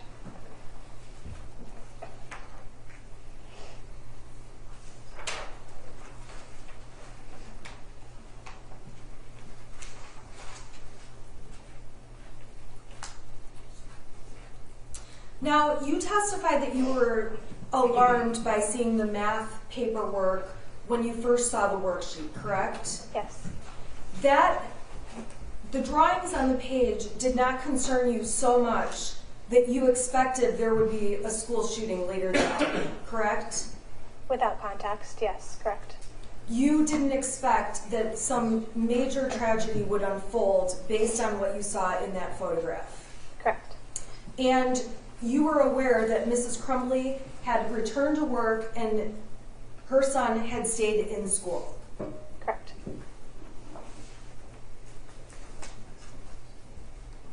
You agree with me that Jennifer Crumbley, and I believe you testified to this on direct, can have a sarcastic personality.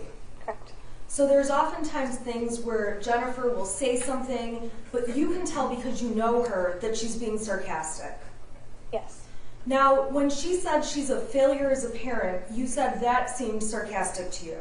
Yes. It's also fair to say that while that may have been partially sarcastic, Jennifer Crumbley was certainly expressing concern to you that day about her son. Maybe. I don't know if it was concern. She was showing me the photo. She told me a lot of stories. Maybe. But she showed me in a normal manner. She didn't seem overly upset or concerned about it. But okay. When you've testified previously, obviously it was closer in time to November 30th of 2021. Yes? Oh, I'm sorry, I didn't notice the question. Is yes. that okay? Yes, I did. And when you testified that day about what Jennifer Crumbley said, you were asked, what did she say? And I'm on page 136 of the transcript. You said they were concerned with his drawing, and they were concerned that he may be feeling badly, and it goes on from there, correct? Correct. And so, based on her saying that she was concerned,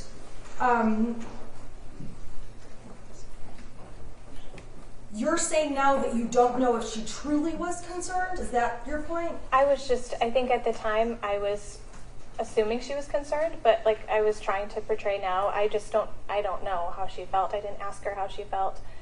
She didn't tell me how she felt. She came over and showed it to me and we talked about it, but she didn't say anything specific.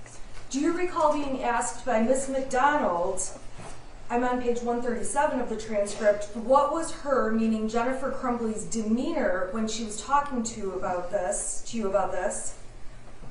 And you testified, my initial thought was it was a little sarcastic, the way she said she felt like a failure. as she was talking, it was a little concerned. Okay. Meaning Mrs. Crumbley was a little concerned. Okay. Yes. It's fair to say over time, you're looking back at what happened on November 30th with more information than you had as that day unfolded, correct? Correct. What happened on November 30th when kids were killed, people were injured, that was something you never expected in your own head, correct? Correct. When there was news that there was an open shooter at the school, it's fair to say that Jennifer Crumbley appeared to be very surprised and shocked that that was unfolding. Yes. And we can agree that looking back at the events of November 30th, you have different information today than you had now, correct? Correct. And over these 2 years that have elapsed, you have had zero contact with Mrs. Crumbley. Correct. And you have had contact, however, with the prosecutor's office. Correct. You had contact with the prosecutor's office about your testimony today. Correct. And about your testimony back at the preliminary exam, some of the testimony I referred to. Correct. Your Honor, may I please have one moment? Sure. I have nothing further. Redirect. Yes, thank you.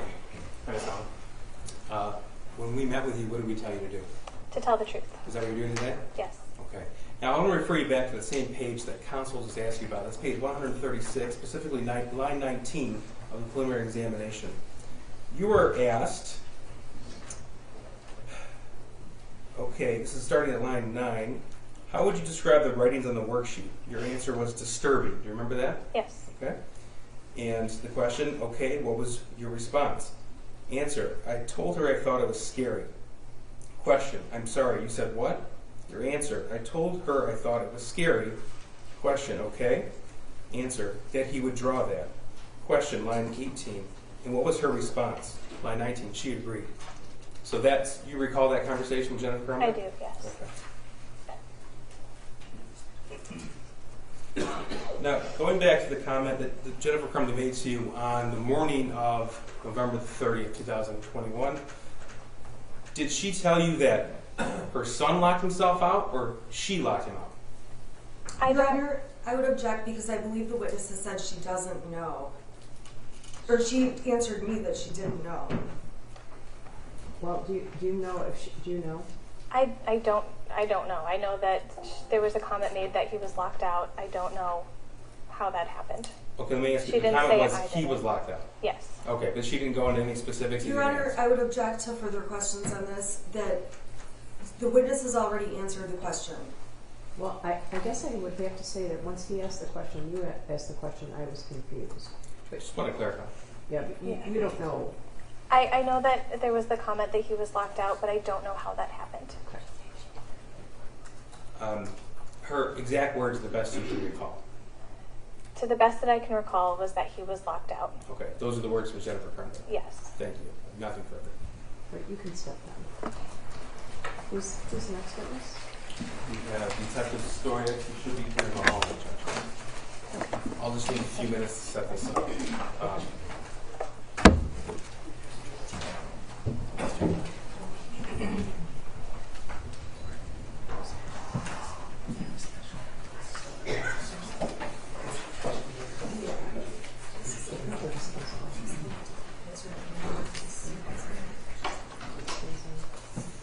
This one?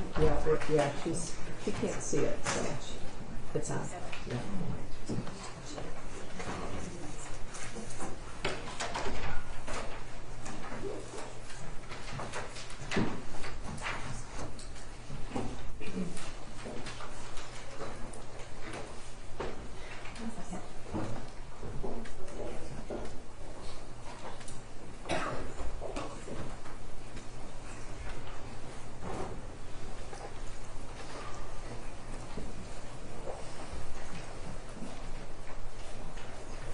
Good afternoon. Good afternoon. Could you raise your right hand? Do you swear or affirm the testimony you're about to give is the true self of your God? I do. All right, could you stand, have a seat? And you can state your name for the record and spell your first and last name. Adam Stoyak, ADAMSTOYEK. Go ahead. Thank you. Sir, how are you employed? I'm a detective with the Oakland County Sheriff's Office. And how long have you been with the Sheriff's Office? Just under 12 years. Okay. How long have you been a detective? Just under 4 years. Where exactly is your, well, that's a good question. You're a detective at what substation? I'm assigned to the city of Pontiac. Okay, so you work out of the Pontiac substation? Correct. Okay. And what sort of things do you do there? Investigate crime reports that come in on a daily basis. We have periods of being on call, investigating from homicides, assaults, things like that. Okay. Now, prior to being a detective, what did you do? I spent some time in the corrections division. I was in the courthouse. Went to road patrol where I worked in Pontiac, different shifts in Pontiac. I was a school resource officer in Pontiac for a short period, and then I got moved up to the detective bureau about 4 years ago. All right. Now, I'd like to direct your attention to November the 30th, 2021. Do you recall that day? I do. Were you working? I was. Were you made aware of the shooting at the Oxford High School that day? I was. And tell us, please, where were you when you were made aware of that shooting? I was at the Pontiac substation at my desk. Okay. And how was it that you came to learn about the shooting? I had my computer screen up, which had all the pending and active sheriff's office calls in the county, and I actually saw the call at the school go up on the pending calls on the screen, and I read it. Okay. What do you mean by that? You saw it up on the pending call on the screen? So yeah, it has like the active calls going on within the sheriff's department, and then on the bottom it will have like calls that haven't been dispatched yet. And I saw the one at the high school go out, and I read what about the multiple callers and what was going on at the high school, and I alerted the rest of the detectives of what was going on at the high school, and we all responded. Okay. When you say we all responded, tell me what happened, please. Initially, when we got there, it was still pretty active. So my partner and I kind of linked up with a couple different guys, and we were searching classrooms. Some of the classrooms were still occupied by students. Assisted with escorting them out of the school. Eventually, they called everybody to the front of the school, and we were tasked with searching certain classrooms. Okay. And we did that. Now, what specific area of the school did you go to clear? Initially, we went towards where the gymnasium was, towards the cafeteria and the gymnasium, which I believe is on the southwest corner of the school. Okay. And you said some of the classrooms were still occupied? Correct. Occupied by whom? Students and teachers. Okay. So tell us how that process worked to clear these rooms. Yeah, so in a couple of the classrooms, the teachers were kind of initially hesitant to open the door. Kind of had to go back and forth with them explaining that we were the police, and eventually they did open the door. There wasn't really a whole lot of words exchanged. Everybody just kind of looked at you and didn't really just kind of listen to what you told them to do. They were, escorted out of the school, and we would clear the classroom to make sure there was nobody else in the classroom. Okay. And you said at some point while you were on scene, you were redirected to the office area of the school? Yeah, they had like a command post kind of started in the front of the school, and we were directed there. And tell me what happened next. Command officers were having us link up in teams, and they would give us specific classrooms to go search just to make sure that the classrooms were unoccupied and there was no one else inside of them. Okay. And you did that assignment? Correct. At some point, were you tasked with going to 112 East Street in Oxford? Yeah, at some point after we cleared the classrooms, Lieutenant Hicks gathered a few of the Pontiac detectives, and we were told to go to 112 East Street and secure the residence prior to a search warrant being drafted. So why were you directed to that specific residence? That was the residence of Jennifer and James Crumbley. Okay. And so I take it at that point in time, the school shooter was in custody? Correct. And officers had learned his identity, where he resided, and who his parents were? Correct. Okay. So did you go there? I did. At that point in time, did you know what you were going to find there? No. Okay, so did you have any information if there were going to be other casualties or anything else going on? No, so at that time we didn't know if the house was going to be occupied or, we didn't really have a clue what we were going into. Okay. Who did you go there with? My partner, Detective McPherson. Any other officers? Detective Peschke at the time, Detective Steele, Deputy Zajac was there, Deputy Mozak. I think eventually Agent Brandon came too. Okay. From the ATF? Correct. Okay. So So you're a detective on that day. Are you wearing plain clothes or uniform? Plain clothes. So were some of the officers uniform? Correct. Okay. So tell us what you see when you arrive, please. When I got there, the James and Jennifer were being escorted out of the house by deputies. Okay. And tell me what's at this location? Is it a single family residence? Is it a multi-unit dwelling? Yeah, it's a single family residence. Okay. So you told us that you went there to secure the scene pending search warrant. What does that mean? Yeah, so you'll go there just to do an initial sweep of the residence to make sure no one's inside. You don't want anybody coming inside, obviously. It's more of a preservation of evidence thing to make sure that nothing gets taken from the house prior to the search warrant being completed. Okay, is that something that occurs in every case with a search warrant? Yeah, generally, correct. Okay. Now, a search warrant, correct me if I'm wrong, but that's authorization from a judge or magistrate to enter a person's dwelling and to seize certain items. Correct. Okay. And is your understanding that a search warrant was being obtained for that location? Yes. So when you enter a dwelling to secure it, do you actually search at that point? Prior to the search warrant? Correct.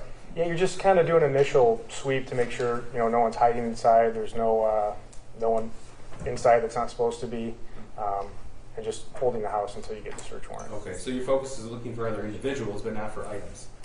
Yeah, I mean you're looking for individuals, but I mean obviously if there's things in plain sight, you're still observing things. Sure. Yeah. Okay.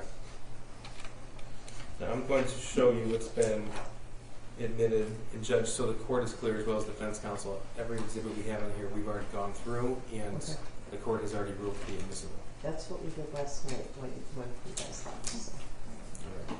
So this is exhibit 161. Can you see that on your screen? I can. Okay, so what is this that I'm sorry, 162, thank you. What am I showing you right here? It looks like that'd be a sketch or a drawing of 112 East Street. Okay, so this is a sketch of the home if you were looking down on it, would that be right? Yeah, correct. Okay. So would you call this a small home or a large home? It's a fairly small home. Okay. I'm going to move on here to 164. First of all, tell us how many bedrooms were in this home? There was 3 bedrooms and a bathroom and then a basement as well. All right, so going back to 162 here. And these are all admitted, right? Correct, Judge. Yes, pursuant to prior court rulings or stipulation. Okay. So if you could show us, please, tell us about the layout. So tell us where the front door is. I see that at the top of the drawing there. Is that correct? Yeah, towards where the sheriff's office emblem, you can kind of see the indentation, which would be the front door. Okay. And the front door opens to a living room and dining room? Yep, correct. You walk in, there was a living room to the right. To the left was kind of a smaller dining room. You walk in to the kitchen, which is visible there. Just off the kitchen, there's a small hallway, bedroom to the right, bathroom straight ahead, then another bedroom. You'd walk down that small hallway. It looks like there's I believe there's it says washer and dryer. That would lead you into the master bedroom. Off the master bedroom, there's the backyard. And then off the master bedroom near where it says washer and dryer were the stairs to the basement. Okay. So when we're saying master bedroom, is this a room that was added onto the home, or was it naturally the master bedroom? What was your impression of it when you went there? Yeah, so to me it was the master bedroom because it looks like it had adult clothing in it. It had a king bed. It had just more stuff in it. It was clear to me that that was the adult's bedroom. Okay, and you obtained information what individual stayed in which rooms prior to entering? Correct. At least prior to executing the search warrant? Correct. Okay. So let us know as we go through some of these pictures if you need to refer back to this. Okay. Okay. So here's 164. So did you learn if the shooter had 1 bedroom or 2 bedrooms? 2 bedrooms. Okay. And so which bedroom is this that we're looking at? So when you'd come in off the kitchen, there was the hallway. There was a bedroom to the right. There was a bathroom straight ahead. This would have been the bedroom to the left, immediate left in the hallway. So photographs are generally taken when a search warrant is executed. Is that right? Correct. Are those photographs taken before or after things are disturbed? It kind of depends on if someone at the scene is able to take pictures before, if there's an evidence technician. Okay. Generally, before you go in and search, there'd be pictures taken. In this case, there was an evidence tech. Correct. Is that correct? Correct. Okay, and that was Detective Bizio, I believe? Correct. Okay, so these pictures were taken before the search was executed? Yes. So for lack of a better term, this is the natural state of the home as you found it November the 30th? Correct. Okay. So what are we looking at here in this photograph, Exhibit 164? Yeah, so this was, I was made aware this was the shooter's bedroom. The bed was covered with various things. There's some school books on it. There was targets visible on the wall that had, there was apparent to be bullet holes in them. Okay, I'm going to do another angle here. This is 165. This is the same bedroom? Correct. So what are we looking at here? Yeah, so that was, the shooter had a dresser, it looked like TV. There was things all over the floor. There was things all over the place, really. Okay. So that boarded up window in the back, that was adjacent to the master bedroom, right? Correct. Okay. And so the picture that we just looked at with the targets on the wall, that would be if you were taking this picture behind you? Yes. Okay. Were you able to tell why that window was boarded up? Yeah, you know what? I don't know why that was boarded up. I was never made aware why that was boarded up.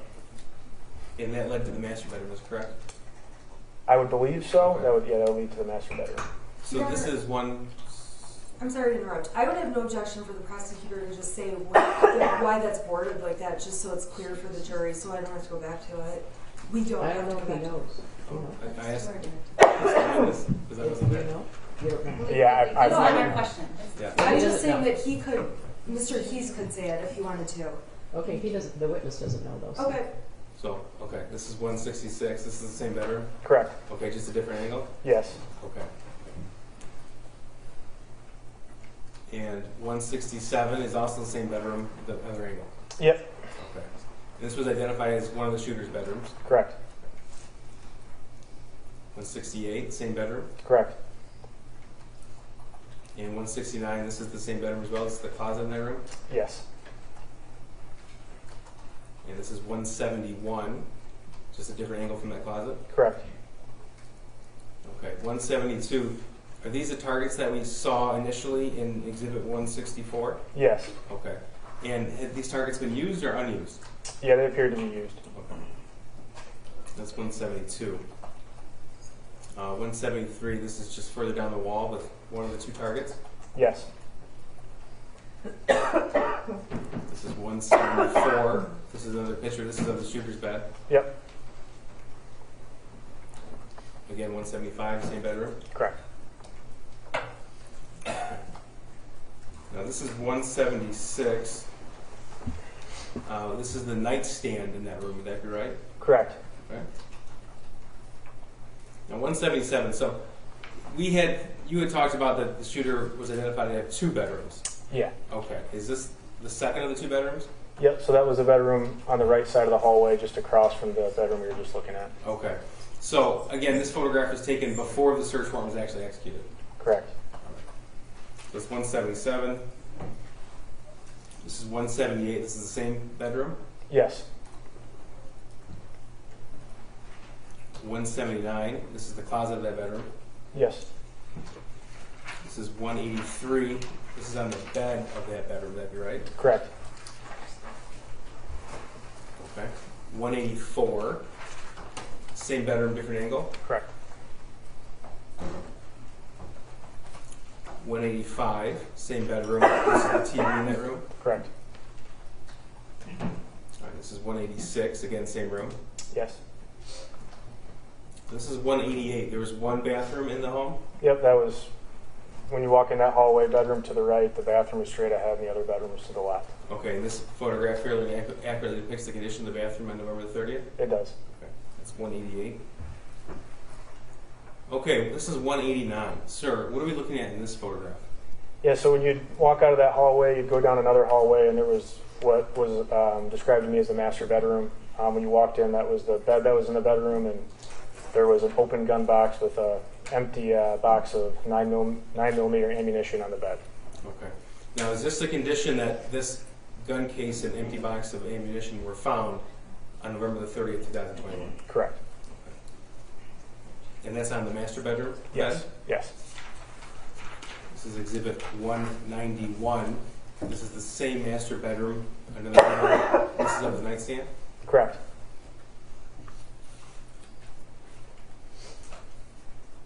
This is 192, the same room? Yes. Again, 193, this is also the same room? Correct. And 194, what are we looking at here? So when you walk into the bedroom, immediately to the right of the doorway master was bedroom? yeah, the master bedroom was an armoire. Okay. 195, this is the same armoire with a slightly different perception? Correct. 196, is this still the room? Yep, so that would be the door that would lead out to the backyard, and then a TV stand with various drawers and things in it. Okay. And were these drawers eventually searched? They were. 197, same TV stand? Correct. 198, it's the same room, just a different angle? Yep. 199, again, the same master bedroom? Correct. Okay, this is Exhibit 200. So just so we're clear, moving back to Exhibit 197. These drawers were searched? Correct. Okay. Were you actually directed where to go to? I was. Okay. Who directed you? James Crumbley. Okay. And so specific to the, if we're looking at this photograph, the right drawer, I'm sorry, not drawer, you tell me, which area did you find what was located here in Exhibit 200? Yeah, so when you're looking at that picture, to the right door there, you open that up, and there was two shelves on it, and the gun safe was on the top shelf. And who told you where to look for that? James Crumbley did. Okay. And that's already been admitted into evidence, and that has a locking mechanism on it? It does. Okay, were you told what the combination is? I was. Objection. Your Honor, just irrelevant to Jennifer's case, unless the information came from her. Okay, well. What James would say is hearsay to this officer, so I would object for that reason. Isn't it? Judge, it's relevant because the firearm was found in the defendant's home, shared home. Okay. And it shows how the officer opened the case and recovered other weapons in the trial. Your Honor, okay, the well, objection. what he said is hearsay. So you had a conversation with James Crumbley. Yeah. And then you found that case and opened it. Correct. And Judge, I'm sorry, she also testified, or she also said in her statement to the officer yesterday, Joe Bryan, in the interview that was admitted as evidence, that she knew where the firearm was found. And later on today... Your Honor, she did not say that. Like, she did not say that in the video. Or she did not talk about these firearms. Sergeant Pesky is going to testify later on today. We're going to admit an in-car video where Jennifer's recordings will be admitted as an exhibit, and she's asked specifically about this. And Your Honor, I would ask that the jury wait until then, because I disagree with the prosecution's description of what that evidence will show. Okay, but he already testified they had a conversation with James Crumbley, and then he went to this location, and that he then opened that safe. Yes. Isn't that sufficient? Well, how did he open the safe is important. I mean, did you have to crack open the safe? I did not. Okay. So you were given the code to open the safe? Correct. Okay. And were things recovered from that safe? Yes. Okay. So without having to crack open the safe to recover the items, you learned how to open it? I did. Okay. And then how did you open the safe? Your Honor, I object to him saying what the code was, because Jennifer Knowledge had no awareness of the code, and that's what the prosecution is hoping to slip in here as hearsay that James told this officer. He said he had a conversation with James, and then he opened the safe. He didn't say that Jennifer gave him the code. Okay. Right? Yeah, right? True. Yes. Okay. Okay. All right. So you talked to James Crumbley, and he gave you the code for the safe? He did. Okay. And tell us how you got in the safe. By using the code that he gave me. And what was it? It was 000. Okay. And that's the default code for that case? Correct. All right. Exhibit 200. Okay. Now this is 201. We're looking at the same drawer here. I keep calling it a drawer. It's better called a shelf, right? Yeah, I'd say it's more of a shelf. Okay. So we have this case that's been admitted into evidence. and then it looks like an article of clothing. And then underneath that, what did you find?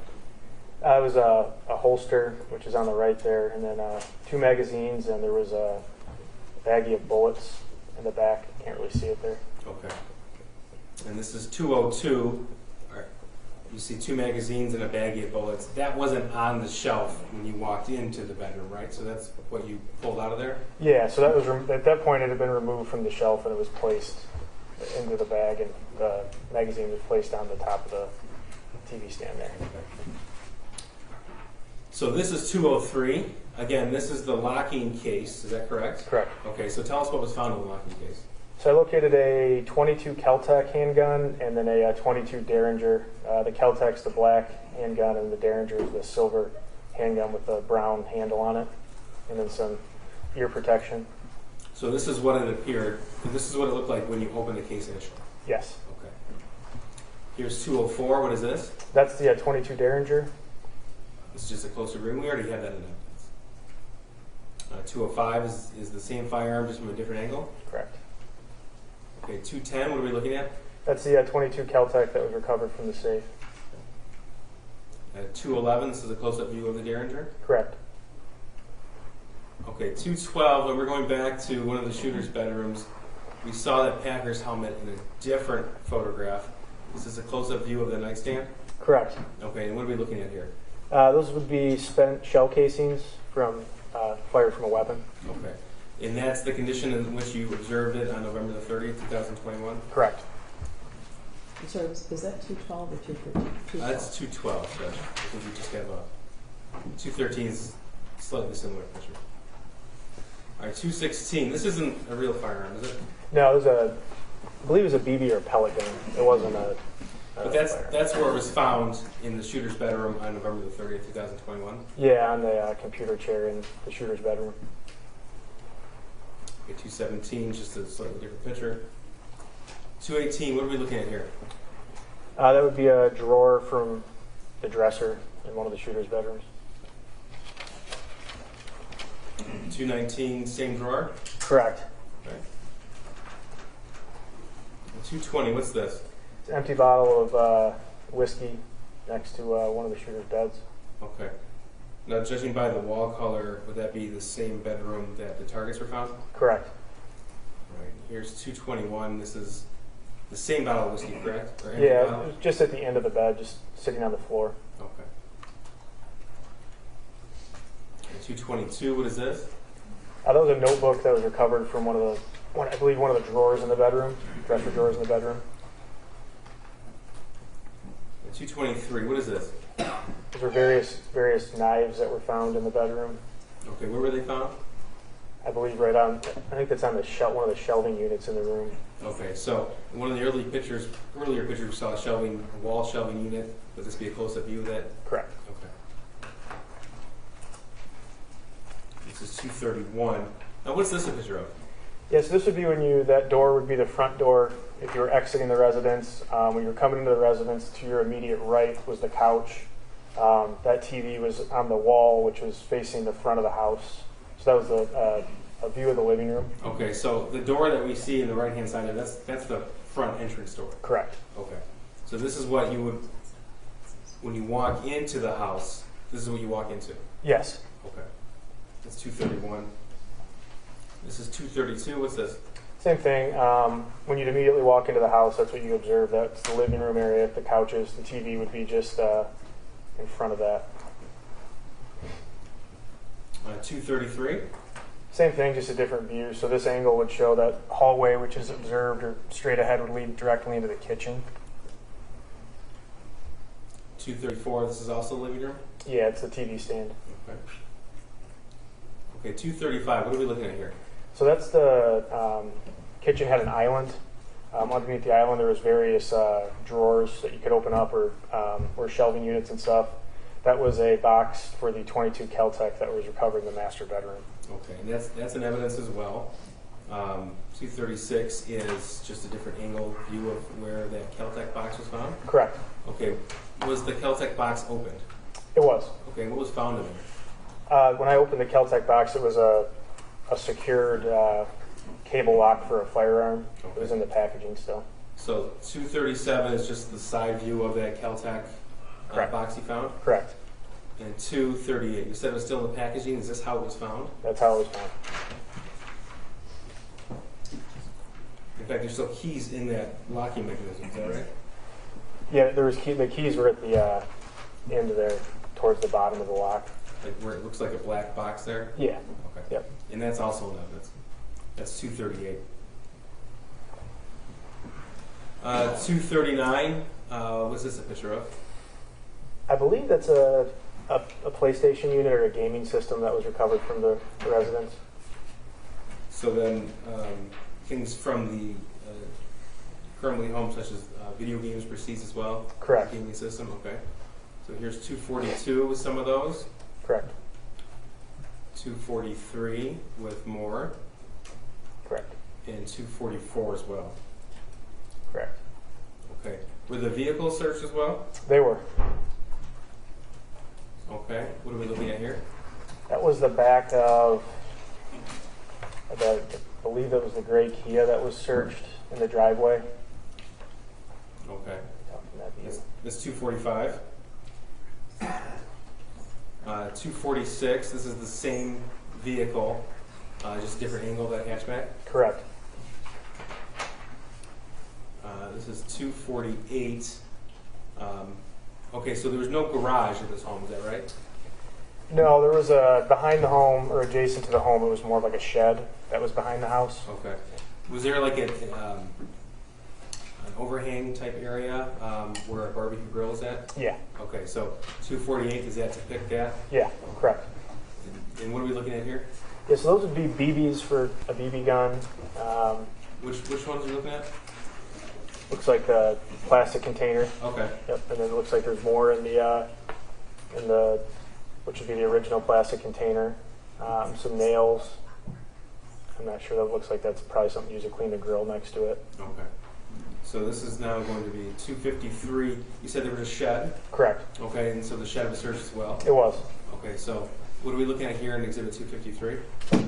So that'd be immediately when you walk into the shed to the right. There was multiple shotgun-style BB guns located. Okay, and 253 depicts one of those? Yeah, correct. Okay, here's 254. What is that? Yeah, same thing. So that was when you walk in. There was in the shed. There was like a tool bench. On the tool bench, visible was another like Uzi-style BB gun that was visible on the bench right when you walked in. Okay. 255. What are we looking at here? Yeah, same thing. It was another. I believe it was a BB or pellet gun that was also located kind of behind the original picture where the Uzi-style gun was, or BB gun was. 256. Tell us about this picture. So that would be when you'd walk into the shed. It was there were some chairs on the ground. You can see behind it where like the shelving unit is. Yeah, just some chairs where it looks like somebody had been sitting in the shed. Okay. 268. Tell us what we're looking at. Kind of hard to tell, but you can see the silver in the snow there. It was empty CO2 cartridges. Were there just one empty CO2 cartridge or multiple? I believe there's multiple. You can see, it's kind of hard to see, but there's multiple in the snow there. There's 269, this is a better view. Yeah, there's multiple in the snow. Okay. Do you know what those are used for? Yeah, for the BB guns or the pellet guns at the inside of the shed. Okay, now, a second search warrant was executed at 112 East, is that true? Correct. Okay. So this is, obviously, what we were looking at before, it was at night, that was the evening of November the 30th, 2021. This is the daytime, so anytime you see daylight, that would be the second search warrant. Correct. Is that right? Okay. So is this the front of the house, Exhibit 272? Yep, correct. That would be the front of the house facing East Street. Okay. This is 278. This is when you walk into the home, oriented to the left. Yeah, so you'd walk in to the right of this picture would be where we saw the couches and the TV. This would be to the left. You can see the dining room area. And then kind of straight through that picture would be directly into the kitchen. Okay. And those boxes, they weren't in the home November the 30th, 2021. Do you know if they were left on the porch or do you not know? I'm unaware when those were put in the house. So here's 279. Is this standing as you walk in, turn to the left? Yep, so you walk into the left, and that was kind of like the dining room area with the table and the various Christmas decorations. Okay. This is 280. What are we looking at here? Yep, so that would be if you'd be walking through living room with the couches on your right, dining room on the left, and then straight ahead is the kitchen, and where you can see the open door at the end of the very end of the hallway. That's the master bedroom. Okay, so earlier you testified that the Caltech box was in the kitchen island. Do you see the kitchen island in this picture? Correct. Where is it at? So you can see it with the, it's got like the white board on it, the white board with the top. It looks like there's a binder, the black binder would be the top of the kitchen island. Okay, so here's 281. Is that the kitchen island we're referring to? Correct. All right. Now this is also the kitchen, 282? Correct. 283, the kitchen as well. This is the refrigerator. Correct. 284, this is the island as well. Yeah, so those two open, at the bottom of the island there, you can see the two doors. That's where at the bottom of that was a open area where the Caltech gun box was recovered from. Okay, so on the bottom right of the screen? Correct. Okay, thank you. 285, this is also the kitchen? Correct. Okay, so the last picture was orange to the left, this would be orange to the right? Correct, yep. On the outside of that would be where the driveway was, the side of the house. 286, what are we looking at here? Yep, so when you were in the kitchen, I kind of described it earlier, you take a right and there's a small hallway. At the end of the hallway was that bathroom. To the right was one of the shooter's bedrooms, and immediately across the hallway to the left was the second bedroom.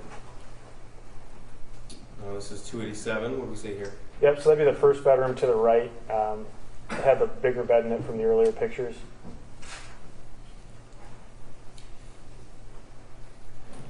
All right. 288.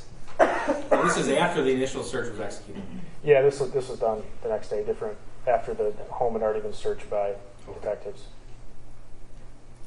289, this would be identified as the shooter's second bedroom? Correct. Okay. 290, same bedroom, different view? Correct.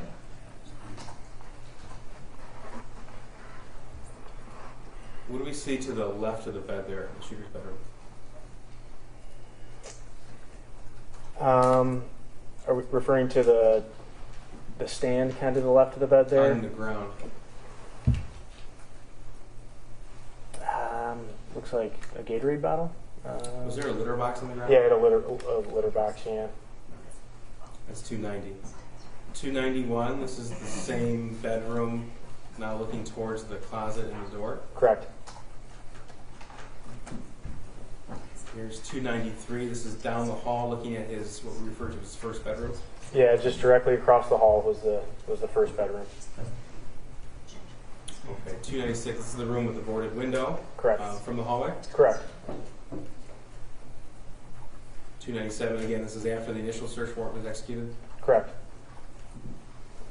300, what are we looking at here? Yeah, so this would be if you were standing directly in the kitchen, you look down, there was a small hallway, narrow hallway with a washing machine, drying machine on your left, which you can see, and then walking straight ahead is to the entrance of the master bedroom and the sliding glass door that would lead to the backyard. And 301, you identified earlier the washer-dryer unit. Is this what you're referring to? Correct. 302, what's this?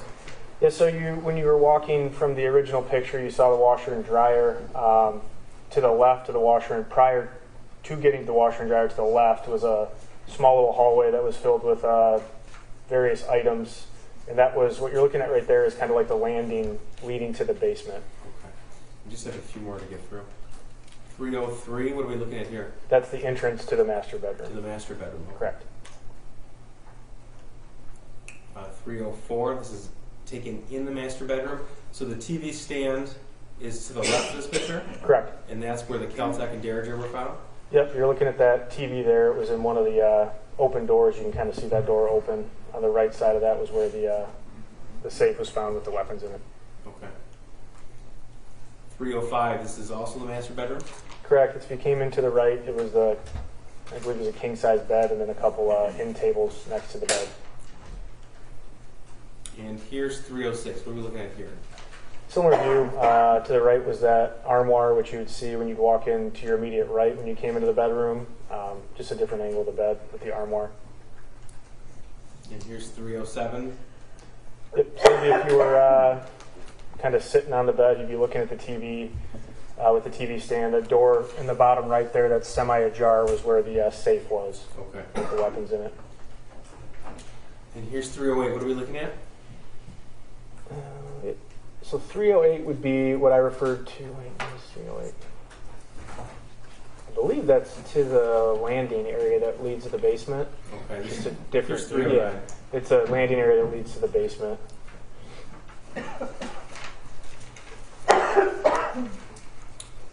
Here's 316. So we had already looked at the picture of the barbecue grill.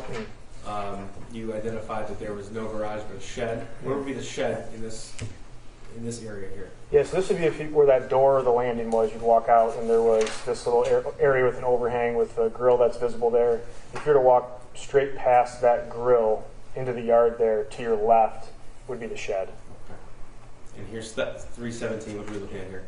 Yeah, it's just more of the overhang area there, kind of adjacent to the side of the house.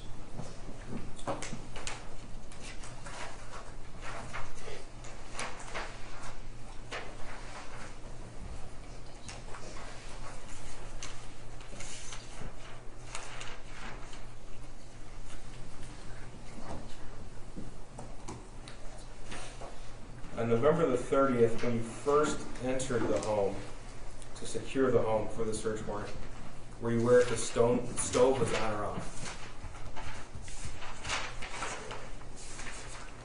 Yeah, I don't recall. That's our other officer.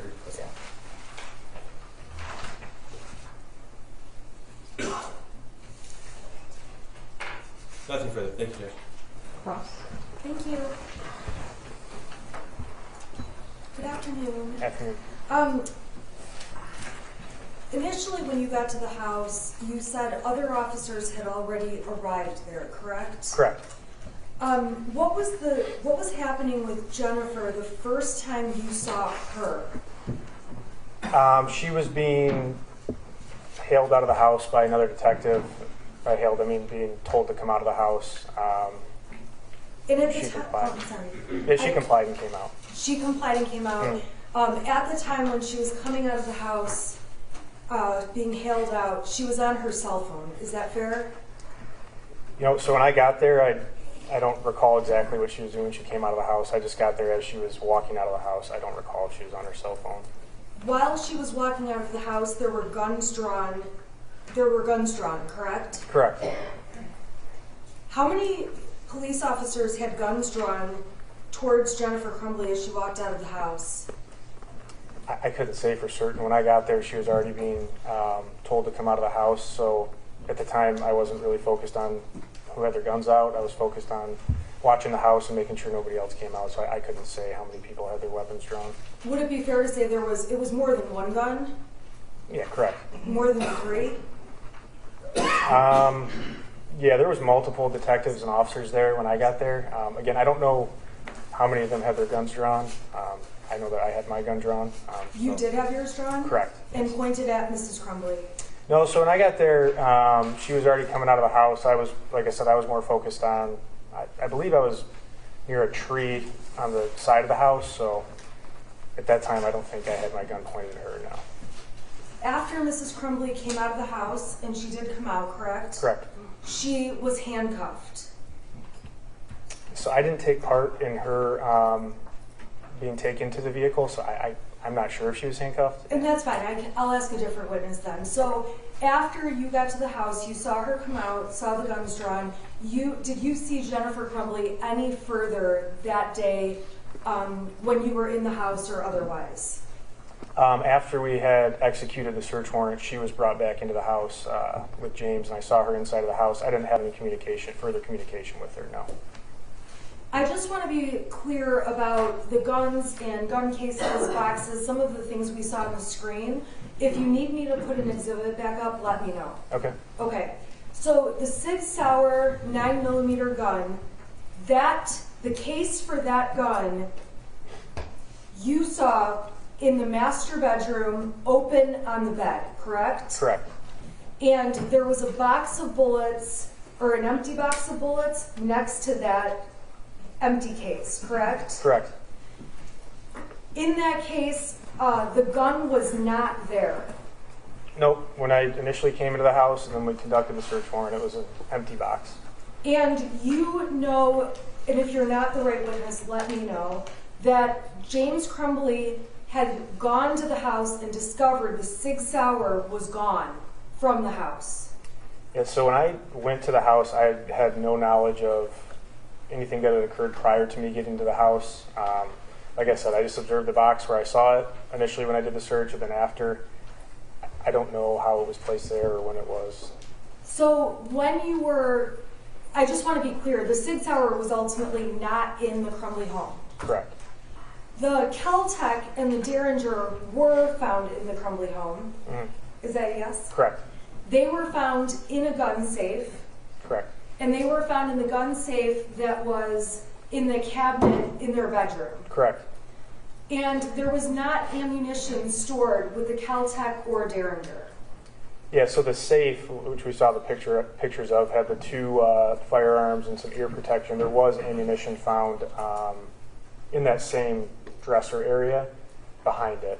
Okay, but not in the same, not within the exact location of the safe, correct? Yeah, it was behind. So I can show you the picture. You can kind of see it in the picture. The picture has the safe, and then behind the safe, there was some clothing, and underneath the safe there was the two magazines. There was the gun holster. Then behind that, you can kind of see a box with that did have ammunition. I don't recall what kind of ammunition or how much, but there was some located in the bedroom. Okay, and that's ammunition that goes with those two guns, not the Sig Sauer. Yeah, so the ammunition that was the empty box on the bed was 9mm. I mean, and to be honest, I don't recall what ammunition was found behind the safe, but there was ammunition found behind the safe. Okay, and then I just want to be clear about one other thing. So there was a kitchen closet we saw where there was like a blender and some other appliances kind of on the floor. You testified that you found the box to the Kel-Tec in that little kitchen area. Do you know what I'm talking about? Yeah, correct. And that box was, while that box was in there was no gun in the box or anything along those lines. Nope, it was the Kel-Tec box just had that cable lock, which was in the bag. That was all that was in there. So the three guns that Jennifer Crumbley and James Crumbley had in their home, well, the three that we've talked about include the Sig Sauer, the Kel-Tec, and the Derringer. It's fair to say there were not any other guns in the home aside from BB guns or pellet guns. Yeah, so I located the .22 Derringer, the .22 Kel-Tec, and then obviously the firearm, the Sig Sauer, was recovered at the school, and I didn't have any part in the recovery of the actual weapon used. Well, to me it looks like they've got a lot of guns, but I can't tell the difference between a BB gun and something else. So I just want to be sure, aside from knowing about the Sig Sauer at the school and the Kel-Tec and the Derringer, all the other guns that we saw in the pictures, those were BB guns or pellet guns. Correct. And the casings that we saw on the ground in the snow, those were from BB guns or pellet guns. Yeah, so the CO2 would be used to operate some of the BB guns that were found in either the shed or the bedroom. And in the backyard, you could tell that they had shot BB guns there before because there's also targets up, correct? I recall the BBs that were located. There was the empty CO2 cartridges, which would indicate that they were used. I don't recall specific targets in the backyard, but I do recall the other things there. And then when you were testifying, there was very brief testimony that there was a litter box. That was in the second bedroom of the Crumbley son, correct? Yeah, when you walk to the right and left was bedrooms. That was the bedroom to the immediate right, and right next to that was the bathroom, and across the hall was what I think we described as the first bedroom. And just very quickly, when you were executing the first warrant, the Crumbleys had a dog in the house. Yeah, there was a dog in the house. I didn't have any dealings with the dog. I believe the uniformed officers went to the house first, and they I think the dog was friendly, so we didn't have any issues with the dog. And then there was a cat and a kitten. Do you recall that? And if you don't, that's okay. I don't recall the cat and the kitten. Okay, I have nothing further. Redirect. Just briefly. Detective, why did you approach the home with guns drawn? Yeah, so I mean, again, we didn't have a whole lot of information about what we were going into. I mean, obviously we had just come from the scene of a shooting. Yeah, I mean, so the information you were given, well, you knew that there was a mass casualty event at Oxford High School. Correct. And you found out. I would just object to the leading questions. Just trying to orient the witness to where he was and why. Okay, question answer, please. Okay. So you had already been at the Oxford High School? Correct. Okay. And you knew what had happened there? Correct. Your Honor, okay. I would object to the leading. Well, that was a yes or no. Did he already know what had happened at Oxford High School? That would certainly affect whether or not he approached a house with his gun drawn, right? And the assignment to secure 112 East, you told us that you were given an assignment by Lieutenant Hicks? Correct. Okay. And at that time, did you know what you were going to find there? No. And what information did you have at that point? That the shooter resided there, and to go to the house and secure the house prior to the search warrant being drafted. There wasn't a whole lot of information given at the time. Everything was kind of quick moving at that moment. Okay. Now this is Exhibit 200 on the screen here. You were asked about the .22 ammunition. So in that locking case with the 000 combination, there was no ammunition in that case, correct? No, there was not. But you did find ammunition in this same location? Yeah, so I guess you can't see it, but it was underneath the, yeah, you can kind of see where the two magazines are. There's a box behind it. It's like a grid. Yeah, yep, that's the box to ammunition. I don't recall what specific caliber was recovered, but it was a box with ammunition. It's right behind the holster right there.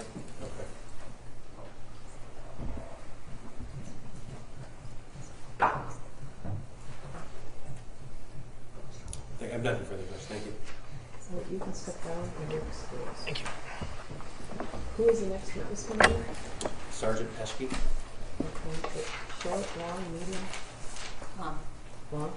I mean, I don't want to make not short. So if we could take a brief 10-minute break, might be a good time. Good. If the court is so inclined. Yeah, sure. Sure. Okay, so 10 minutes. Okay. All rise for the jury.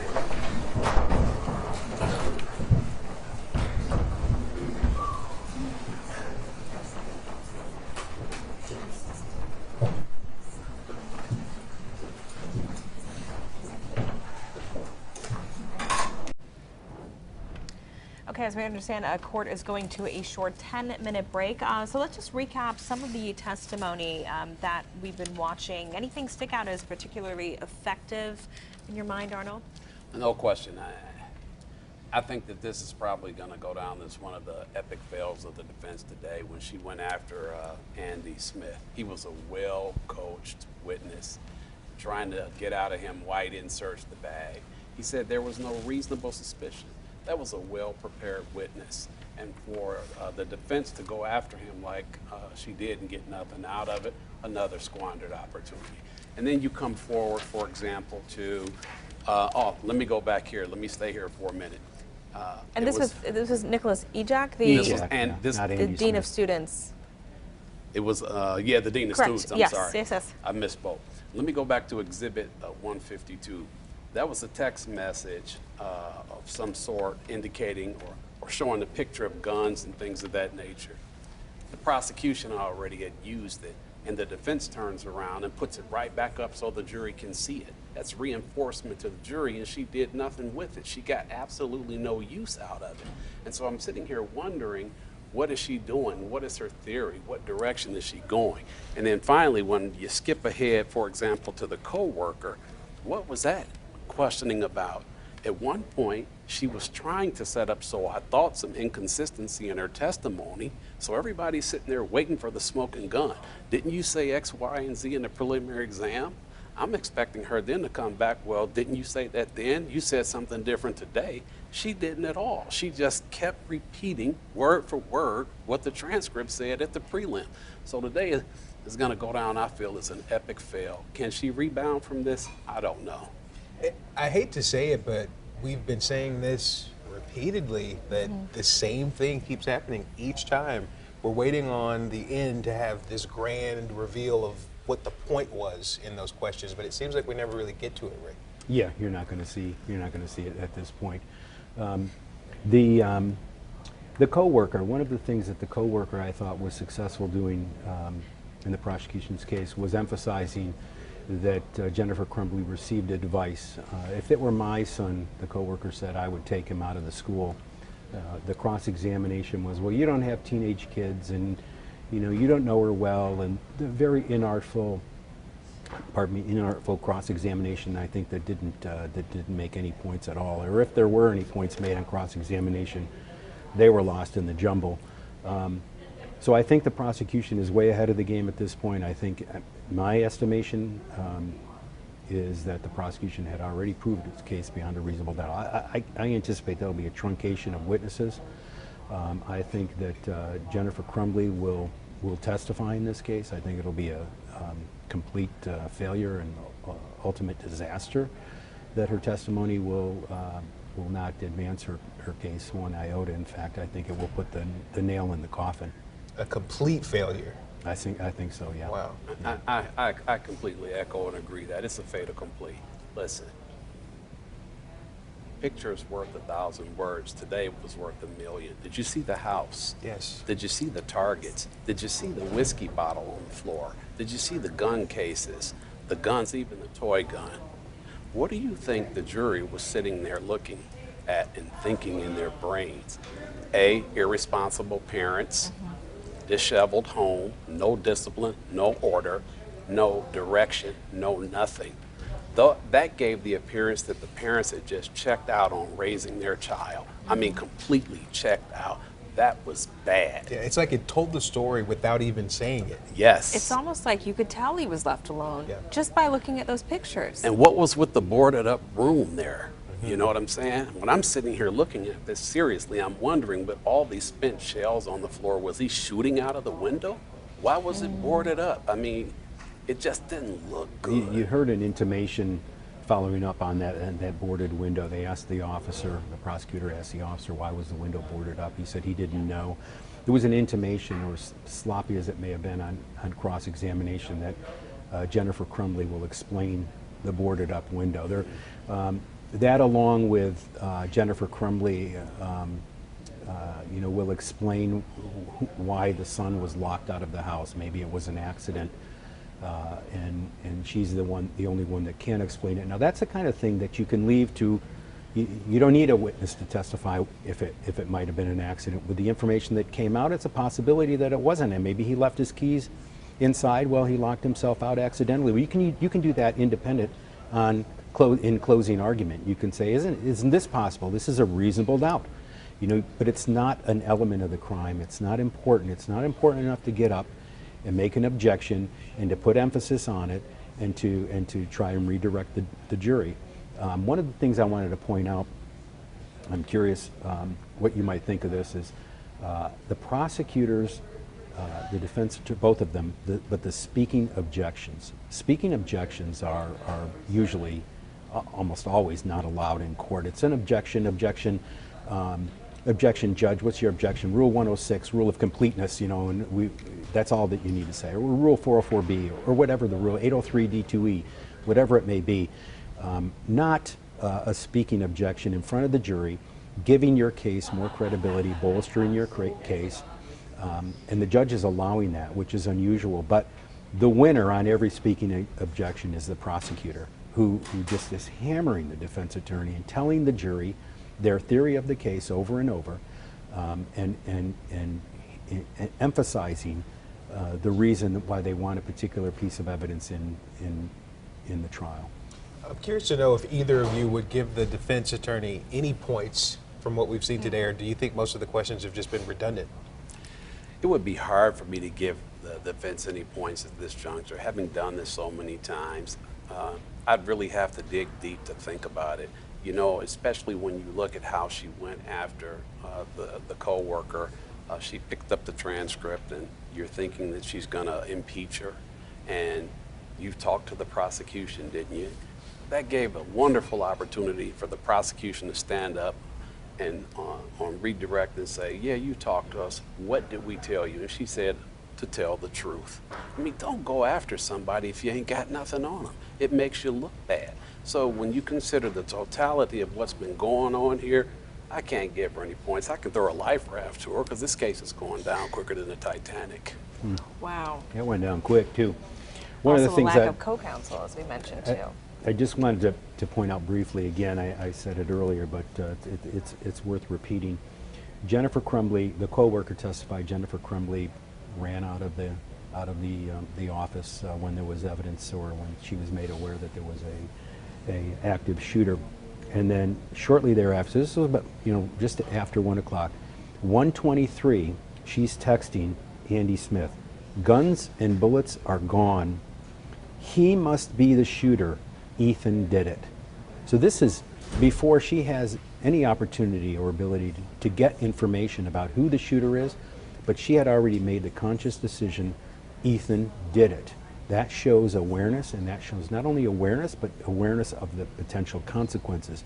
She came to the conclusion on her own based on the information that she had acquired before she was given conclusive information that her son What's did it. interesting about you pointing that out is the defense keeps arguing that there's no way that she could have known that this was possible, and that proves that she immediately thought it was him. Just That's minutes, damning evidence. Just minutes after. Do you think that's the most critical evidence? If the put forward so prosecution, far? if the prosecution picks up on what Rick said, of course, all they have to do is stand up there and point that out. To her, it was a foregone conclusion. She knew what was going to happen before it happened, and should have therefore taken some kind of action to prevent it. But she's trying to establish the defense, going back to your point, that Jennifer couldn't have known about this, but she's trying to do it through other witnesses, right? Put your client on the witness stand. Have your client try to convince the jury that you didn't know that this was going to happen. You can't do it through other people. Especially people who have limited relationship with her. The co-worker really didn't even know her. She doesn't know anything about, your son. How would she know anything about that in terms of would he do something like that and her knowledge of it? I mean, it just doesn't make sense. It's like all over the place. So again, if the prosecution is picked up on that powerful observation, this is over. It's over. Well, thank you for your insights. As always, we appreciate it. We are also going on a short break, and we'll be back soon once court resumes.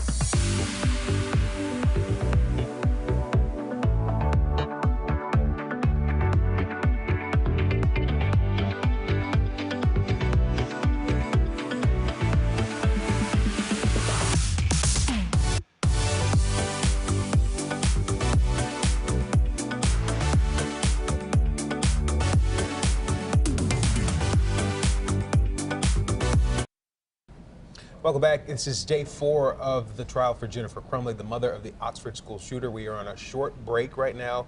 Court should be resuming very shortly, and we will bring you those live pictures as they happen. Right now, we're just recapping a little bit of what has played out so far today with our legal experts. We've been talking about the defense pretty heavily and the approach that they've taken right now to this trial. And so far, you two are not impressed. No.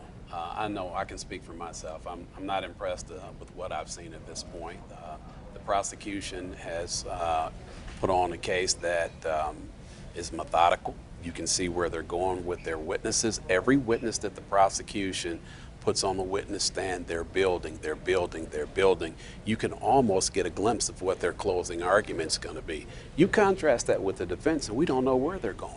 We don't know why they're asking these questions. The defense is asking questions, long, open-ended questions. There's no direction. There's no focus. And so at this particular point, I'm very concerned about the defense even putting on a viable case and continuing to do this. I think the case is over. I'm sorry, but I think the case is over at this juncture. Unless there's some kind of miracle, there's some kind of smoking gun, no pun intended, but some kind of major piece of evidence that she's going to put on in her case, right?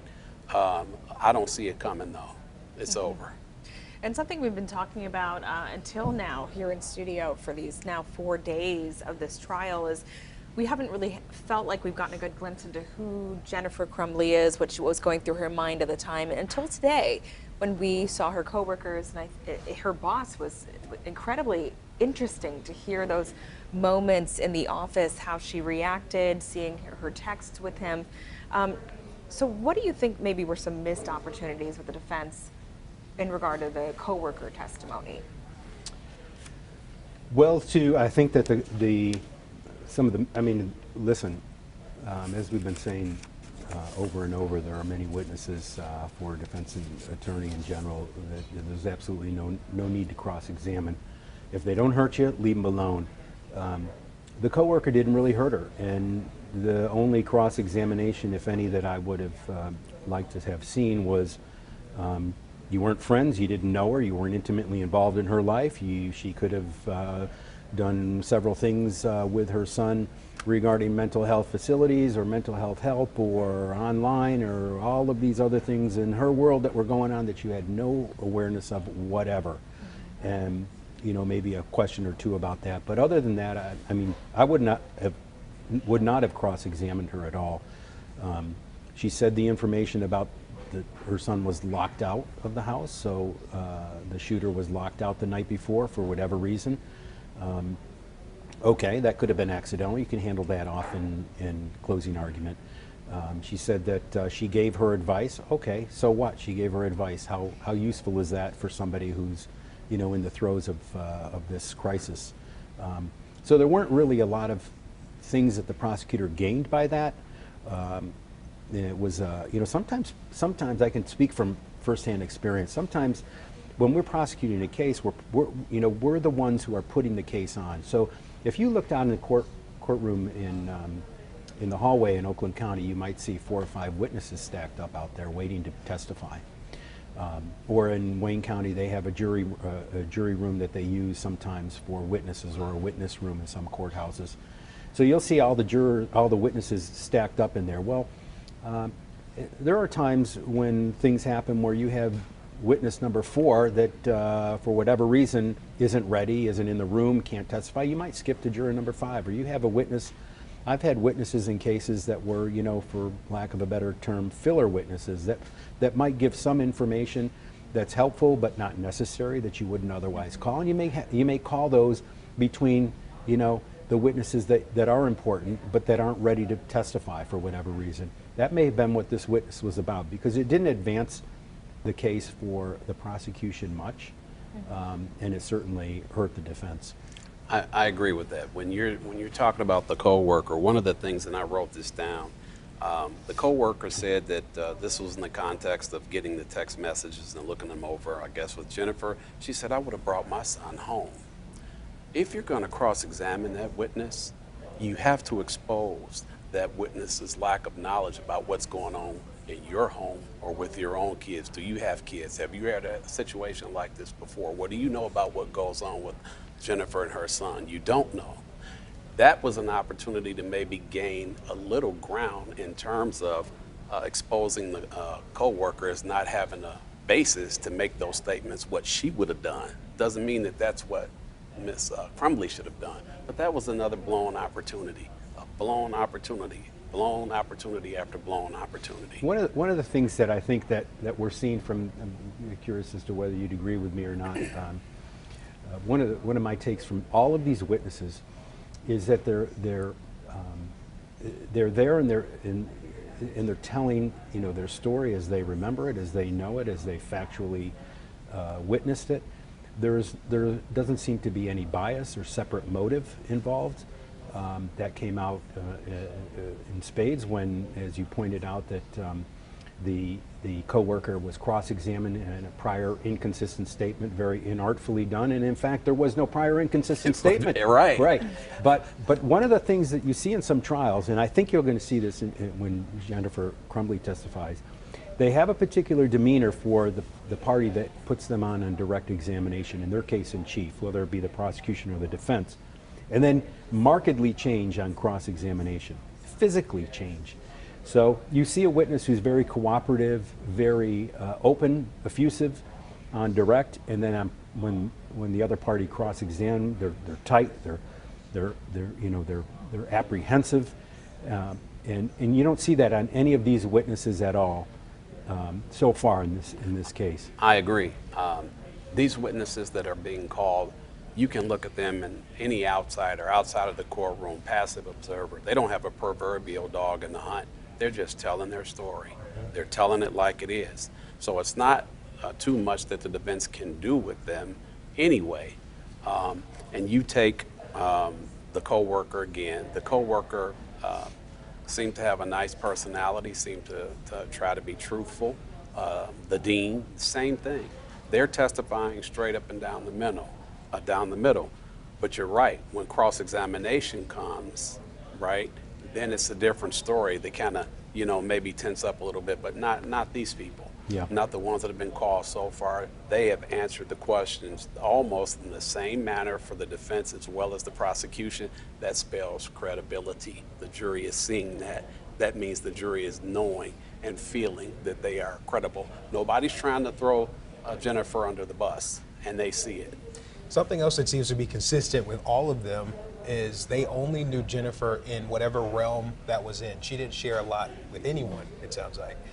Based on what we've seen presented so far, do you think that the prosecution has a strong enough case to show that these parents are responsible or played a part in what happened with the shooting? We saw the guns left all over the house, the living conditions obviously, but is that enough to say they contributed to what happened? Yeah, I don't think, I mean, from my estimation at this point, like I said, before, I think the prosecution has already proved its case beyond a reasonable doubt. I have to agree with that. I mean, you're putting exhibits up that the prosecution has just put up. That's the worst thing you can do as a defense lawyer. Put guns back up, put the blood back up, and let it stay up there while you're asking questions. That's just reinforcing. I believe that was at Exhibit 138. Why would you put it back up there? When you don't have anything to add, it's not helping your case, but you're putting it back up there. Mm-hmm. So with these, I don't even want to call them slip-ups. Ineptness maybe is a better word for it. I think it's over. It is. She would have to perform a miracle to come back in her case in chief, but who she got? She's got one witness maybe, Ms. Crumbley. And unless she gets up there and is able to evoke some kind of sympathy from the jury, this is a fait accompli, like I said. This is it. So it's almost like we're just wasting time until we get to the inevitable. Well, justice is slow, but you have to let it grind to a halt whenever that may be. But I'm gonna tell you something. I've been in cases where I walked out of the courtroom knowing I won. Came back and the jury dinged me. It's like, what? And then I had cases where I knew I got my butt kicked and I won. So you never know. I'm still leaving open the possibility, albeit slight, for a Hail Mary here. I doubt it, though. You never know. You never know never till know. you know. So we understand the jury is coming back into the courtroom now where things are resuming. Let's take a listen in.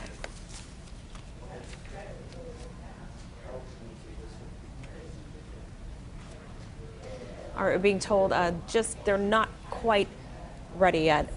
Just really interesting. I just want to stick on this thought that this is over for you.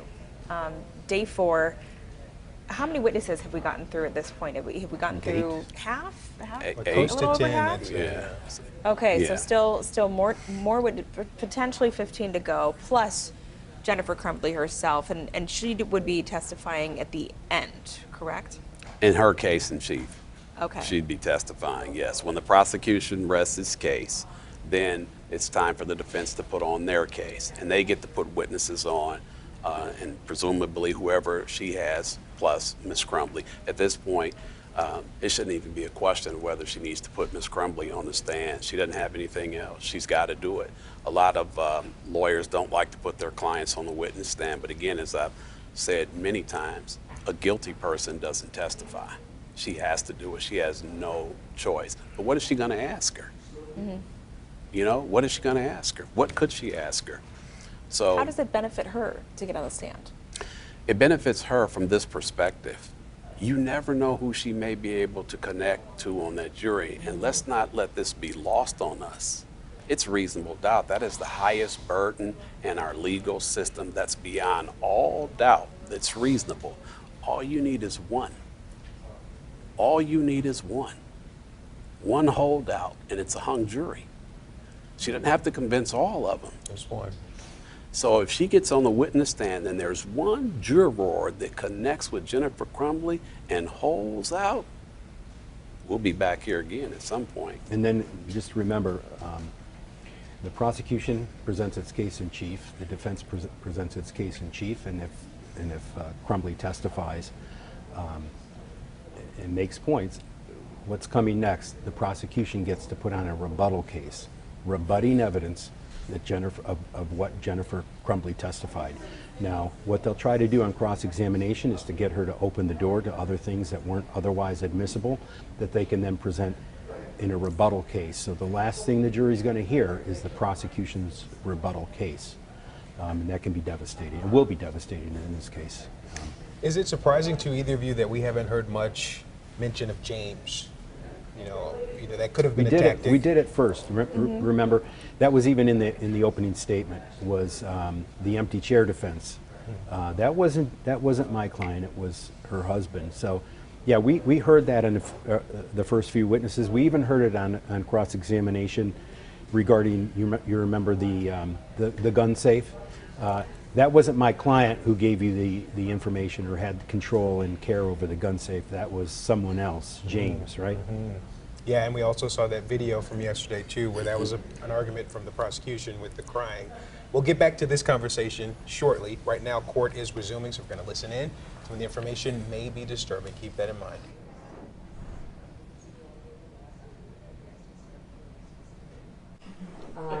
But in 32 years working here, we have never provided lunch to a jury. So it's kind of a big deal. And we wanted to do that so that we wanted to accommodate you. We know this is a stressful trial and you're taking time out of your private life, and we've asked you not to read a newspaper or to do anything. But we also don't want you going down to the cafeteria because it creates too many opportunities for inappropriate reaction. Not necessarily you with someone else, but someone else with you. We don't expect you to be here with us very long, only about 5 more weeks. In any event, we're going to add a couple of menu items. And the alternative would be to bring your own lunch, which is what a lot of jurors do. But I think we're adding a salad or something. I don't know. Something. Anyway, we're doing our best. Okay.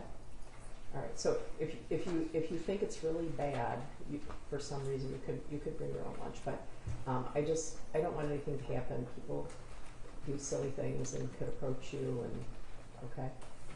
All right. Who's the next witness? Sergeant Matthew Peschke.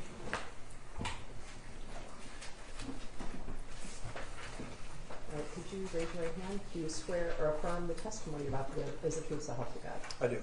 Right, could you pull the door toward you, have a step up, have a seat, state your name for the record, and spell your first and last name. Matthew Peschke, Matthew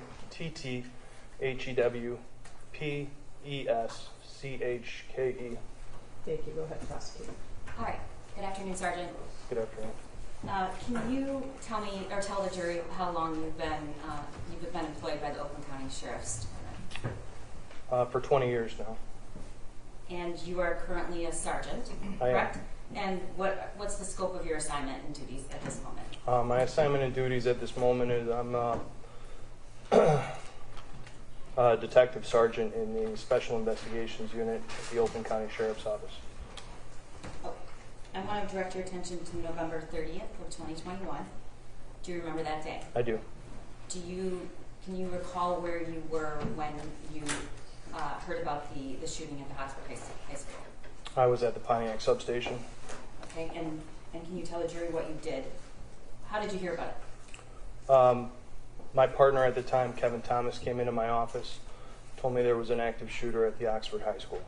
And what did you do? I grabbed a vest and I got to my car and I left for Oxford High. Okay. Did you light some sirens as fast as you could? Did you join the caravan or did you? I went lights. I didn't have sirens at the time. Okay. And about how long after that did it take you to arrive at the school? Maybe 20 minutes. What did you do when you approached the school? I went in through the entrance by the pool. What did you observe when you drove into the? Could you get to the parking lot of the school? I got into the parking lot. I double parked at that point and I went into the school. Okay. And can you tell the jury about what time that was, if you know? I don't know. Were you aware of whether or not the shooter was in custody? I had heard on the way over the radio that the shooter was in custody. Okay. At that point, what did you know about injuries or fatalities? I knew that there had been 1 or 2 homicides at that point and injuries. I wasn't sure how many. Okay. So you said, which entrance did you go into? I went in by the pool. And what did you do? At that point, I located other members of the sheriff's office. I did a search of that pool area with a couple other deputies. We went back, reported to command, which was being made at that point. We went back and searched a couple hallways in that pool area again, looking for survivors, witnesses, victims, anything like that. Okay. Did you find any students? No. All right. What was your understanding at that point of where they were, where the students were? From what I had heard is a lot of students had ran away from the high school to the Myers, and other students were being escorted out that were still in classrooms by other deputies. Okay. What you referenced a minute ago about command. Do you recognize this person sitting next to me? Yes. And who's that? That's Lieutenant Willis. All right. And what was his role there that day?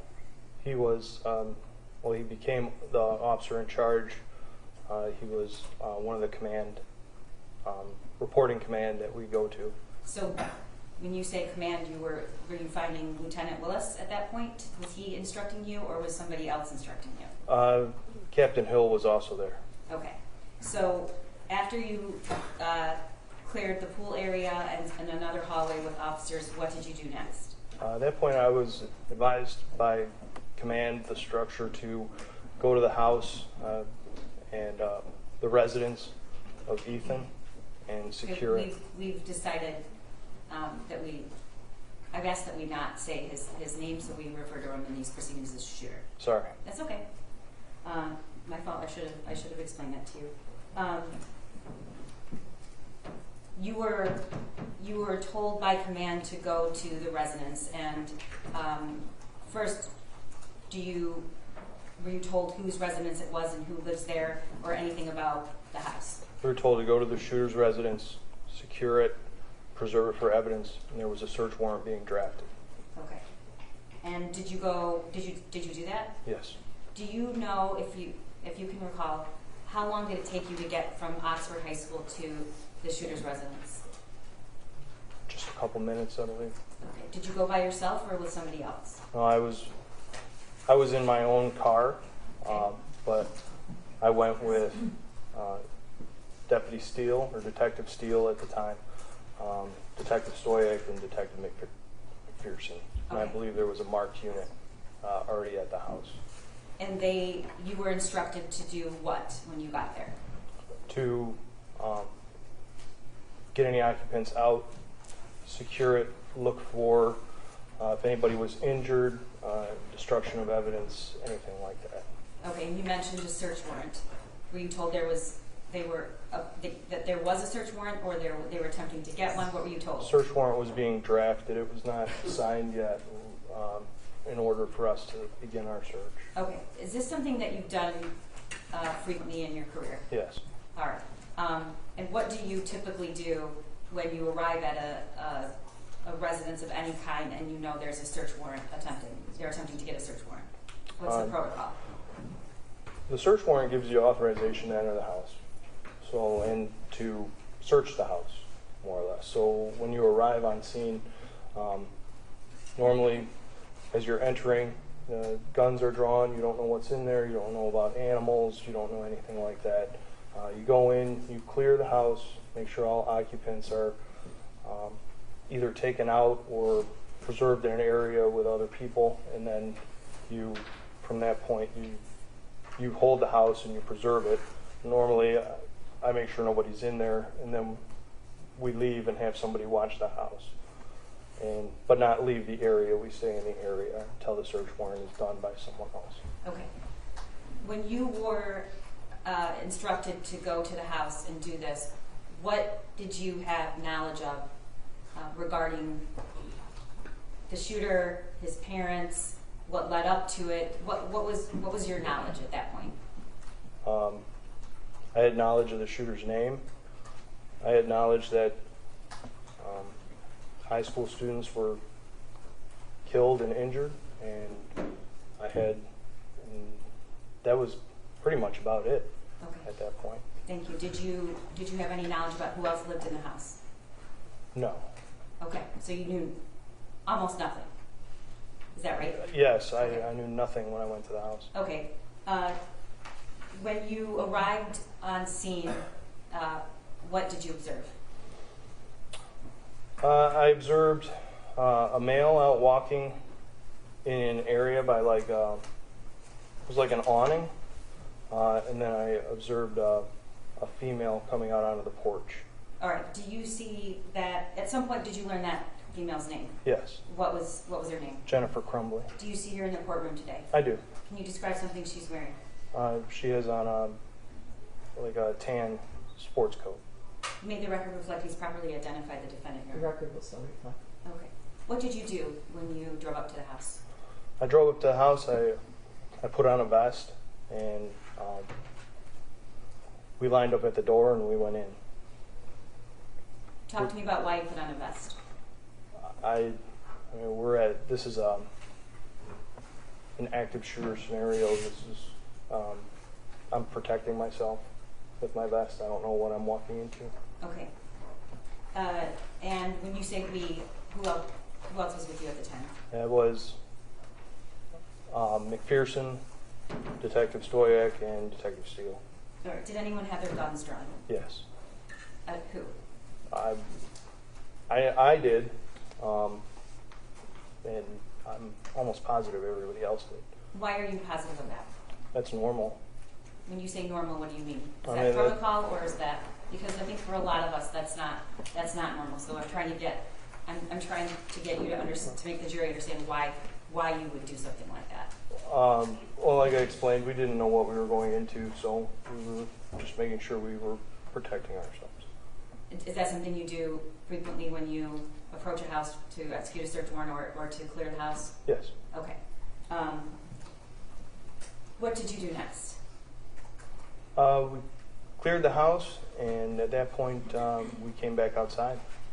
Okay. At that point, did you know whether or not the defendant and her husband had been at a substation, or did you know anything about any statement they'd made? No. Okay. Did you know that if they had seen their son or not? No. Okay. So what did you do with or ask the defendant to do, if anything?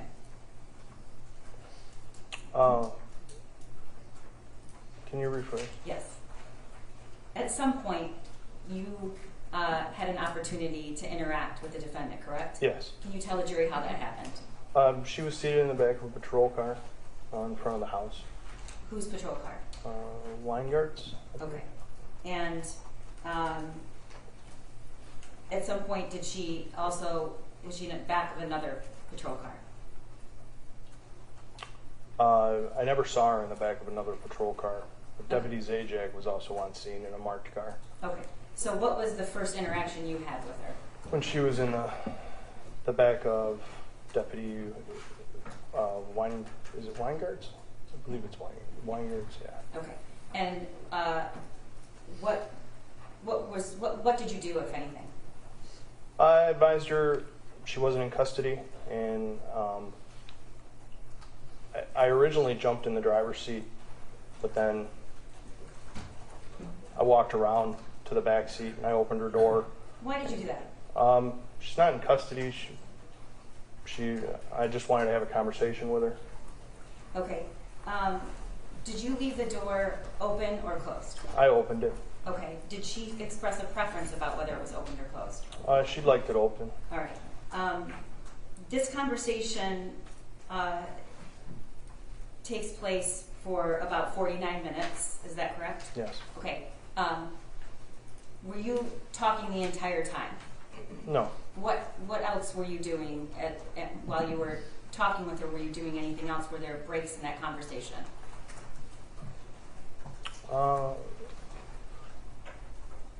There may have been breaks near the end of it, where I was looking for further instruction. Okay. Were you always standing right beside the car? No. Okay. And did she have any requests? A cigarette and for her phone. Did you accommodate those? Yes. Okay.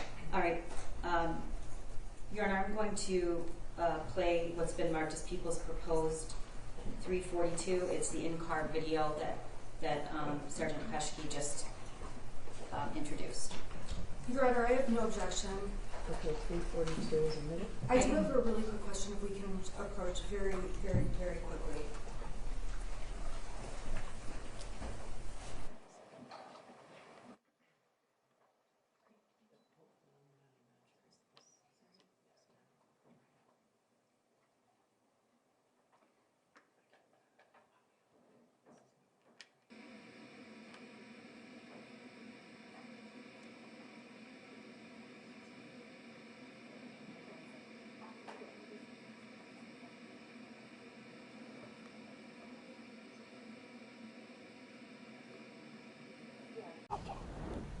All right, we understand that the defense attorney did approach the stand just to have a few words. She said she had no objection to this upcoming evidence, but just had a legal question, it sounded like. So what are we about to see? A video of this detective sergeant or sergeant detective interacting with the defendant? Exactly. He calls it like an informal conversation. She was not under arrest. He says he just wanted to maybe kind of get her side of the story and see what she had to say about things. What I'm expecting, though, it's going to be some things that she says that may not bode so well for her down the road. Well, let's take a listen in. We understand we have that video now.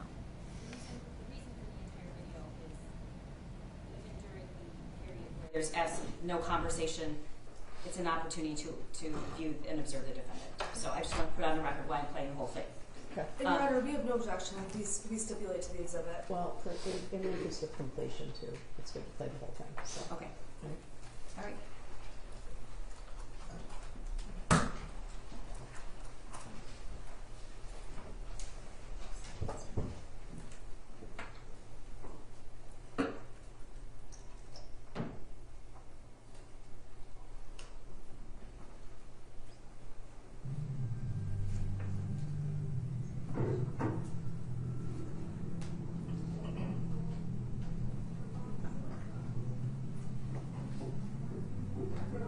We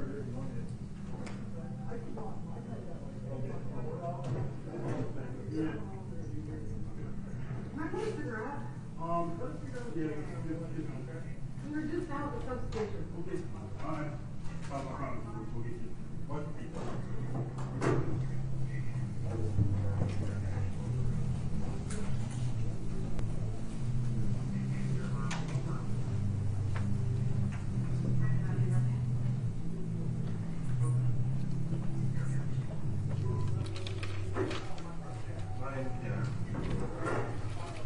Sergeant Pischke, do you know about what time this starts?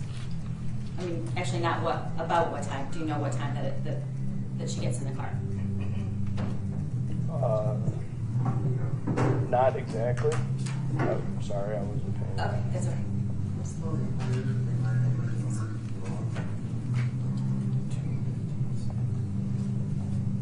So what, can you tell us what the time says? It's 14:57 at right now. I mean, I know my son was the one that shot the school, so I'm not quite sure like why we're in the back of the cop car. Well, because right now,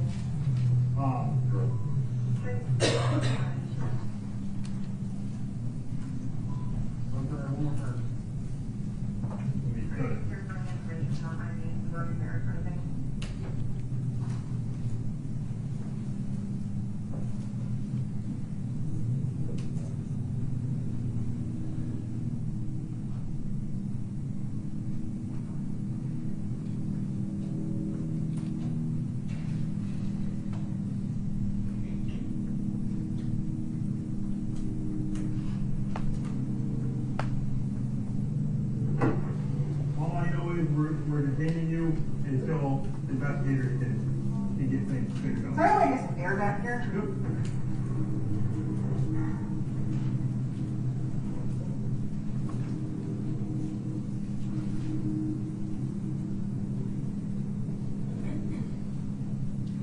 Nothing else backing up to do.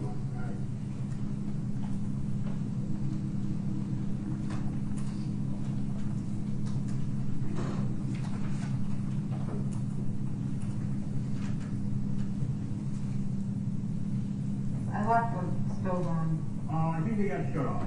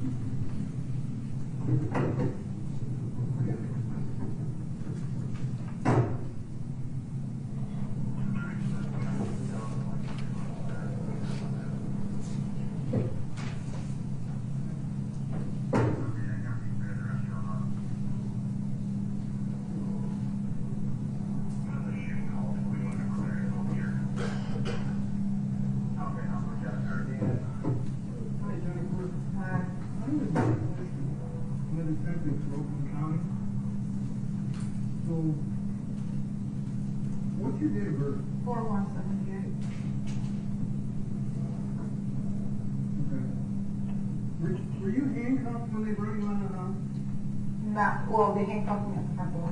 Okay. Well, so Gene, fine, hold on.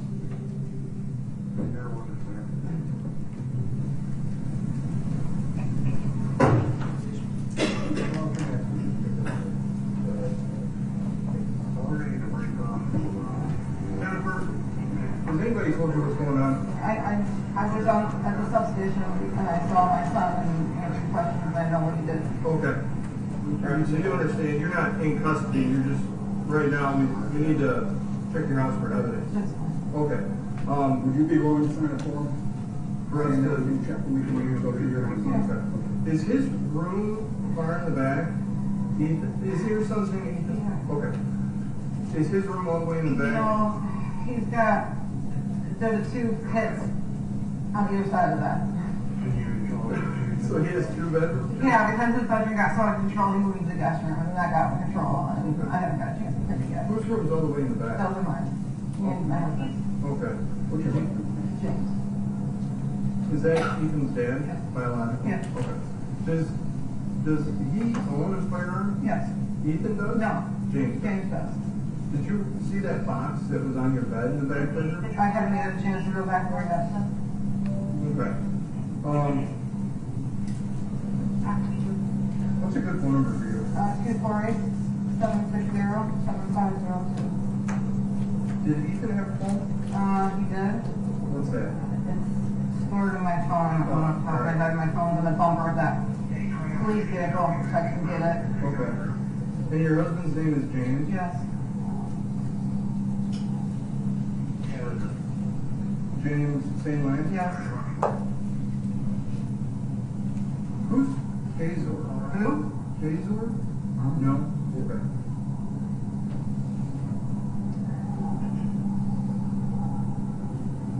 Okay. I mean, how was your son this morning? I left to work early and James said we got in a fight last night, but I looked at his grades and they were bad. And I got onto him and took steps away from him, and this morning on the way to school, they said he seemed fine, he apologized, and it was normal, there was nothing abnormal. Nothing. Okay. Nothing. He left just like normal? Did he walk? No, James drove him to work. Oh, okay. All right. Did James hear? He's in back of one of guys back there.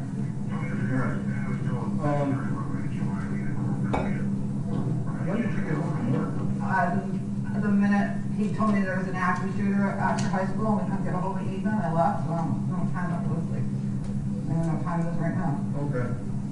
So, we went right to the substation. All right, so you were gone this morning before Ethan left for school? Yeah. And James took him. What time did you leave? Well, wait a minute. James took him first. I woke up late this morning. I left after. Okay, were you sleeping in the back bed? Was I sleeping in the back bedroom? Yeah.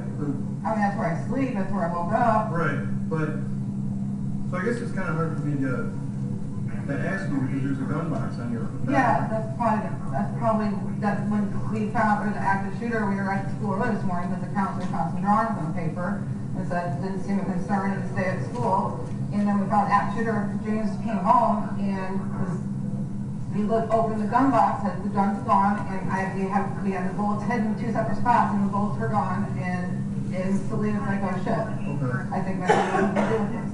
Okay. And I drove straight. We called Logan County and told them what we thought, and they called us out to the substation. That's where we were. So we just got back from there. So you guys noticed the gun was missing this morning? No. No. So I guess explain it to me again. Didn't know about it until we heard there was an active shooter. Okay. And we were just at the counselor office because Ethan was drawing some weird images on some paper. And then all of a sudden there's an active shooter and James flew home and he's like, I had the gun hidden and I told him where I hid the bullets and they were both missing. So sometime I don't know. Well, it had to be sometime today. Did you sleep in that back bedroom? Yeah. So And I woke up in there and there was nothing abnormal. Right, if the box wasn't on your bed, did you make your bed? No. Okay, so if the box is on your bed, so what I'm just trying to get a time span when he could have picked up the gun. I don't think he could have. Not this morning. Unless, do you think, is it possible that James maybe, like, checked the box with a handgun and put it on the bed? Well, yeah, I told you. Okay. Yeah, after we I found guess out. that's the part that I was missing. Yeah, when we after we heard there was an active shooter and after we talked to the counselor at the school today, he came here during this whole time this was going on, and that's when he noticed the gun was gone. That's when he called you guys. Okay. What kind of images was he drawing? On my phone. I didn't look at that closely because Can you grab the phone? it's on the bumper of that. It's on the bumper of that car. Yeah, I'll grab the phone. I mean, are they? Well, now that when I was at the substation, I looked at them more closely. They're a little disturbing. Well, they're very disturbing because look what he just fucking did. Okay. Sorry. No. I don't even know what the hell I'm thinking. I'm kind of in shock. Like, he's never been in trouble. He's never done anything. Like, he's never done anything wrong. He's a good kid. Right. Well, we are too, and I mean, this is kind of like a national. This is fucked up. Yeah. So. Like, my son just ruined his life. I'll probably never see him again. Like, what the fuck? Right. How old is he? 15.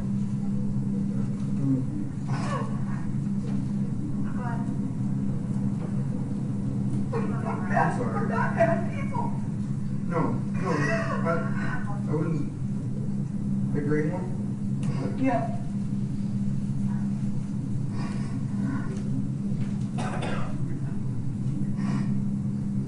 Well, what time do you think you were up at the school today to see the counselor? Do you know which counselor it was? Hopkins.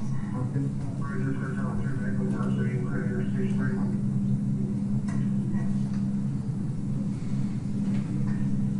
And now that I look at him closely, and this was just, we literally left the school. I went back to work and then this started happening. I'm going to take a picture of this, okay?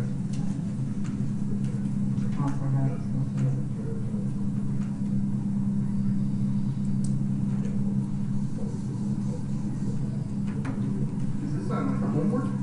It was on a math assignment that they were supposed to turn in. What did he say when you talked to him today with the counselor? He said he was sorry that we've lost a dog. His best friend got sent to an OCD facility treatment thing, and my mother-in-law passed away, and he said he was dealing with a lot of stress, and he was just putting thoughts on paper. It's the first time we've ever seen anything like this, or he's ever been involved. I've never seen anything like this before. No, and he's never like, he's, I don't know. Do you know that he knows how to like handle a firearm? Yeah, because we take him to the gun range. Okay. So you teach him how to That's our hobby, that we go to the gun range, and that's what we do. Is that the only gun you have in the house? Well, the one, aside from the one that he took to the school, yes. There's like BB guns, but. There's BB guns, and then I think it was a .45 caliber that was at the school. That was a 9mm. A 9? It should have been. But you don't have it, like, what is it, a Glock? No, it's a SIG something. Okay, a SIG. Which we just got fucking Sunday. Friday. We took him to the gun range so they can. Oh, you just bought it? Yeah, I mean, we've had another one for a long time. Okay. What's the other one? It's my husband knows. I don't know. You don't know. It's a 22, I think. Oh, okay. Okay. And then we went out and we. Has he been, like, talking to you about it? I mean, so you had bad grades, but I mean. They weren't horrible. We just had to notice his geometry got to an E. I mean, I'm not a math person. I just told him to get a D-. I'm happy. Right. And then, I looked on his color school last night and I saw an E and I said, so you're great, get brought back up. There's no gun range, there's no phone, there's no nothing. Those are those two trigger points. And then he was mad last night, this morning he seemed fine. Okay. It's not the first time he's been in trouble first grade. Right. Okay. I mean, he was a good kid. Right. Like, he just doesn't do anything. He, like, stays at the house, and I don't know. He loves his animals, and I never would have. Well, I'm not. I mean, this is I don't think he's a bad kid. I think he might have just been upset about something today. The shooting. Well, I mean, I never even like he's not even having mental issues. Like I've never. He's never exerted any type of anger. He's never exerted anything. Like he's just like one of those mellow, laid back kids. Like we've always had an open and he'll talk about stuff. Like I don't get it. Right. I don't get what happened. Okay. Right. Well, I mean, like you said, what grade was he in there? They're not going to release his name on the news, are they? This probably, it won't be for a while, but, I mean, this is, I'm sure your neighbors are already talking. Right. I know. You know, I mean, I got handcuffed outside my front door. That was great. Yeah.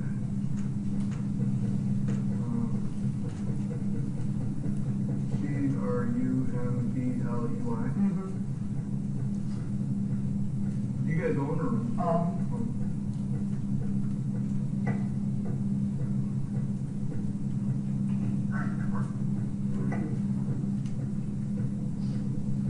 Are there any fatalities? Cool. And then there's 7 injured. I believe one of them was a teacher. Yeah, the teacher was a critical one. Do you know which teacher he was having? Do you know who he was having a problem with? Well, I mean, like his grades. Spanish? Yeah, we never complained about it.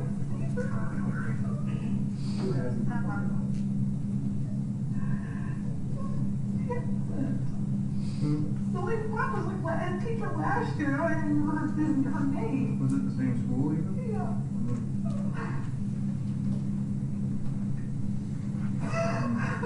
Jennifer.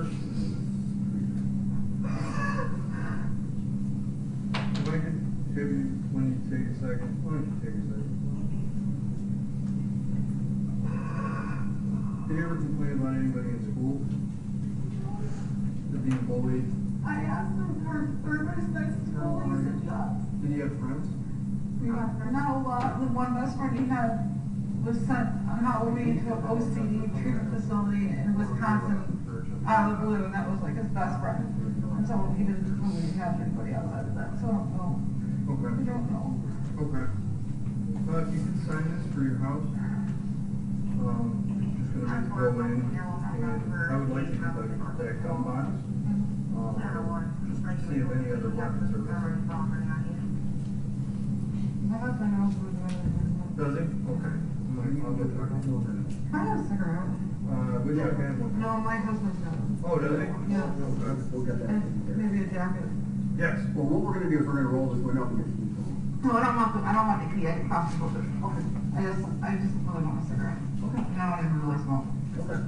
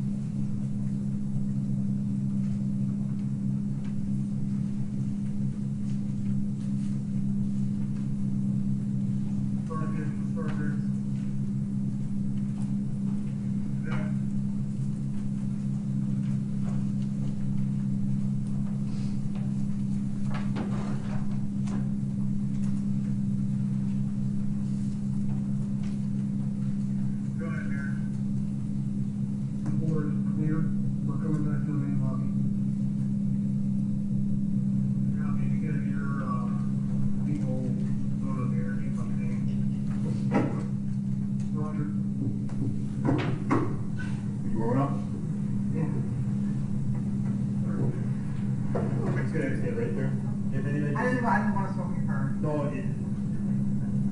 go ahead, actually just have some right there.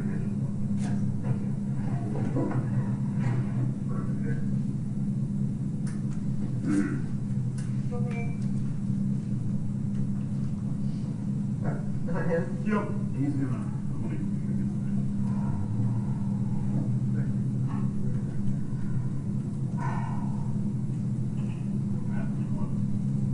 No, just keep it open. I'm gonna go give him back and I have to show it. So, I'll keep it open.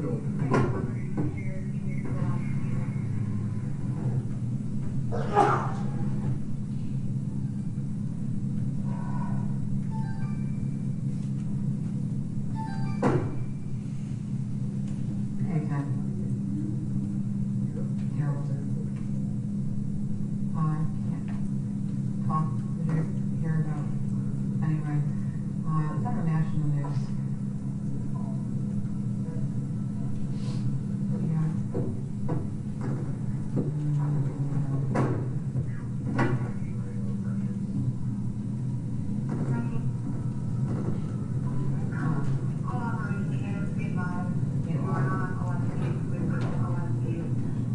I'll shoot you a message. Alright. I'm sorry? No, I'll talk to you later.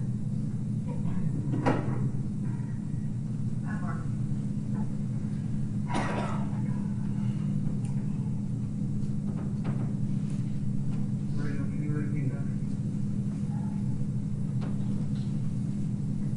Hey, Mom.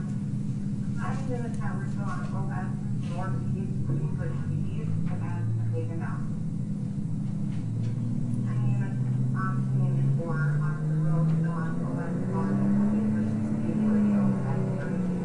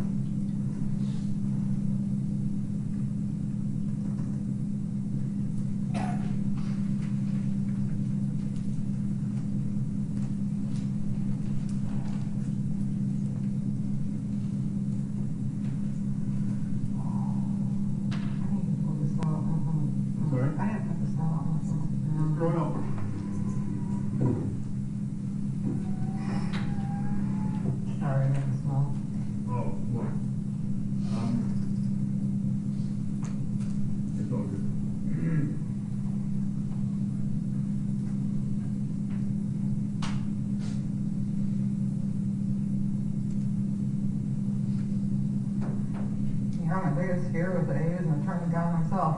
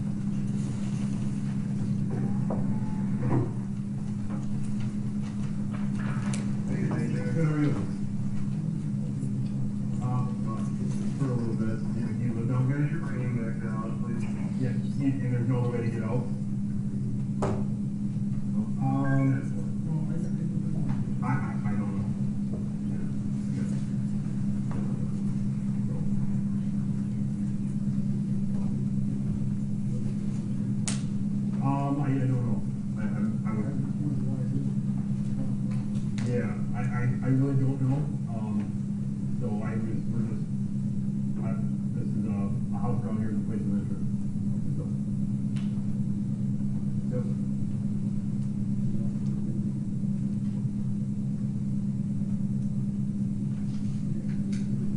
Yeah. Right. Yeah. Yep. Thank you. Have a good day.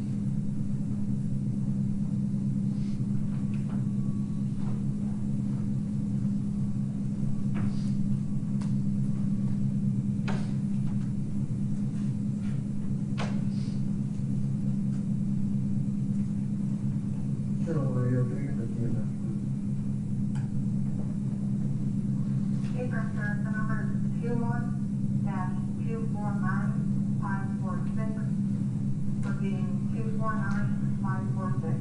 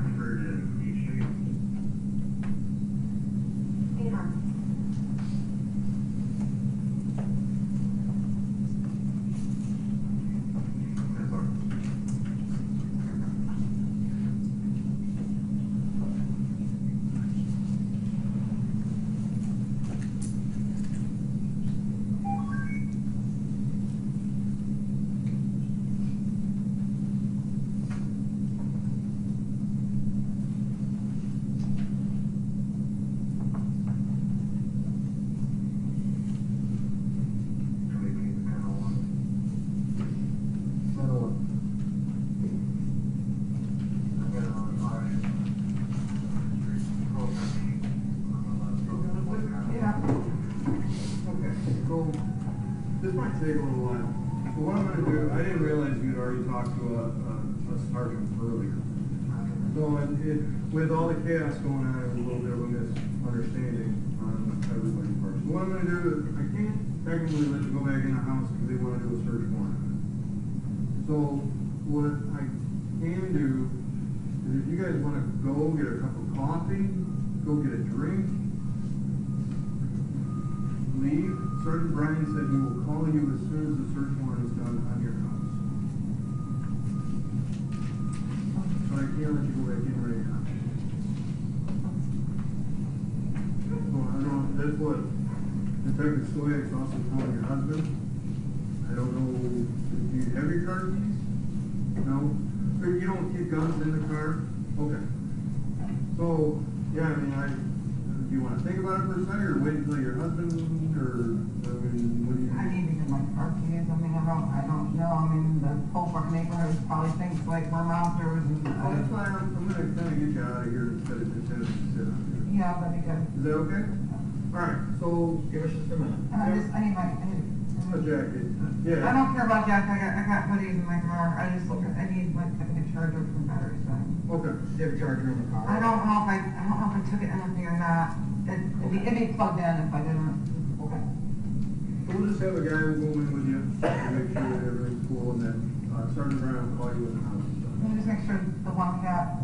There's two cats, but they don't get out. I didn't see it. Well, you're not going to see one. One's kind of a kitten, and that's my son's cat. Okay. It's the one being asked me to take care of it. Okay. But I'm obviously not going to be seeing him. I don't even know. Well, he's at Children's Village, so. Yeah, I know, but. I think he's responsible for family's worst nightmare, and that ultimately looks back on us because here we are. See, I didn't know that you had asked for an attorney either. Yeah. Do you want an attorney just for your son, or? I just don't. I work for a company that has attorneys, and was there when I rushed out, and he said, "Don't talk to anybody without an attorney present." So he texted me, and I was there. So I don't even know. I don't. This is something you. All right. Yeah, why don't you come out and we'll just move. I'm gonna let you make the decision. Yeah, I think.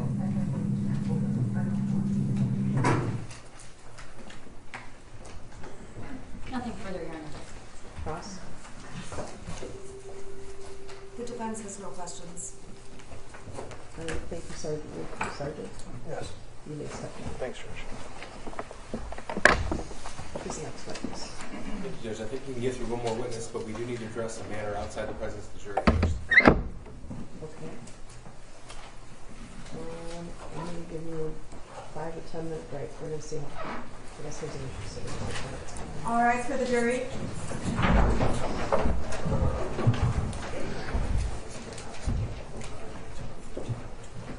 Oh, yeah, thank you.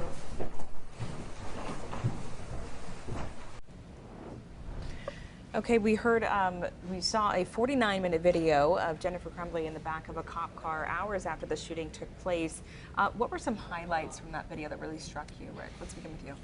Well, it's the in-car camera video. I think the officer turned the camera around to face the back seat, so it was very difficult to hear. Mm-hmm.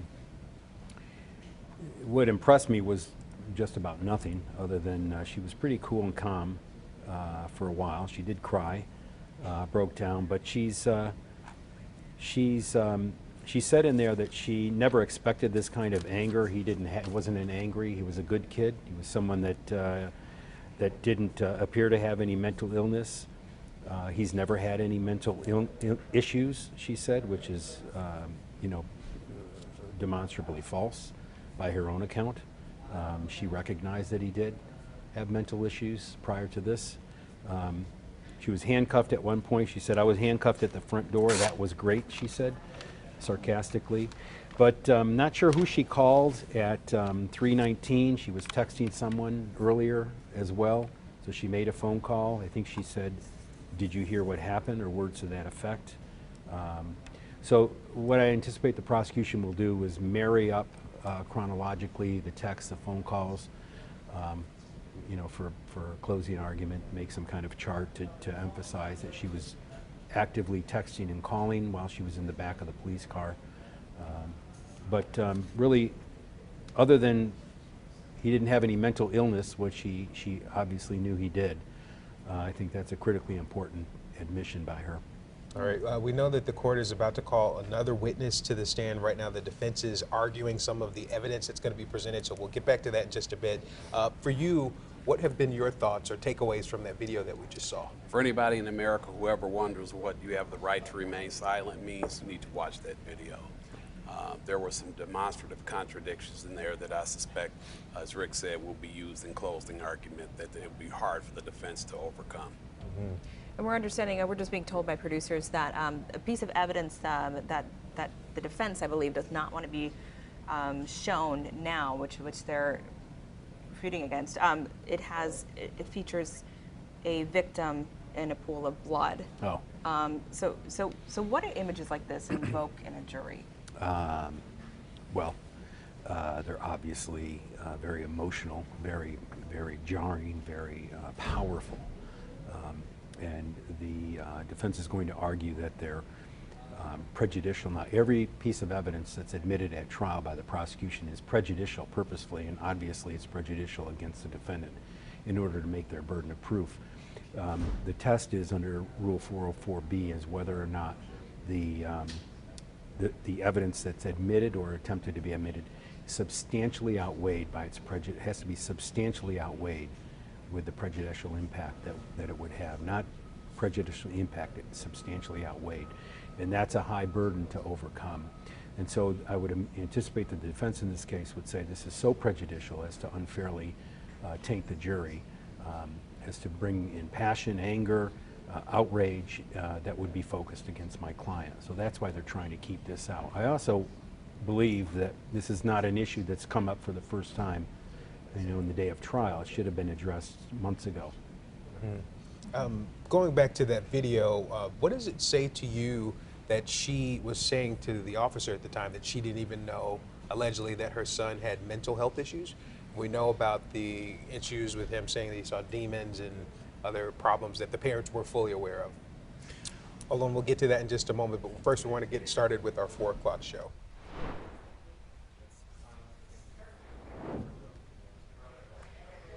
All right, we are continuing our coverage of day 4 of the Jennifer Crumbley trial. The court is in session, but they're currently discussing among themselves what sort of evidence they would like to show next. Perhaps a recap of the day, Rick. A recap of the day? Yes. Well, I think the evidence has been powerful and has come in effectively by the prosecution. I hate to keep repeating this, but I don't think there's been effective cross-examination. And again, if there were, it was lost in the jumble. It wasn't clear and concise. The points that were made, if there were any, were minimal. So I think the prosecution is continuing along the way of proving its case beyond a reasonable doubt. And if you are just joining us over the air, we were on our stream where we were watching the trial as it continued right now on a pause. We saw a very lengthy video that showed the moments that Jennifer was put in the back of a squad car shortly after the shooting. Your thoughts on what we saw play out in that video? There were opportunities where you got to observe Jennifer being emotional when the police officer was in the vehicle. And then there were some parts in the video where she was cool, calm, almost deliberate, if you will. And so I think what the jury's going to take away from that is, well, maybe she's acting a little bit. Maybe when the police officer's in the vehicle, she wants to get a little sympathy.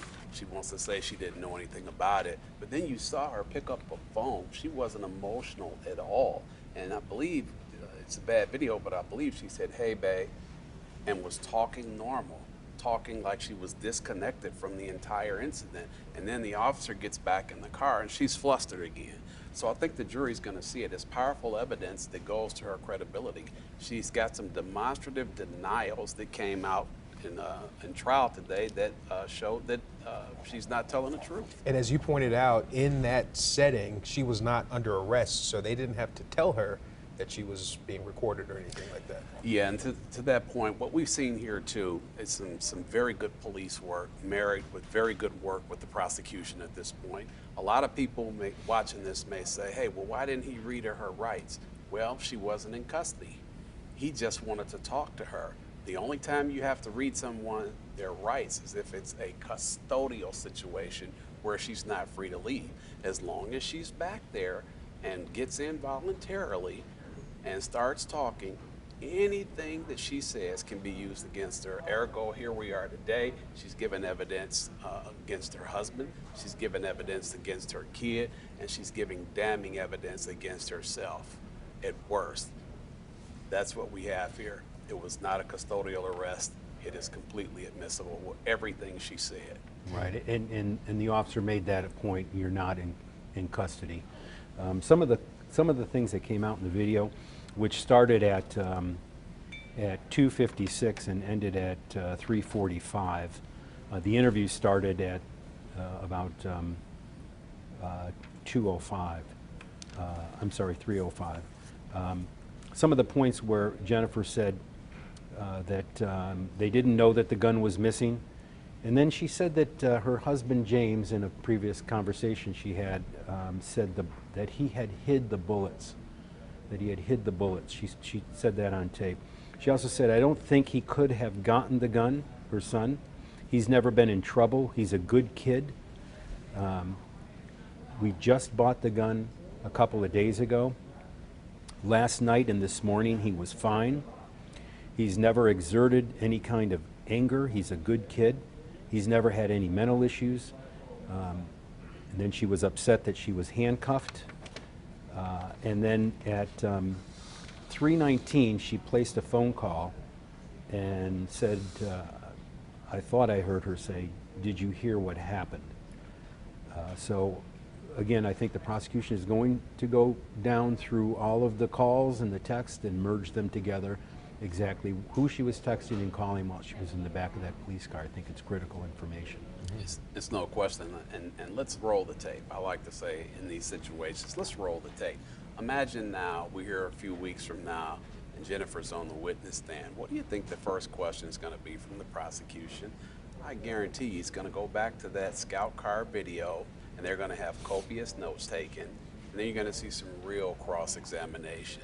He's going to remind her what she said in that scout car versus what she perhaps has said on the witness stand. So when we get 3 or 4 weeks down the road, I would be expecting to see some major contradictions here. And I'm already hearing some discrepancies too between what she said in the cop car.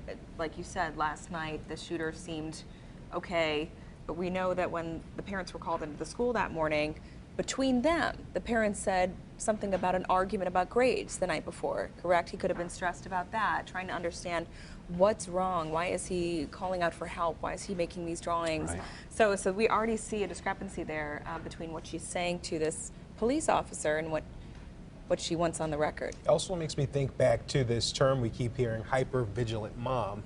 Then we're seeing those photos of the house that is just in disarray. Mm-hmm. Yes, that was revealing, was it not? It was very revealing, and I said again, a picture is worth a million words in this instance. And imagine when we get to the closing arguments here, what should the defense attorney do? The defense attorney should fall on the sword, acknowledge that her client is not perfect, that there have been some contradictions in this trial, but does that make her guilty of involuntary manslaughter? That's what she has to do. She cannot get up in front of a jury denying, trying to make her client look good, trying to rehabilitate her client. She's got to be brutally honest in front of that jury and tell that jury who her client is, but it doesn't equate to murder. And again, all she needs is one holdout. It's too late, Arnold. She started the case by saying she's a hyper-vigilant mom, a good mom. So she made that critical mistake, the defense, I think, in strategy. You're absolutely right. There's some credibility is going to be harmed, whether it's the defense attorney or the client. But somebody is incongruent. Rick, did you see anything in that video that you feel would help Jennifer in her case? I think that what little there might be in there is juxtaposed by some admissions that she made in there, including the fact that my son had no mental issues that we were aware of. That's notably at odds with all of the evidence that came before us. So what it boils down to, and I agree, Rick is saying that she's going to need Houdini to get her out of this trick bag. Yeah.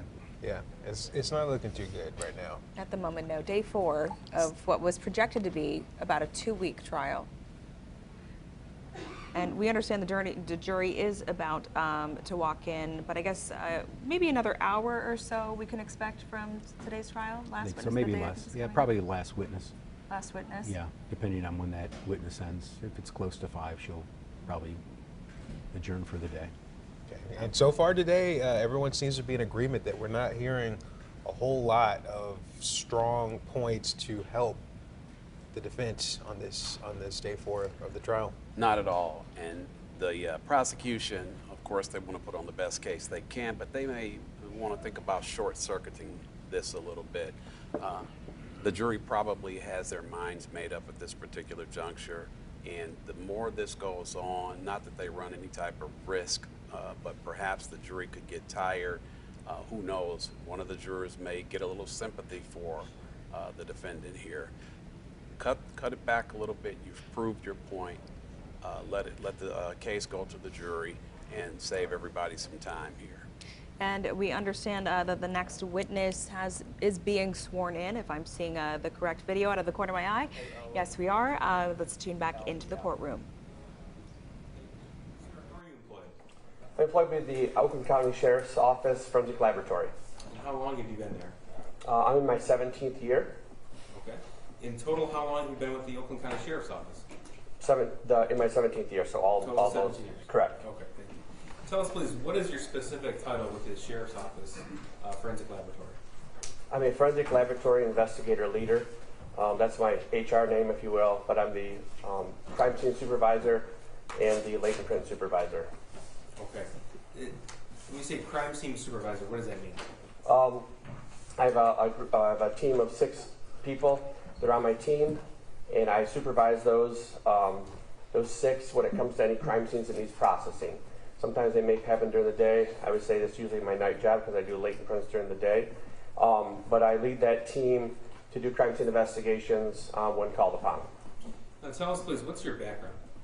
I have a forensic science degree from Michigan State University. Okay. Now, how often would you say that you get called out to do a crime scene analysis? It depends on what year it was or what time frame of my career. Currently, I'd probably say we average about 2 crime scenes a month. But you have to keep in mind that we only do major crime scenes. I have other teams that I send out to do I would say, lesser crimes that are already on the road. So as far as the major crime scenes, we'd probably do 2 to 3 a month. Okay. When you say major crime scenes, what exactly does that mean? Typically, they're going to be homicides or officer-involved shootings or criminal sexual conduct cases. I'd like to direct your attention now to November the 30th of 2021. Do you recall that day? Yes, I do. Okay. Were you working that day? Yes, I was. In what capacity were you working then? I was actually in the lab working on my latent print work. Okay. 12:51 in the afternoon, November the 30th. Do you recall what happened? Yes, I do. All right. And were you notified of the attack at the Oxford High School? Yes, I received notification at 1:15 p.m. on that day to respond to the school. Okay. And what was your purpose for responding to the school? I was the on-call crime scene investigator for that day. So it was me to lead my team up to the Oxford High School for crime scene processing. You said your team, is that you and the 6 individuals? Yes, and at that time there was 8. I had recruited a biologist to assist us and also a laboratory technician. Okay, so what sort of specialties are these individuals involved in that are on your crime scene team? They're members of our forensic laboratory in the firearms unit, in the latent print unit, along with the biology unit. So is it fair to say then you were called to the Oxford High School to process the scene? That is correct. What's the first thing you do when you arrive on scene to process? Well, we were pretty much on standby because it was still an active scene. They were still getting intel, meaning my cohorts at the sheriff's office, of what had happened in there, clearing rooms, clearing the entire building. I didn't actually get in the building. I shouldn't say. I got in the building while it was still daylight to collect a firearm that was asked upon me. But as far as crime scene processing, it was well into the night when I actually got to walk through the scene to see what I was dealing with. Okay, now the firearm, that would have been the 6-hour 9mm? That is correct. Okay. Now, I believe we have a stipulation. I'm just going to for the record. All right, you are watching day 4 of Jennifer Crumbley manslaughter trial. We have to take a commercial break, but you can watch the trial streaming on CBSDetroit.com. We'll be right back. Is it previously admitted? Not previously admitted. But stipulated to. Yes, sir. That's 403. Thank you. 403?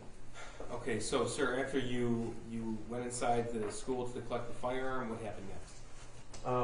Pretty much sat in my vehicle waiting on the A-OK to go into the school, meaning that it was safe for us to go in and process the crime scene. Okay, so once you're given that green light, what do you do first? I met with Sergeant Zadrowski, and we went through, there was me and one other individual, Rachel Grace, and members of the Special Investigation Unit that went through the crime scene itself to see what kind of evidence and what we were looking at within the crime scene.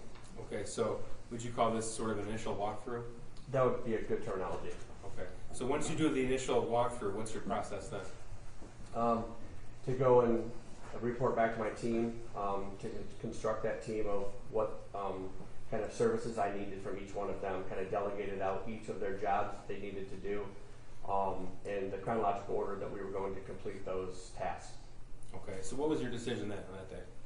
As far as for each person? Well, you walked through the crime scene, you had a feel for what you were looking at as far as crime scene process. So what steps did you take next? After the initial walkthrough, photographs were taken. After photographs were taken, then what we have, what we call a 3D scanner. So it takes a 3D scan of the crime scene itself to document exactly where items of evidence and the bodies were located within the scene. Okay, so sir, why is it important to you as a professional in this subset of law enforcement to document things as you see them? So that we can keep the integrity of where they were located when I actually saw them at that time. Okay.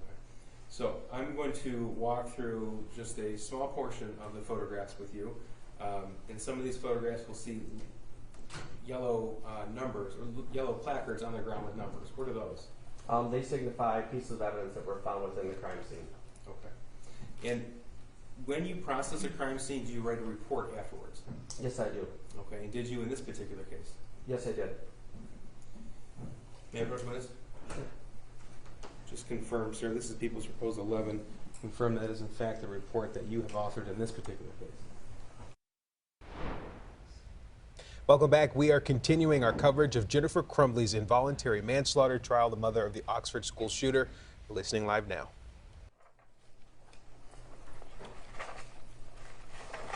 Yes, it is. Okay. People move to mid 11. No objection. 11's admitted. And sir, when is it that you write this report? At a later date, after I had cleared the crime scene,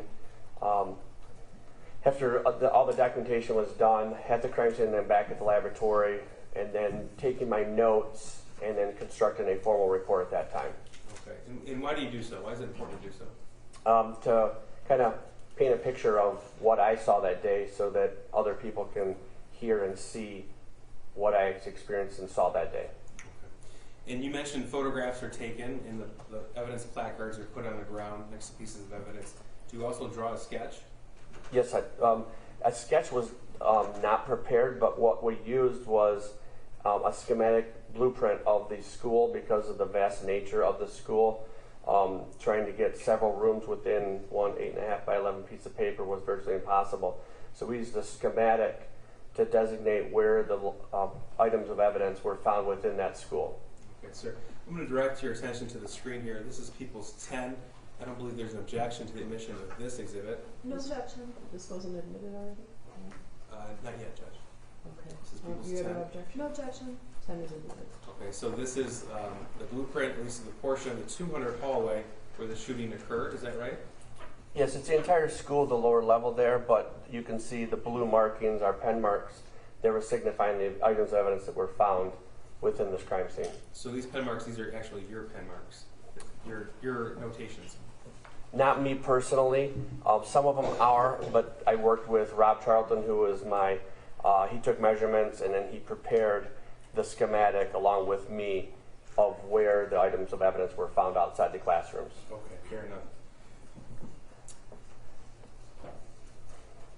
Now, Oxford High School has numbered hallways, and each classroom has a number associated to it. Would that be correct? That is correct. Okay. And in the course of your reconstruction of this crime scene, were you able to reconstruct the path that the shooter took during the shooting? Yes, I was. Okay. So first, this is still People's 10. This is a zoomed-in portion. This depicts the 200 hallway, and we see rooms 258 and 256 with a bathroom adjacent to 258. Is that right? That is correct. Okay. So tell us, sir, why is this portion of the 200 hallway significant to you as a crime scene investigator? There were 2 victims that were found between rooms 258 and 256, along with a vast number of pieces of evidence. Okay. And then this is still People's 10. This is just a zoomed in portion of the remainder of the 200 hallway after the hallway turns. And I take it that pieces of evidence were recovered in this hallway as well? That is correct, along with one of the other additional victims was found in a patrol car that was found just outside of the school. Okay. Well, sir, were you able to tell, or did you subsequently find out where the shooter was directly before he began the shooting? Yes, I was given information that he was in the bathroom found just west of 258 in the 200 wing. So that would be the bathroom at the top of the screen there? Yes, if you can see the numbers, it's by 6 and 7 depicted at the top of the zoomed in portion of the photograph. Okay. I'm going to show you People's 12. I don't believe there's an objection to this. No objection. 12 is a minute. And sir, what do we see here in this photograph?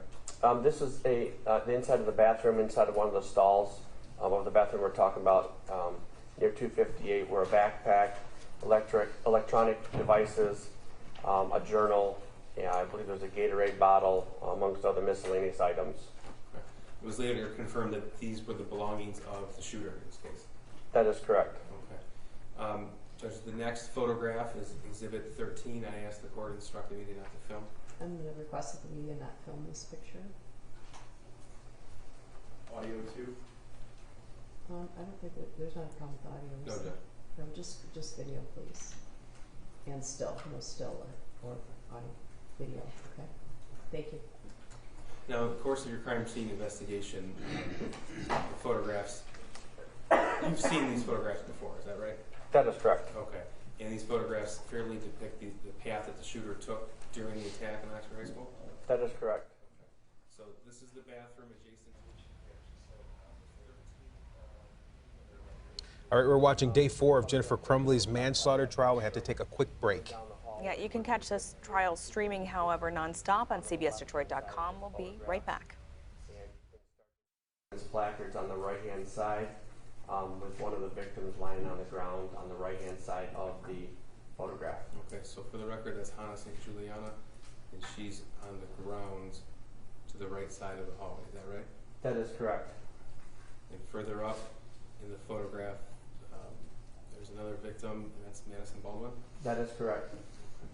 Now, sir, tell us please what you recovered of evidentiary value in crime scene analysis in this portion of the 200 hallway. They're what we call fired cartridge cases and also fired bullets. So the fired cartridge cases will hold the actual unfired bullet in a semi-automatic weapon.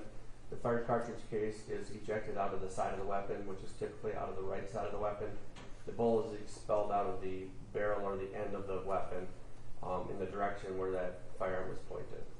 So sometimes I refer to them as shell casings. Is that an appropriate term, or should I not use that? I mean, I think it can be used interchangeably. A fired shell casing or a fired cartridge case. Okay. And how many of those fired shell casings did you recover in this portion of the 200 hallway? There were 14. So every time that someone pulls the trigger of a loaded semi-automatic weapon, it ejects a fired shell casing? That is correct. Okay. So with 14 fired shell casings in this portion of the hallway, what does that indicate to you as the number of shots fired? That there would have been 14 within this area. This is Exhibit 14. This is still a portion of the 200 hallway before it turns, is that right? That is correct. Okay. And what do we see here in the screen? You can see a few more of the yellow placards that are indicating the evidence that was found in that area before we get to the turn, heading back away from 258 and 256. Okay, so this is Exhibit 15. Is this continuing down the path? So we saw on the map that the 200 hallway turns right outside 256? That is correct. And it would move to the left, or I believe it's north at that point in time. Okay, so is this picture then oriented down the long hallway of 200? Yes, it is. Okay, and what do we see here? Once again, it's fired. There's evidence that's marked by the yellow placards indicating the fired cartridge cases and fired bullets, along with a firearm magazine or a gun magazine that was located in this area of the hallway. Okay. This is Exhibit 16. Now I want to direct you specifically to placard 35 there, the lower middle portion of the screen. You mentioned a magazine. What is that? So a semi-automatic weapon, a gun magazine will hold those cartridges or the fired cartridge cases and bullets that are put together in typically the bottom of the weapon, and that loads the gun to be chambered. Welcome back to CBS News Detroit and our coverage of the Jennifer Crumbley trial now in day 4. Let's listen back into the courtroom in Pontiac. There were 18 fired cartridge cases. Now, did you also uncover evidence that the shooter fired into classrooms as well? Yes, I did. This is Exhibit 17. This is a picture of what? This is from the outside of room 247, and if you see it's in the middle of the picture. There's a pink rod we call trajectory rod, and that is to indicate where the shot was fired from and into. So this shot was fired from the exterior of 247 to the interior of room 247. Okay. This is People's 18. What are we looking at here? Another photograph from the outside of this is room 244. Once again, you can see a pink trajectory rod indicating that this bullet had traveled through the glass along with the 244 placard of this classroom 244. Not already. People move to mid 17, 16, 17, 18, Judge. No objection. 16 and 17 and 18 are admitted. Thank you, Judge. Your Honor, I'm not sure if 14 and 15 were, but I have no objection. Thank you. 14 and 15 are admitted. This is People's 8. This has already been admitted. This is room 224, and Molly Darnell had already testified in this trial that this is the classroom she was in. But what do we see in this photograph here? Once again, a photograph taken from the outside of room 224, and in this picture you can see that there are 3 trajectory rods that were into the door of this room, indicating that the bullets were fired from outside of the classroom to the inside.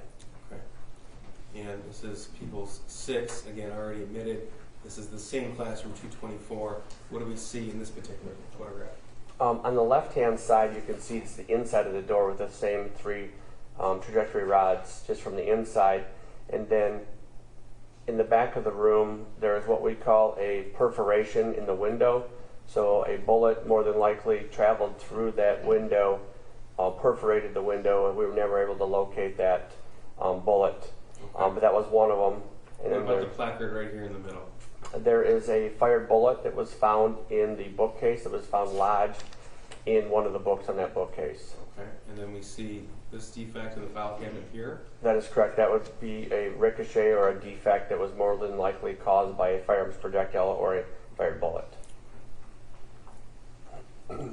This is People's 19. Sir, do you recognize this photograph? Yes, I do. And what does this photograph depict? This is a photograph of the inside of, from the outside of room 223. But you can see that there is a ricochet or a defect that's found in the door. And this is what we call a bullet that was in flight and it was tumbling. And it had come into contact with something else because it's not a circular pattern like we saw on the other ones. Okay, people move to mid-19. No objection. 19's admitted. This is Exhibit 20. This is room 220. What do we see here? Once again, a photograph taken from the outside of the classroom 220. You can see that there's one trajectory rod in the door of the room. This is Exhibit 21. People move to mid-20. No objection. 20's admitted. And this is People's 21. What do we see here, sir? Photograph taken from the outside of room 215. And you can see there's the trajectory rods. They happen to be orange in color this time. Into the window found right below the number 215, showing the path of travel of the bullets that were fired into that classroom. Okay, so the fact that they're orange instead of pink, does that have any significance? No, we just ran out of pink. Judge, I'd ask the court to instruct the camera not to film the next photograph. Yeah, we're going to be putting exhibit number 22 on the screen. I'm going to ask that it not be videotaped and also that there not be any still pictures taken. Right? Is it off right now? Okay, thank you. Thank you, Judge. People move to minute 21. Anyone's admitted? Okay. This is People's 22, sir. This has already been admitted. What are we looking at here? The photograph taken from the outside of a bathroom that was found across from room 231, classroom 231. In this photograph, you can see that there is a large amount of blood along with a backpack on the floor that's found just inside of the bathroom. And we do have to go to a commercial break, but you can continue to watch the trial undisrupted on our stream at cbsdetroit.com. We'll be back. And sir, this is the bathroom where Justin Schilling was killed? That is correct. This is People's 23. What do we see here? 22 was previously admitted. Thank you, Judge. This is a photograph of the firearm that was collected by the deputies on scene. Okay. And may I approach the witness? Sure. This has already been admitted as 403. Sir, just to confirm, that's the firearm that you were called into the school to recover and to take back to the Oakland County Forensic Laboratory? The report at hand is authored by Mr. Charlton. Correct, yes. Okay. Yep, I just want to make sure, yeah. So yeah, it looks like there is two fire bullets that were asked to be compared against the firearm. Okay, and according to that report, the firearm depicted here in People's 23 was the firearm used in the Oxford High School attack November the 30th, 2021? That is correct. Okay. Sir, in your crime scene processing of the Oxford High School, how many times was that gun shot inside the high school? 32 times. Your Honor, I just want to make sure 32 is, or I'm sorry, 23 is admitted. Yeah, 23. I have no objection to it. Okay. Yeah, it has to be admitted. It's shown, right? 23 is admitted. 23 is admitted? Yes. Thank you, Judge. I have nothing further. You have nothing further? Yes, Judge. Thank you. Cross? We have no questions. Thank you. All right, you may step down. Thank you. You're excused. All right. I'm going to release you until 8:30 tomorrow morning. It's not supposed to snow, is it? I think we're moving pretty well. So I'll see you at 8:30 in the morning. Any questions about the schedule? Everybody okay? Okay, we'll see you at 8:30. Everybody stay healthy and have a good evening. All rise for the jury.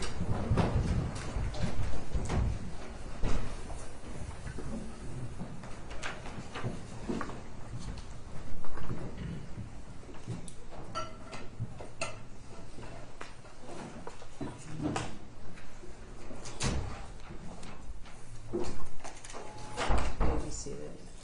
Anybody, anything? I think so, Judge. Your Honor, I would just like to ask again with the prosecutor tonight, let me know who they're calling tomorrow. And I'm also asking if they are going to be done before the end of the week or by the end of the week, only because I have witnesses to keep. Welcome back to CBS News Detroit and our coverage of the Jennifer Crumbley trial. In day 4, we understand the jury was just released for the day. That's right. They'll be returning tomorrow morning at 8:30. In the meantime, attorneys Arnold Reed and Richard Cupertino here with us. We've been discussing this day 4 coverage of the trial. As things have ended for the day, we'll start with you, Arnold. How are you feeling? Well, I think that the prosecution put on a textbook today. I mean, this is prosecution 305. They've done a good job. They've presented the witnesses. They've set up their theme.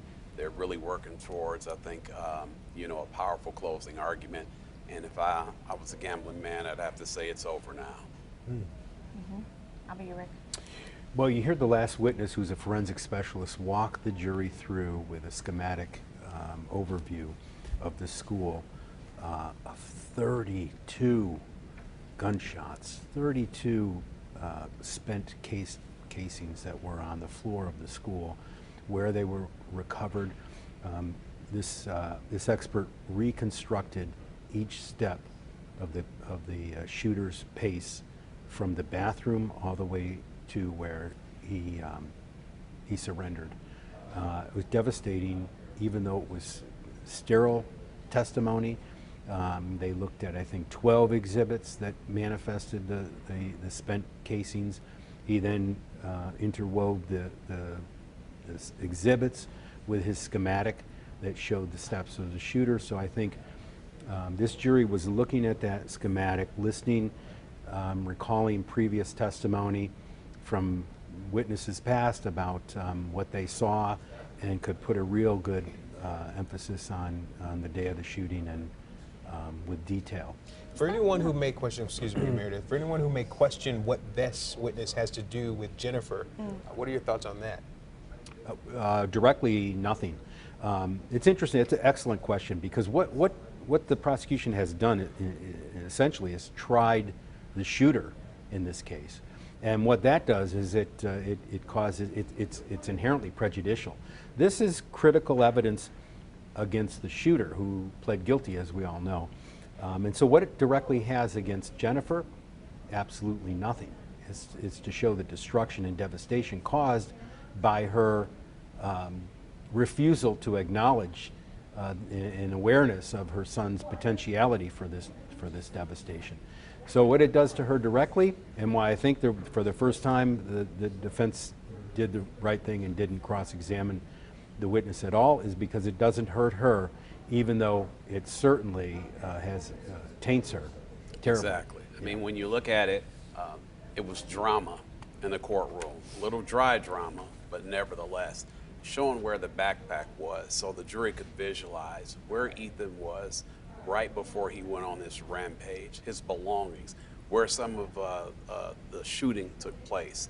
Doesn't have anything to do with whether or not she's guilty of manslaughter, but what it does is sets the stage for the jury and gives the prosecution a time to revisit what has happened with Ethan. So it's very, very, very powerful evidence. It's credible evidence. It's scientific evidence, and I think it's impressive, and it will impress the jury, and it has. You remember what it follows. The previous witness was Jennifer Crumbley herself in the back of the squad car, and remember what she said.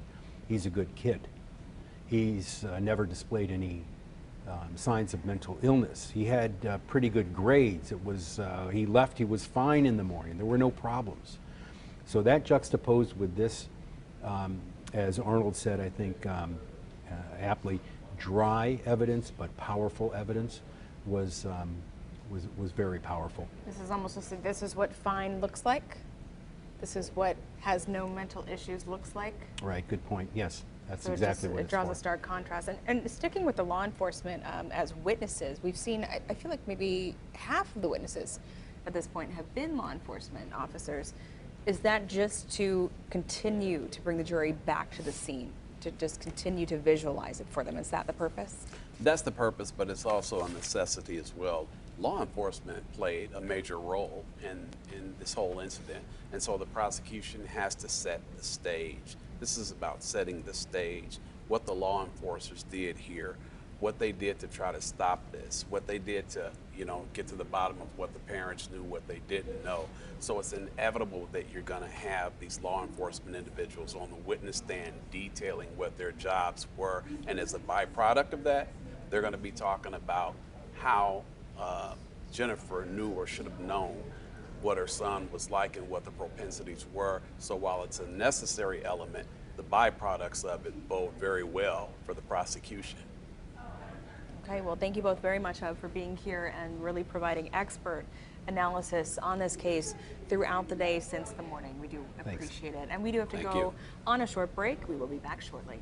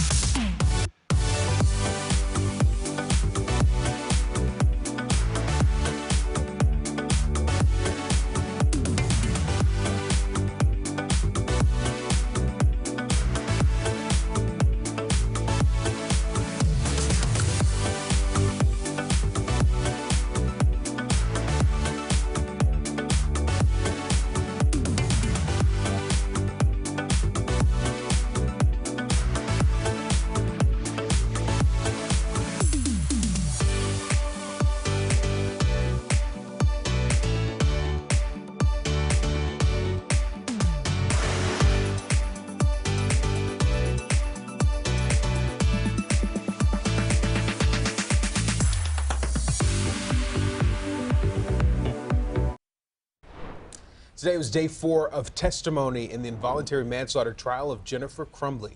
Among the witnesses called to the stand were Crumbley's boss and the former dean of students at Oxford High School. Tonight, our Lauren Winfrey continues our coverage from the Oakland County Circuit Court. Lauren, what can you report from day 4? Meredith, so much to unpack here. Day 4 of testimony has officially concluded, and it ended today with some very graphic images shown. There were pictures from inside the high school shortly after the shooting. The last witness to testify today, he says the shooter shot his gun in that high school 32 times. Now, let's take you inside the courtroom. Like you mentioned, Nick Ejak, he's the dean of students at the time of the shooting. He testified first today, followed by Jennifer Crumbley's former boss, a former colleague as well, Amanda Holland. She testified third, and during Holland's testimony, she stated Jennifer once told her son said he was hearing things. She also referenced Crumbley telling her about a fight that happened at the home the night before the shooting. And during that conversation, she also shared that Crumbley's son had been locked out of the house that night too. Fourth to take the stand, Adam Stoyak, a detective with the Oakland County Sheriff's Office. During his testimony, he gave kind of a play-by-play of the day of the shooting, noting how he responded, searching classrooms in the moment he was directed to the Crumbley home, where he discovered an empty gun box and an empty box of bullets. During his testimony, the jury was shown bedrooms and the used paper shooting targets that hung on one of the shooter's bedroom walls. In Jennifer and James Crumbley's bedroom, pictures showed empty bottles of alcohol on the bedroom floor. And Sergeant Matthew Peschke with the Oakland County Sheriff's Department, he was the 5th witness to take the stand today. During his testimony, video of Crumbley in the back of a squad car was introduced, and one of the first things she asked for is a cigarette. She later sobs while recounting the events that took place that day before the shooting. And we were just at the counter office because Ethan was drawing some weird images on some paper. And then all of a sudden there's an active shooter, and James flew home, and he's like, I had the gun hidden, and I told him where I hid the bullets, and they were both missing. So sometime, I don't know. Well, they're very disturbing, because look what he just did. Okay. Sorry. No. I don't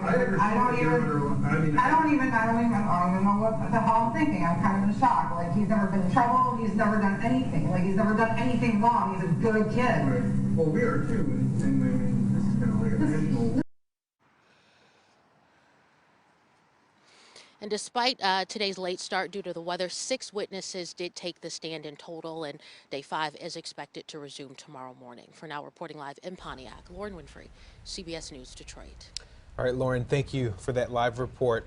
And our coverage of Jennifer Crumbley's involuntary manslaughter trial will continue with later editions of CBS News Detroit today. You can also find more on today's testimony on our website, cbsdetroit.com. Of course, we'll pick things back up in the morning.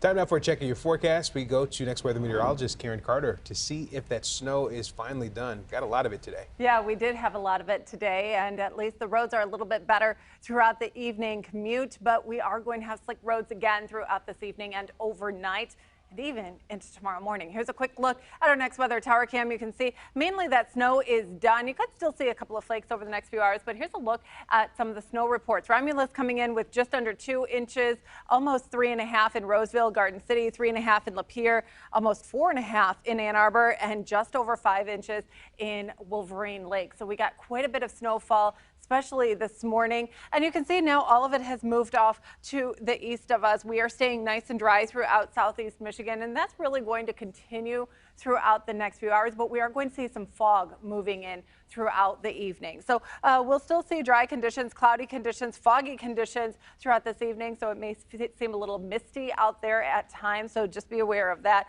And we're going to continue to see cloudy conditions throughout the day tomorrow, even into Thursday as well. And then we're going to finally see those clouds break a little bit on Friday. We're going to see some sunshine as we head into the end of the week and for the weekend. Here's a look right now at visibility around the area. Getting a little bit better there in Howell with 7 miles, but otherwise 2 miles in Detroit, also in Pontiac, 3 in Ann Arbor and Monroe, even in Mount Clemens, 2 in Port Huron. We do have a dense fog advisory. This goes into effect tonight at 7 o'clock and lasts until 10 a.m. tomorrow morning if you are in Livingston, Lapeer, or Sanilac counties. But All of the rest of us can still expect some patchy fog still overnight and into tomorrow too. So for your next drive tomorrow morning, expect the road surfaces to refreeze tonight with temperatures dropping to around freezing. And we're still going to have that low visibility overnight and into tomorrow morning as well. So give yourself still a little extra time in the morning because still maybe just a little bit slick out there. Here's a look at my Motor City meter. I'm going to give tomorrow a 3. We're going to have some morning fog and still those slick roadways with temperatures tonight dropping to around 32 degrees. We'll expect that fog overnight. Cloudy conditions though for tomorrow. We'll see drier conditions overall. 41 degrees will be our high. Here's a look at your 7-day forecast. Temperatures staying into the 40s for the end of the week. Finally, a little bit of sunshine there on Friday, so maybe the groundhog will see its shadow, although that means a little bit more winter ahead of us. We will see temperatures staying in the 40s throughout the weekend and even into next week. But take a look at all of that sunshine, not only for the weekend, but for the beginning of next week as well. Finally, we can maybe set aside the winter boots and put on the sunglasses. All right, thank you, Karen. And new at this hour, the deadline to sign up for the Affordable Connectivity Program, or ACP, is February 7th. The program makes sure eligible households can afford broadband service needed for work, school, and even health care. CBS News Detroit's AJ Walker's on your block on Detroit's east side, where there's a push to get people signed up. Connect 313 is on site here at the Mac Development Center working to bridge the digital divide. They're hoping to get as many people signed up for the ACP, which provides eligible households with a $30 per month credit on internet costs and a one-time $100 credit for digital devices like laptops and tablets. But time is running out. We have the highest signups in the U.S., and this is a vital push to get people signed up. Shadora Ford with Connect 313 said they've been working in partnership with the city of Detroit and others to get people connected, and it's making a difference. Everything is online now. You call your local phone provider and they're like, yeah, go on our website. You call, and do anything. The workforce development sector is online. In order for you to do a resume, you need to be online. To get the job, you need to be able to read your emails and be connected to the internet. So it's very vital, and that predicts whether you thrive or if you just survive. The Affordable Connectivity Program is income-based. You can also qualify if you or your child or dependent are enrolled in government programs like Medicaid, SNAP, WIC, or others. Hanifa Mohammed is a mother of 2, and she says the program has been a big help. Everything now is expensive when it comes to clothes, diapers, food, everyday living expenses, soap, water. It is extremely expensive, and the ACP program has been a lot of help. It's cut down our bill more than half. She signed up right here at the Mac Development Center. Being local like this is a big help, especially the children have somewhere to go and play and then connect with the staff here. It's a really homely place. You can also sign up at affordableconnectivity.gov. Reporting in Detroit, I'm AJ Walker, CBS News Detroit. AJ, thanks. 8 of the alleged fake electors gathered for a court date in Lansing today. Most of the group appeared in court virtually via Zoom. The defendants facing multiple felony charges for allegedly submitting false electoral votes for former President Donald Trump after the 2020 election. President Biden won Michigan by about 150,000 votes and was awarded our state's 16 electoral college votes. The judge decided today to complete the first set of electors' preliminary exam before moving on to this group of 8. It would be a nightmare for me to begin another set of exams with the same set of evidence at a different time. And so, to keep things as clean as possible, I am going to proceed and complete the first 6 before beginning this 6. Judge Simmons estimated that the first group of electors' preliminary exam will be complete by March. In your Money Watch this afternoon, shipping giant UPS is cutting 12,000 jobs as part of a bid to save $1 billion in costs. The cuts come as some UPS companies have now issued disappointing sales outlooks for this year, and managers and contractors will make up most of the layoffs. UPS lost business last year. Customers concerned about a possible strike by the Teamsters moved those shipments to rival carriers. UPS says it expects to get most of that business back, but so far it has only recovered about 60% of lost business. Amazon Prime members may notice Prime Video now has ads. Prime Video began featuring ads in its shows and movies this week. Customers can pay $2.99 more a month to avoid them. The change was first announced in September, and Amazon explained the ads will help it continue to produce popular programs such as Thursday Night Football. The company didn't reveal how long the ad breaks will run. Prime Video is included in the $139 yearly Prime subscription, which provides free shipping on deliveries. Central Michigan University has become the largest university in Michigan to add a 4-year nursing program to its curriculum. The university says the first students will enter the Bachelor in Science nursing program the January 2025 spring semester. A new group of roughly 30 students will start every semester after. CMU says that the program will offer a learning experience through the Interprofessional Education and Practice Center, and also a new nursing lab as part of this program. The university says that this program is aimed at addressing the growing demand for nurses in the state. Now to our Road to the Grammys series. This time we're shining light on 7-time nominee Victoria Monet. We are getting close to the show, and she has been in the music business for years, writing songs for superstars including Ariana Grande, but now she is the one who's in the spotlight. The 34-year-old singer, who broke out this year with her hit On My Mama, is nominated for 7 Grammy Awards, including Best New Artist. Today, Monet told CBS Morning's Gayle King that she recorded that song shortly after giving birth to her daughter. She says she wrote this at a time when she wasn't feeling her best, but it was something that she needed to hear. So it's like, I don't feel fly, I don't feel like I look good right now, but I'm going to say it anyway until I believe it. It's kind of became words of affirmation and a mantra to speak things into existence, because I definitely didn't feel it when I wrote it. And Monet's daughter, who is now 2 years old, is the youngest Grammy nominee ever. The toddler's laugh is featured on her song, Hollywood. I love that. That's so cute. Emmy Award-winning comedian Trevor Noah, meanwhile, returns as the host for the 66th Annual Grammy Awards for the 4th year in a row. Yeah, keeping it consistent. In addition to hosting, Noah is also a Grammy nominee himself this year for his comedy special, I Wish You Would. It's actually up for Best Comedy Album, and today he shared why he decided to host Big Music's biggest night again.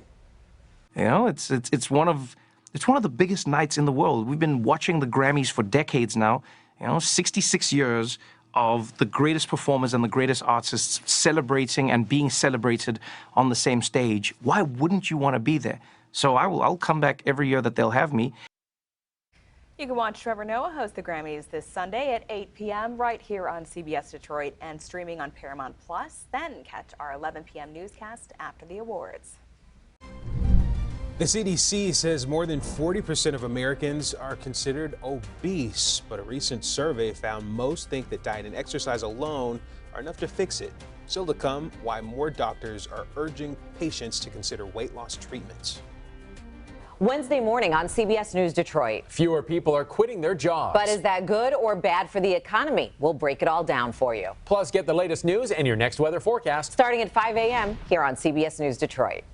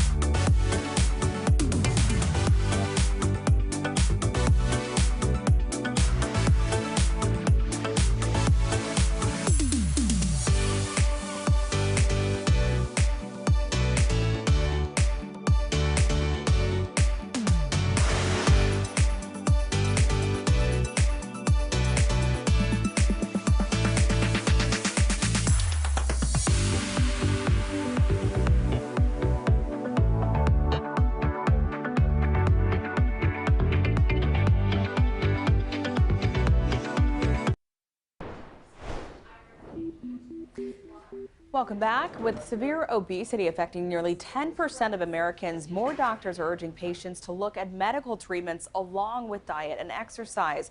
Bradley Blackburn has a story of one woman who says her life was changed when she got weight loss surgery.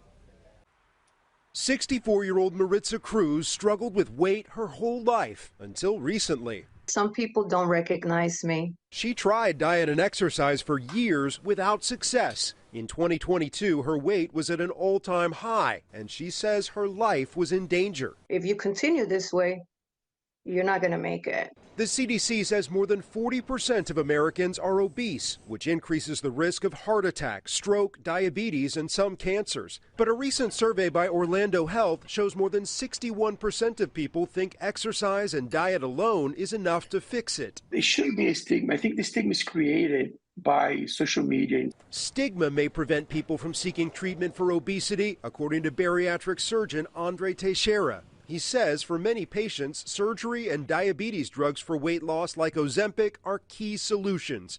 They carry risks, but he argues chronic obesity is an even bigger danger. Surgery is definitely not an easy way out. There's a lot more tribulations afterwards that you have to deal with, but the risk mitigates the outcomes issues that you can have without going untreated. Dr. Teixeira performed bariatric surgery on Cruz, who has since lost nearly 100 pounds.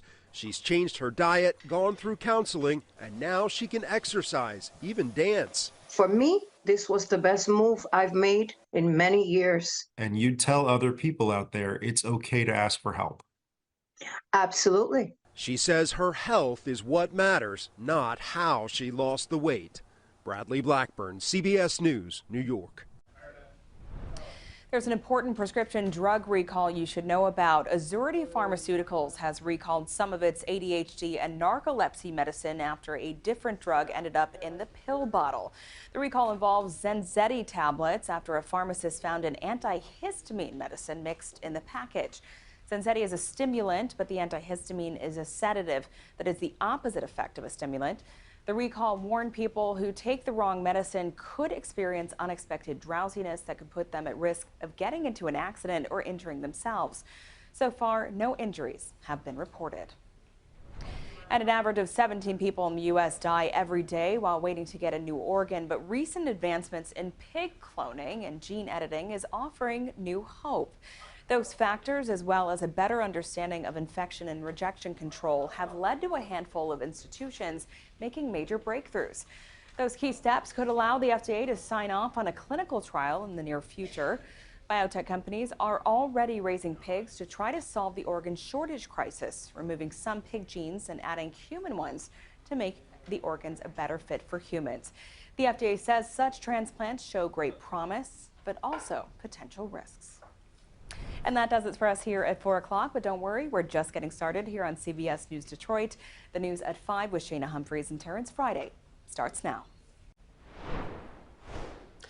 Thanks, Meredith, and thank you for joining us for CBS News Detroit at 5. I'm Terrence Friday. I'm Shayna Humphreys. Today was day 4 of testimony in the involuntary manslaughter trial of Jennifer Crumbley. Among the witnesses called to the stand today were Crumbley's boss and the former dean of students at Oxford High School. We also had several people who spoke who said that they worked with Jennifer at the time. A lot of powerful testimony happening today. Tonight, our Lauren Winfrey continues our coverage from the Oakland County Circuit Court. Lauren, what can you tell us about everything that played out today on day 4? Well, Terrence, things wrapped up just a bit ago here, and for the first time today, we saw a video inside of a squad car. Jennifer Crumbley was inside of that car shortly after the shooting. The jury also saw some graphic images, pictures taken inside the high school shortly after the shooting as well. And let's take you inside the courtroom to get a better idea of how things played out today. So six witnesses took the stand, one of them being Jennifer Crumbley's former colleague, Amanda Holland. When she testified third, and during her testimony, she stated Jennifer once told her her son said he was hearing things. She also referenced Crumbley telling her about a fight that happened at the home the night before the shooting. During that conversation, she also shared her son had been locked out of the house that night too. And Holland says when Crumbley returned to work after meeting with her son's counselor, they had another conversation. She came in and it was kind of just, she has kind of a sarcastic personality, you know, so when she came in, she kind of visibly slumped and was, you know, said, I feel like a failure as a parent.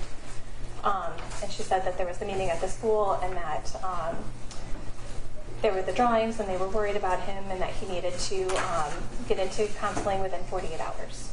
I just remember telling her that, you know, it was scary and, you know, maybe she should spend some time with him to make him feel better. Did she ask your advice? She didn't ask for it, no. Okay.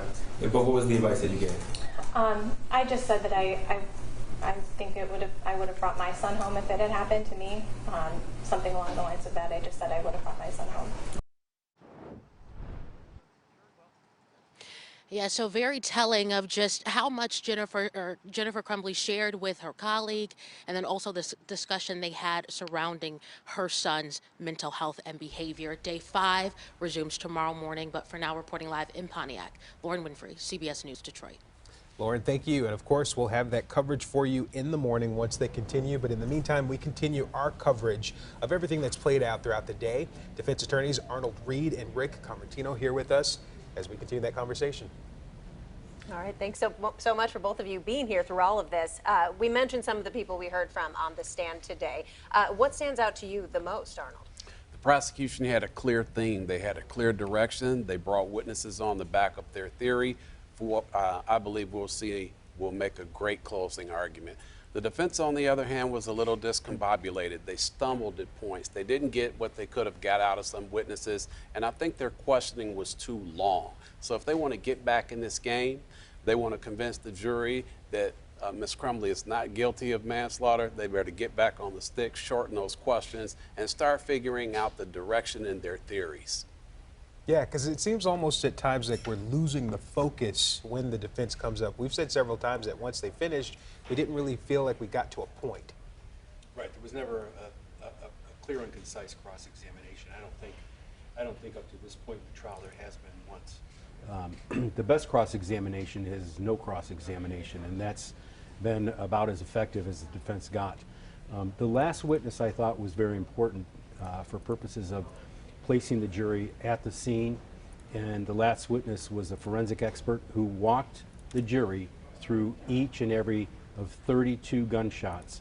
From the time that the shooter started in the bathroom, we saw his backpack in the bathroom, which was kind of a chilling sight in one of the exhibits, and then 12 exhibits seriatim showing each and every step of the way that the shooter took and where the gunshots were, the expended shells were recovered, including shooting into 4 different classrooms.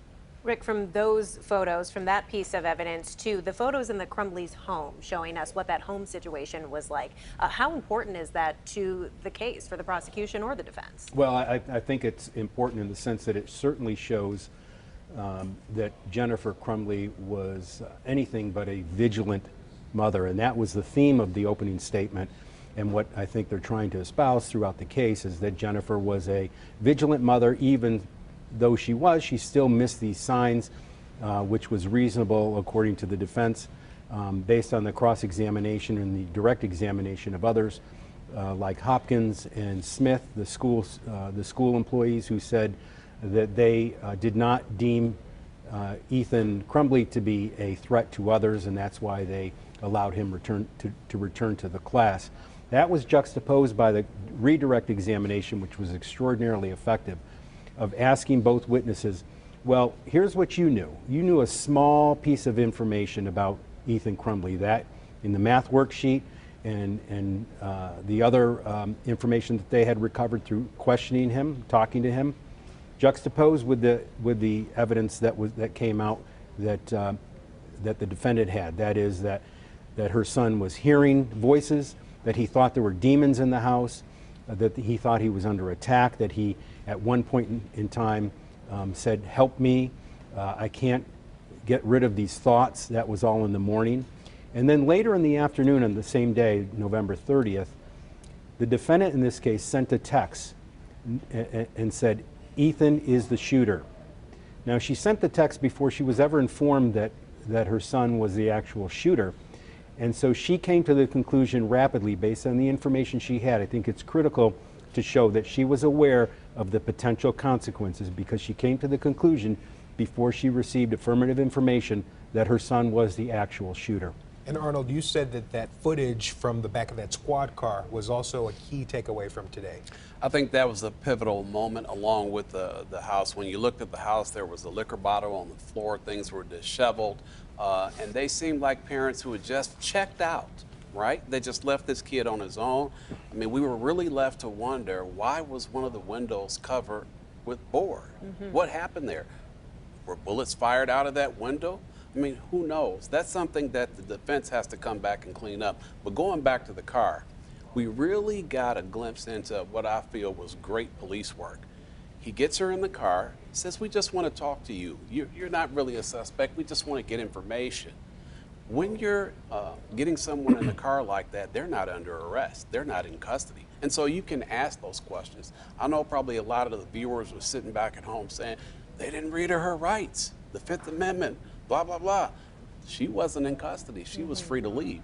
He not only got invaluable information for the prosecution's case, but when Mr. Crumbley goes on trial, valuable information for that case. She gave up the goods in the back of that scout car, and it's all legal. Yeah, it seems there was a lot of concern for herself. The texting of the boss, I can't lose my job immediately, wondering what that outcome is going to be for her, and saying she doesn't understand where this came from. How much do you think that's going to play into this case of her mindset? Does that rise to just being a bad parent, or does that rise to manslaughter? She appeared to be a little duplicitous in the back of that scout car, meaning if you looked at it when the police officer was in the scout car, she was kind of crying. She was disheveled. She was just not at herself. And then when the police officer got out of the car, she made a phone call. She was cool, she was calm, collected. Now, the video was hard to hear, but you could hear her say, hey, babe. Her voice was calm. That's very important. A jury has to assess credibility. And in a case like this, credibility is everything. When you see the police officers on the witness stand and also the dean was well prepared. The defense lawyer tried to rake him over the coals for, why didn't you look in the bag? It was heavy. Weren't you suspicious? He leaned back and said, I didn't have reasonable suspicion. I mean, that's a legal word. You know he's been prepped, but he came across very, very well. So far in the credibility battle, it's no contest at this point. The prosecution is way over the top, and the defense is going to have a hard way to go. They have got a lot to make up here. Yeah, also in line quickly with questioning credibility, Jennifer had rushed away from that meeting because she said she had to get back to work. Right. Hearing from her boss today, we were told that she could make her own schedule, basically. Right. Andy Smith, who was her supervisor, the CEO of Princeton Real Estate, said that they were a very family-friendly organization, and that had she asked if she could take the rest of the day off and take her son to a mental health professional, he certainly would have agreed to do that. But it made it look like the opposite. She just wanted to get back to work, and that made her look bad. I mean, and that's just one incident of what we saw unfold today. And again, the defense, I mean, they have their work cut out for them. Their defense is going down, like I said earlier, quicker than the Titanic. They've got a lot to do here. Yeah, that seems to be an ongoing theme here after these first 4 days of testimony. Of course, the trial continues tomorrow. We will be covering that from gavel to gavel as well. Arnold Reed and Rick Convertino, thanks so much for being here today. Thank you so much. And it's all about that cold, cold air building back on in tonight. Will we get a chance to ice up the roads, or do we only have to worry about dense fog again? We'll break that down for you next. House Republicans claim Homeland Security Secretary Alejandro Mayorkas is mishandling an influx of migrants at the southern border. I'm Skyler Henry on Capitol Hill as he defends his record against the move to impeach him.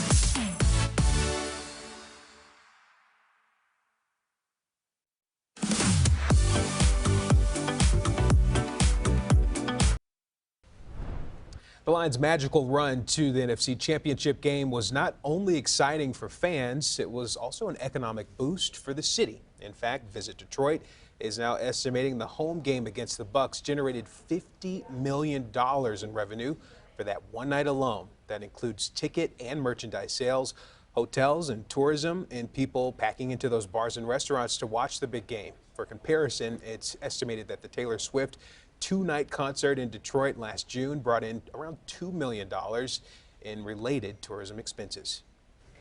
All right, we have to check in with next weather meteorologist Ahmed Badji as we have a little bit of everything in the forecast. We started with snow, that's out of here, but now we have some other things headed our way. Most definitely, and we kind of have a rinse and repeat of what we had last week. If you remember that snow that we got on the ground, what came after? It was the fog. Our temps here are cool for tonight. We're down near or just below freezing, so there's a chance any of these roads that are not treated will have a chance to freeze over. You gotta watch for that with how wet everything is and the snow that's melting.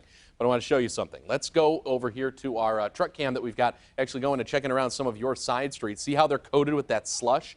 That freezing over is going to be an issue here going into the rest of the night. Now let's bring it back out here for the other issue we have to break down, and that's going to be fog. Now at the moment, only Livingston, Lapeer, and Sanilac counties have dense fog advisories starting tonight at 7 o'clock until 10 a.m. tomorrow. I don't expect it to stay as just those three. I really don't, especially with the snowpack we've got on the ground. It's the perfect cycle to try and get exactly what we had last week with the melting snow, the warm air moving over top, and everything just moving in a perfect circle. We're going to explain how that happens in the 5:30 half hour. But while we've got that set up, what are we actually looking at for tomorrow? So we've got the 30s here, upper 30s, trying to make it toward that 40 mark, but right around 37, 38. We've got the fog, we've got the clouds, and because of that, I don't see as much sunshine tomorrow as we might like.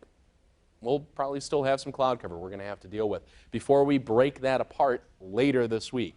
And we've got those upper 30s all the way up through Livingston, Oakland, Macomb counties, same thing up into St. Clair County and further north. We have plenty of that. But while that snow, of course, that we've had today finally moves its way out, the last flurry will be over with. We're going to look at that fog through the morning. We do still have a stray little bit of a mix late Wednesday night, mainly moving close along the water back over into areas in northern Ohio and over into Ontario. But for us, we should be just fine. It's just gray there. Now, by the time we get to the end of the day Thursday, some of that stubborn cloud cover is going to try and break, but it's really going to be difficult. We're going to get there, but it will take time for us to get that good sunshine back. And while we have heavy clouds there on Thursday, like I just showed you, we're going into Friday, Groundhog Day, you know, but we do still have some clouds left over. It's not until the weekend itself that we actually get sunshine breaking its way in. And there's 40s to go along with it. Look at that, 40s all the way into the middle of next week with plenty of warmth to keep us away from anything overly snowy. And we're really not looking at much precipitation once we get past the end of our week anyway. We actually have a nice little stretch there for us. Well above average for the start of February after we get through a really foggy day tomorrow. Thank you, Ahmed. House Republicans are moving closer to possibly impeaching Homeland Security Secretary Alejandro Mayorkas over his handling of immigration at the southern border. Yeah, it is a growing problem. CBS News correspondent Skylar Henry is on Capitol Hill with what happened during today's Homeland Security Committee meeting, as well as the response from Mayorkas. The House Committee on Homeland Security met Tuesday to mark up 2 articles of impeachment against Homeland Security Secretary Alejandro Mayorkas, moving a step closer to a full House vote. The actions and decisions of Secretary Mayorkas have left us with no other option than to proceed with articles of impeachment. House Republicans want the secretary impeached over his handling of the southern border. The articles of impeachment charge Mayorkas willfully defied laws that require migrants to be detained and that he breached the public trust by claiming that the border was secure. The failure to secure the border has been so significant, so catastrophic, so egregious. The GOP effort follows unprecedented border crossing levels in December. Democrats argue disagreements over the Biden administration's border policy do not meet the high crimes and misdemeanors threshold for impeachment. The sham impeachment of Secretary Mayorkas is a baseless political stunt. Secretary Mayorkas did not testify during the impeachment proceedings, but sent a letter to the committee chair ahead of Tuesday's hearing, saying the, quote, false allegations don't rattle him. In the letter, Mayorkas also touted a bipartisan Senate border security immigration proposal that he helped negotiate, a deal some House Republicans have already come out against. If it is what they're advertising that doesn't address remain in Mexico, that doesn't address mass parole, that doesn't resume border wall construction. Secretary Mayorkas has done what he has the authority to do, which is limited. He has been undermined and sabotaged at every step by Republicans.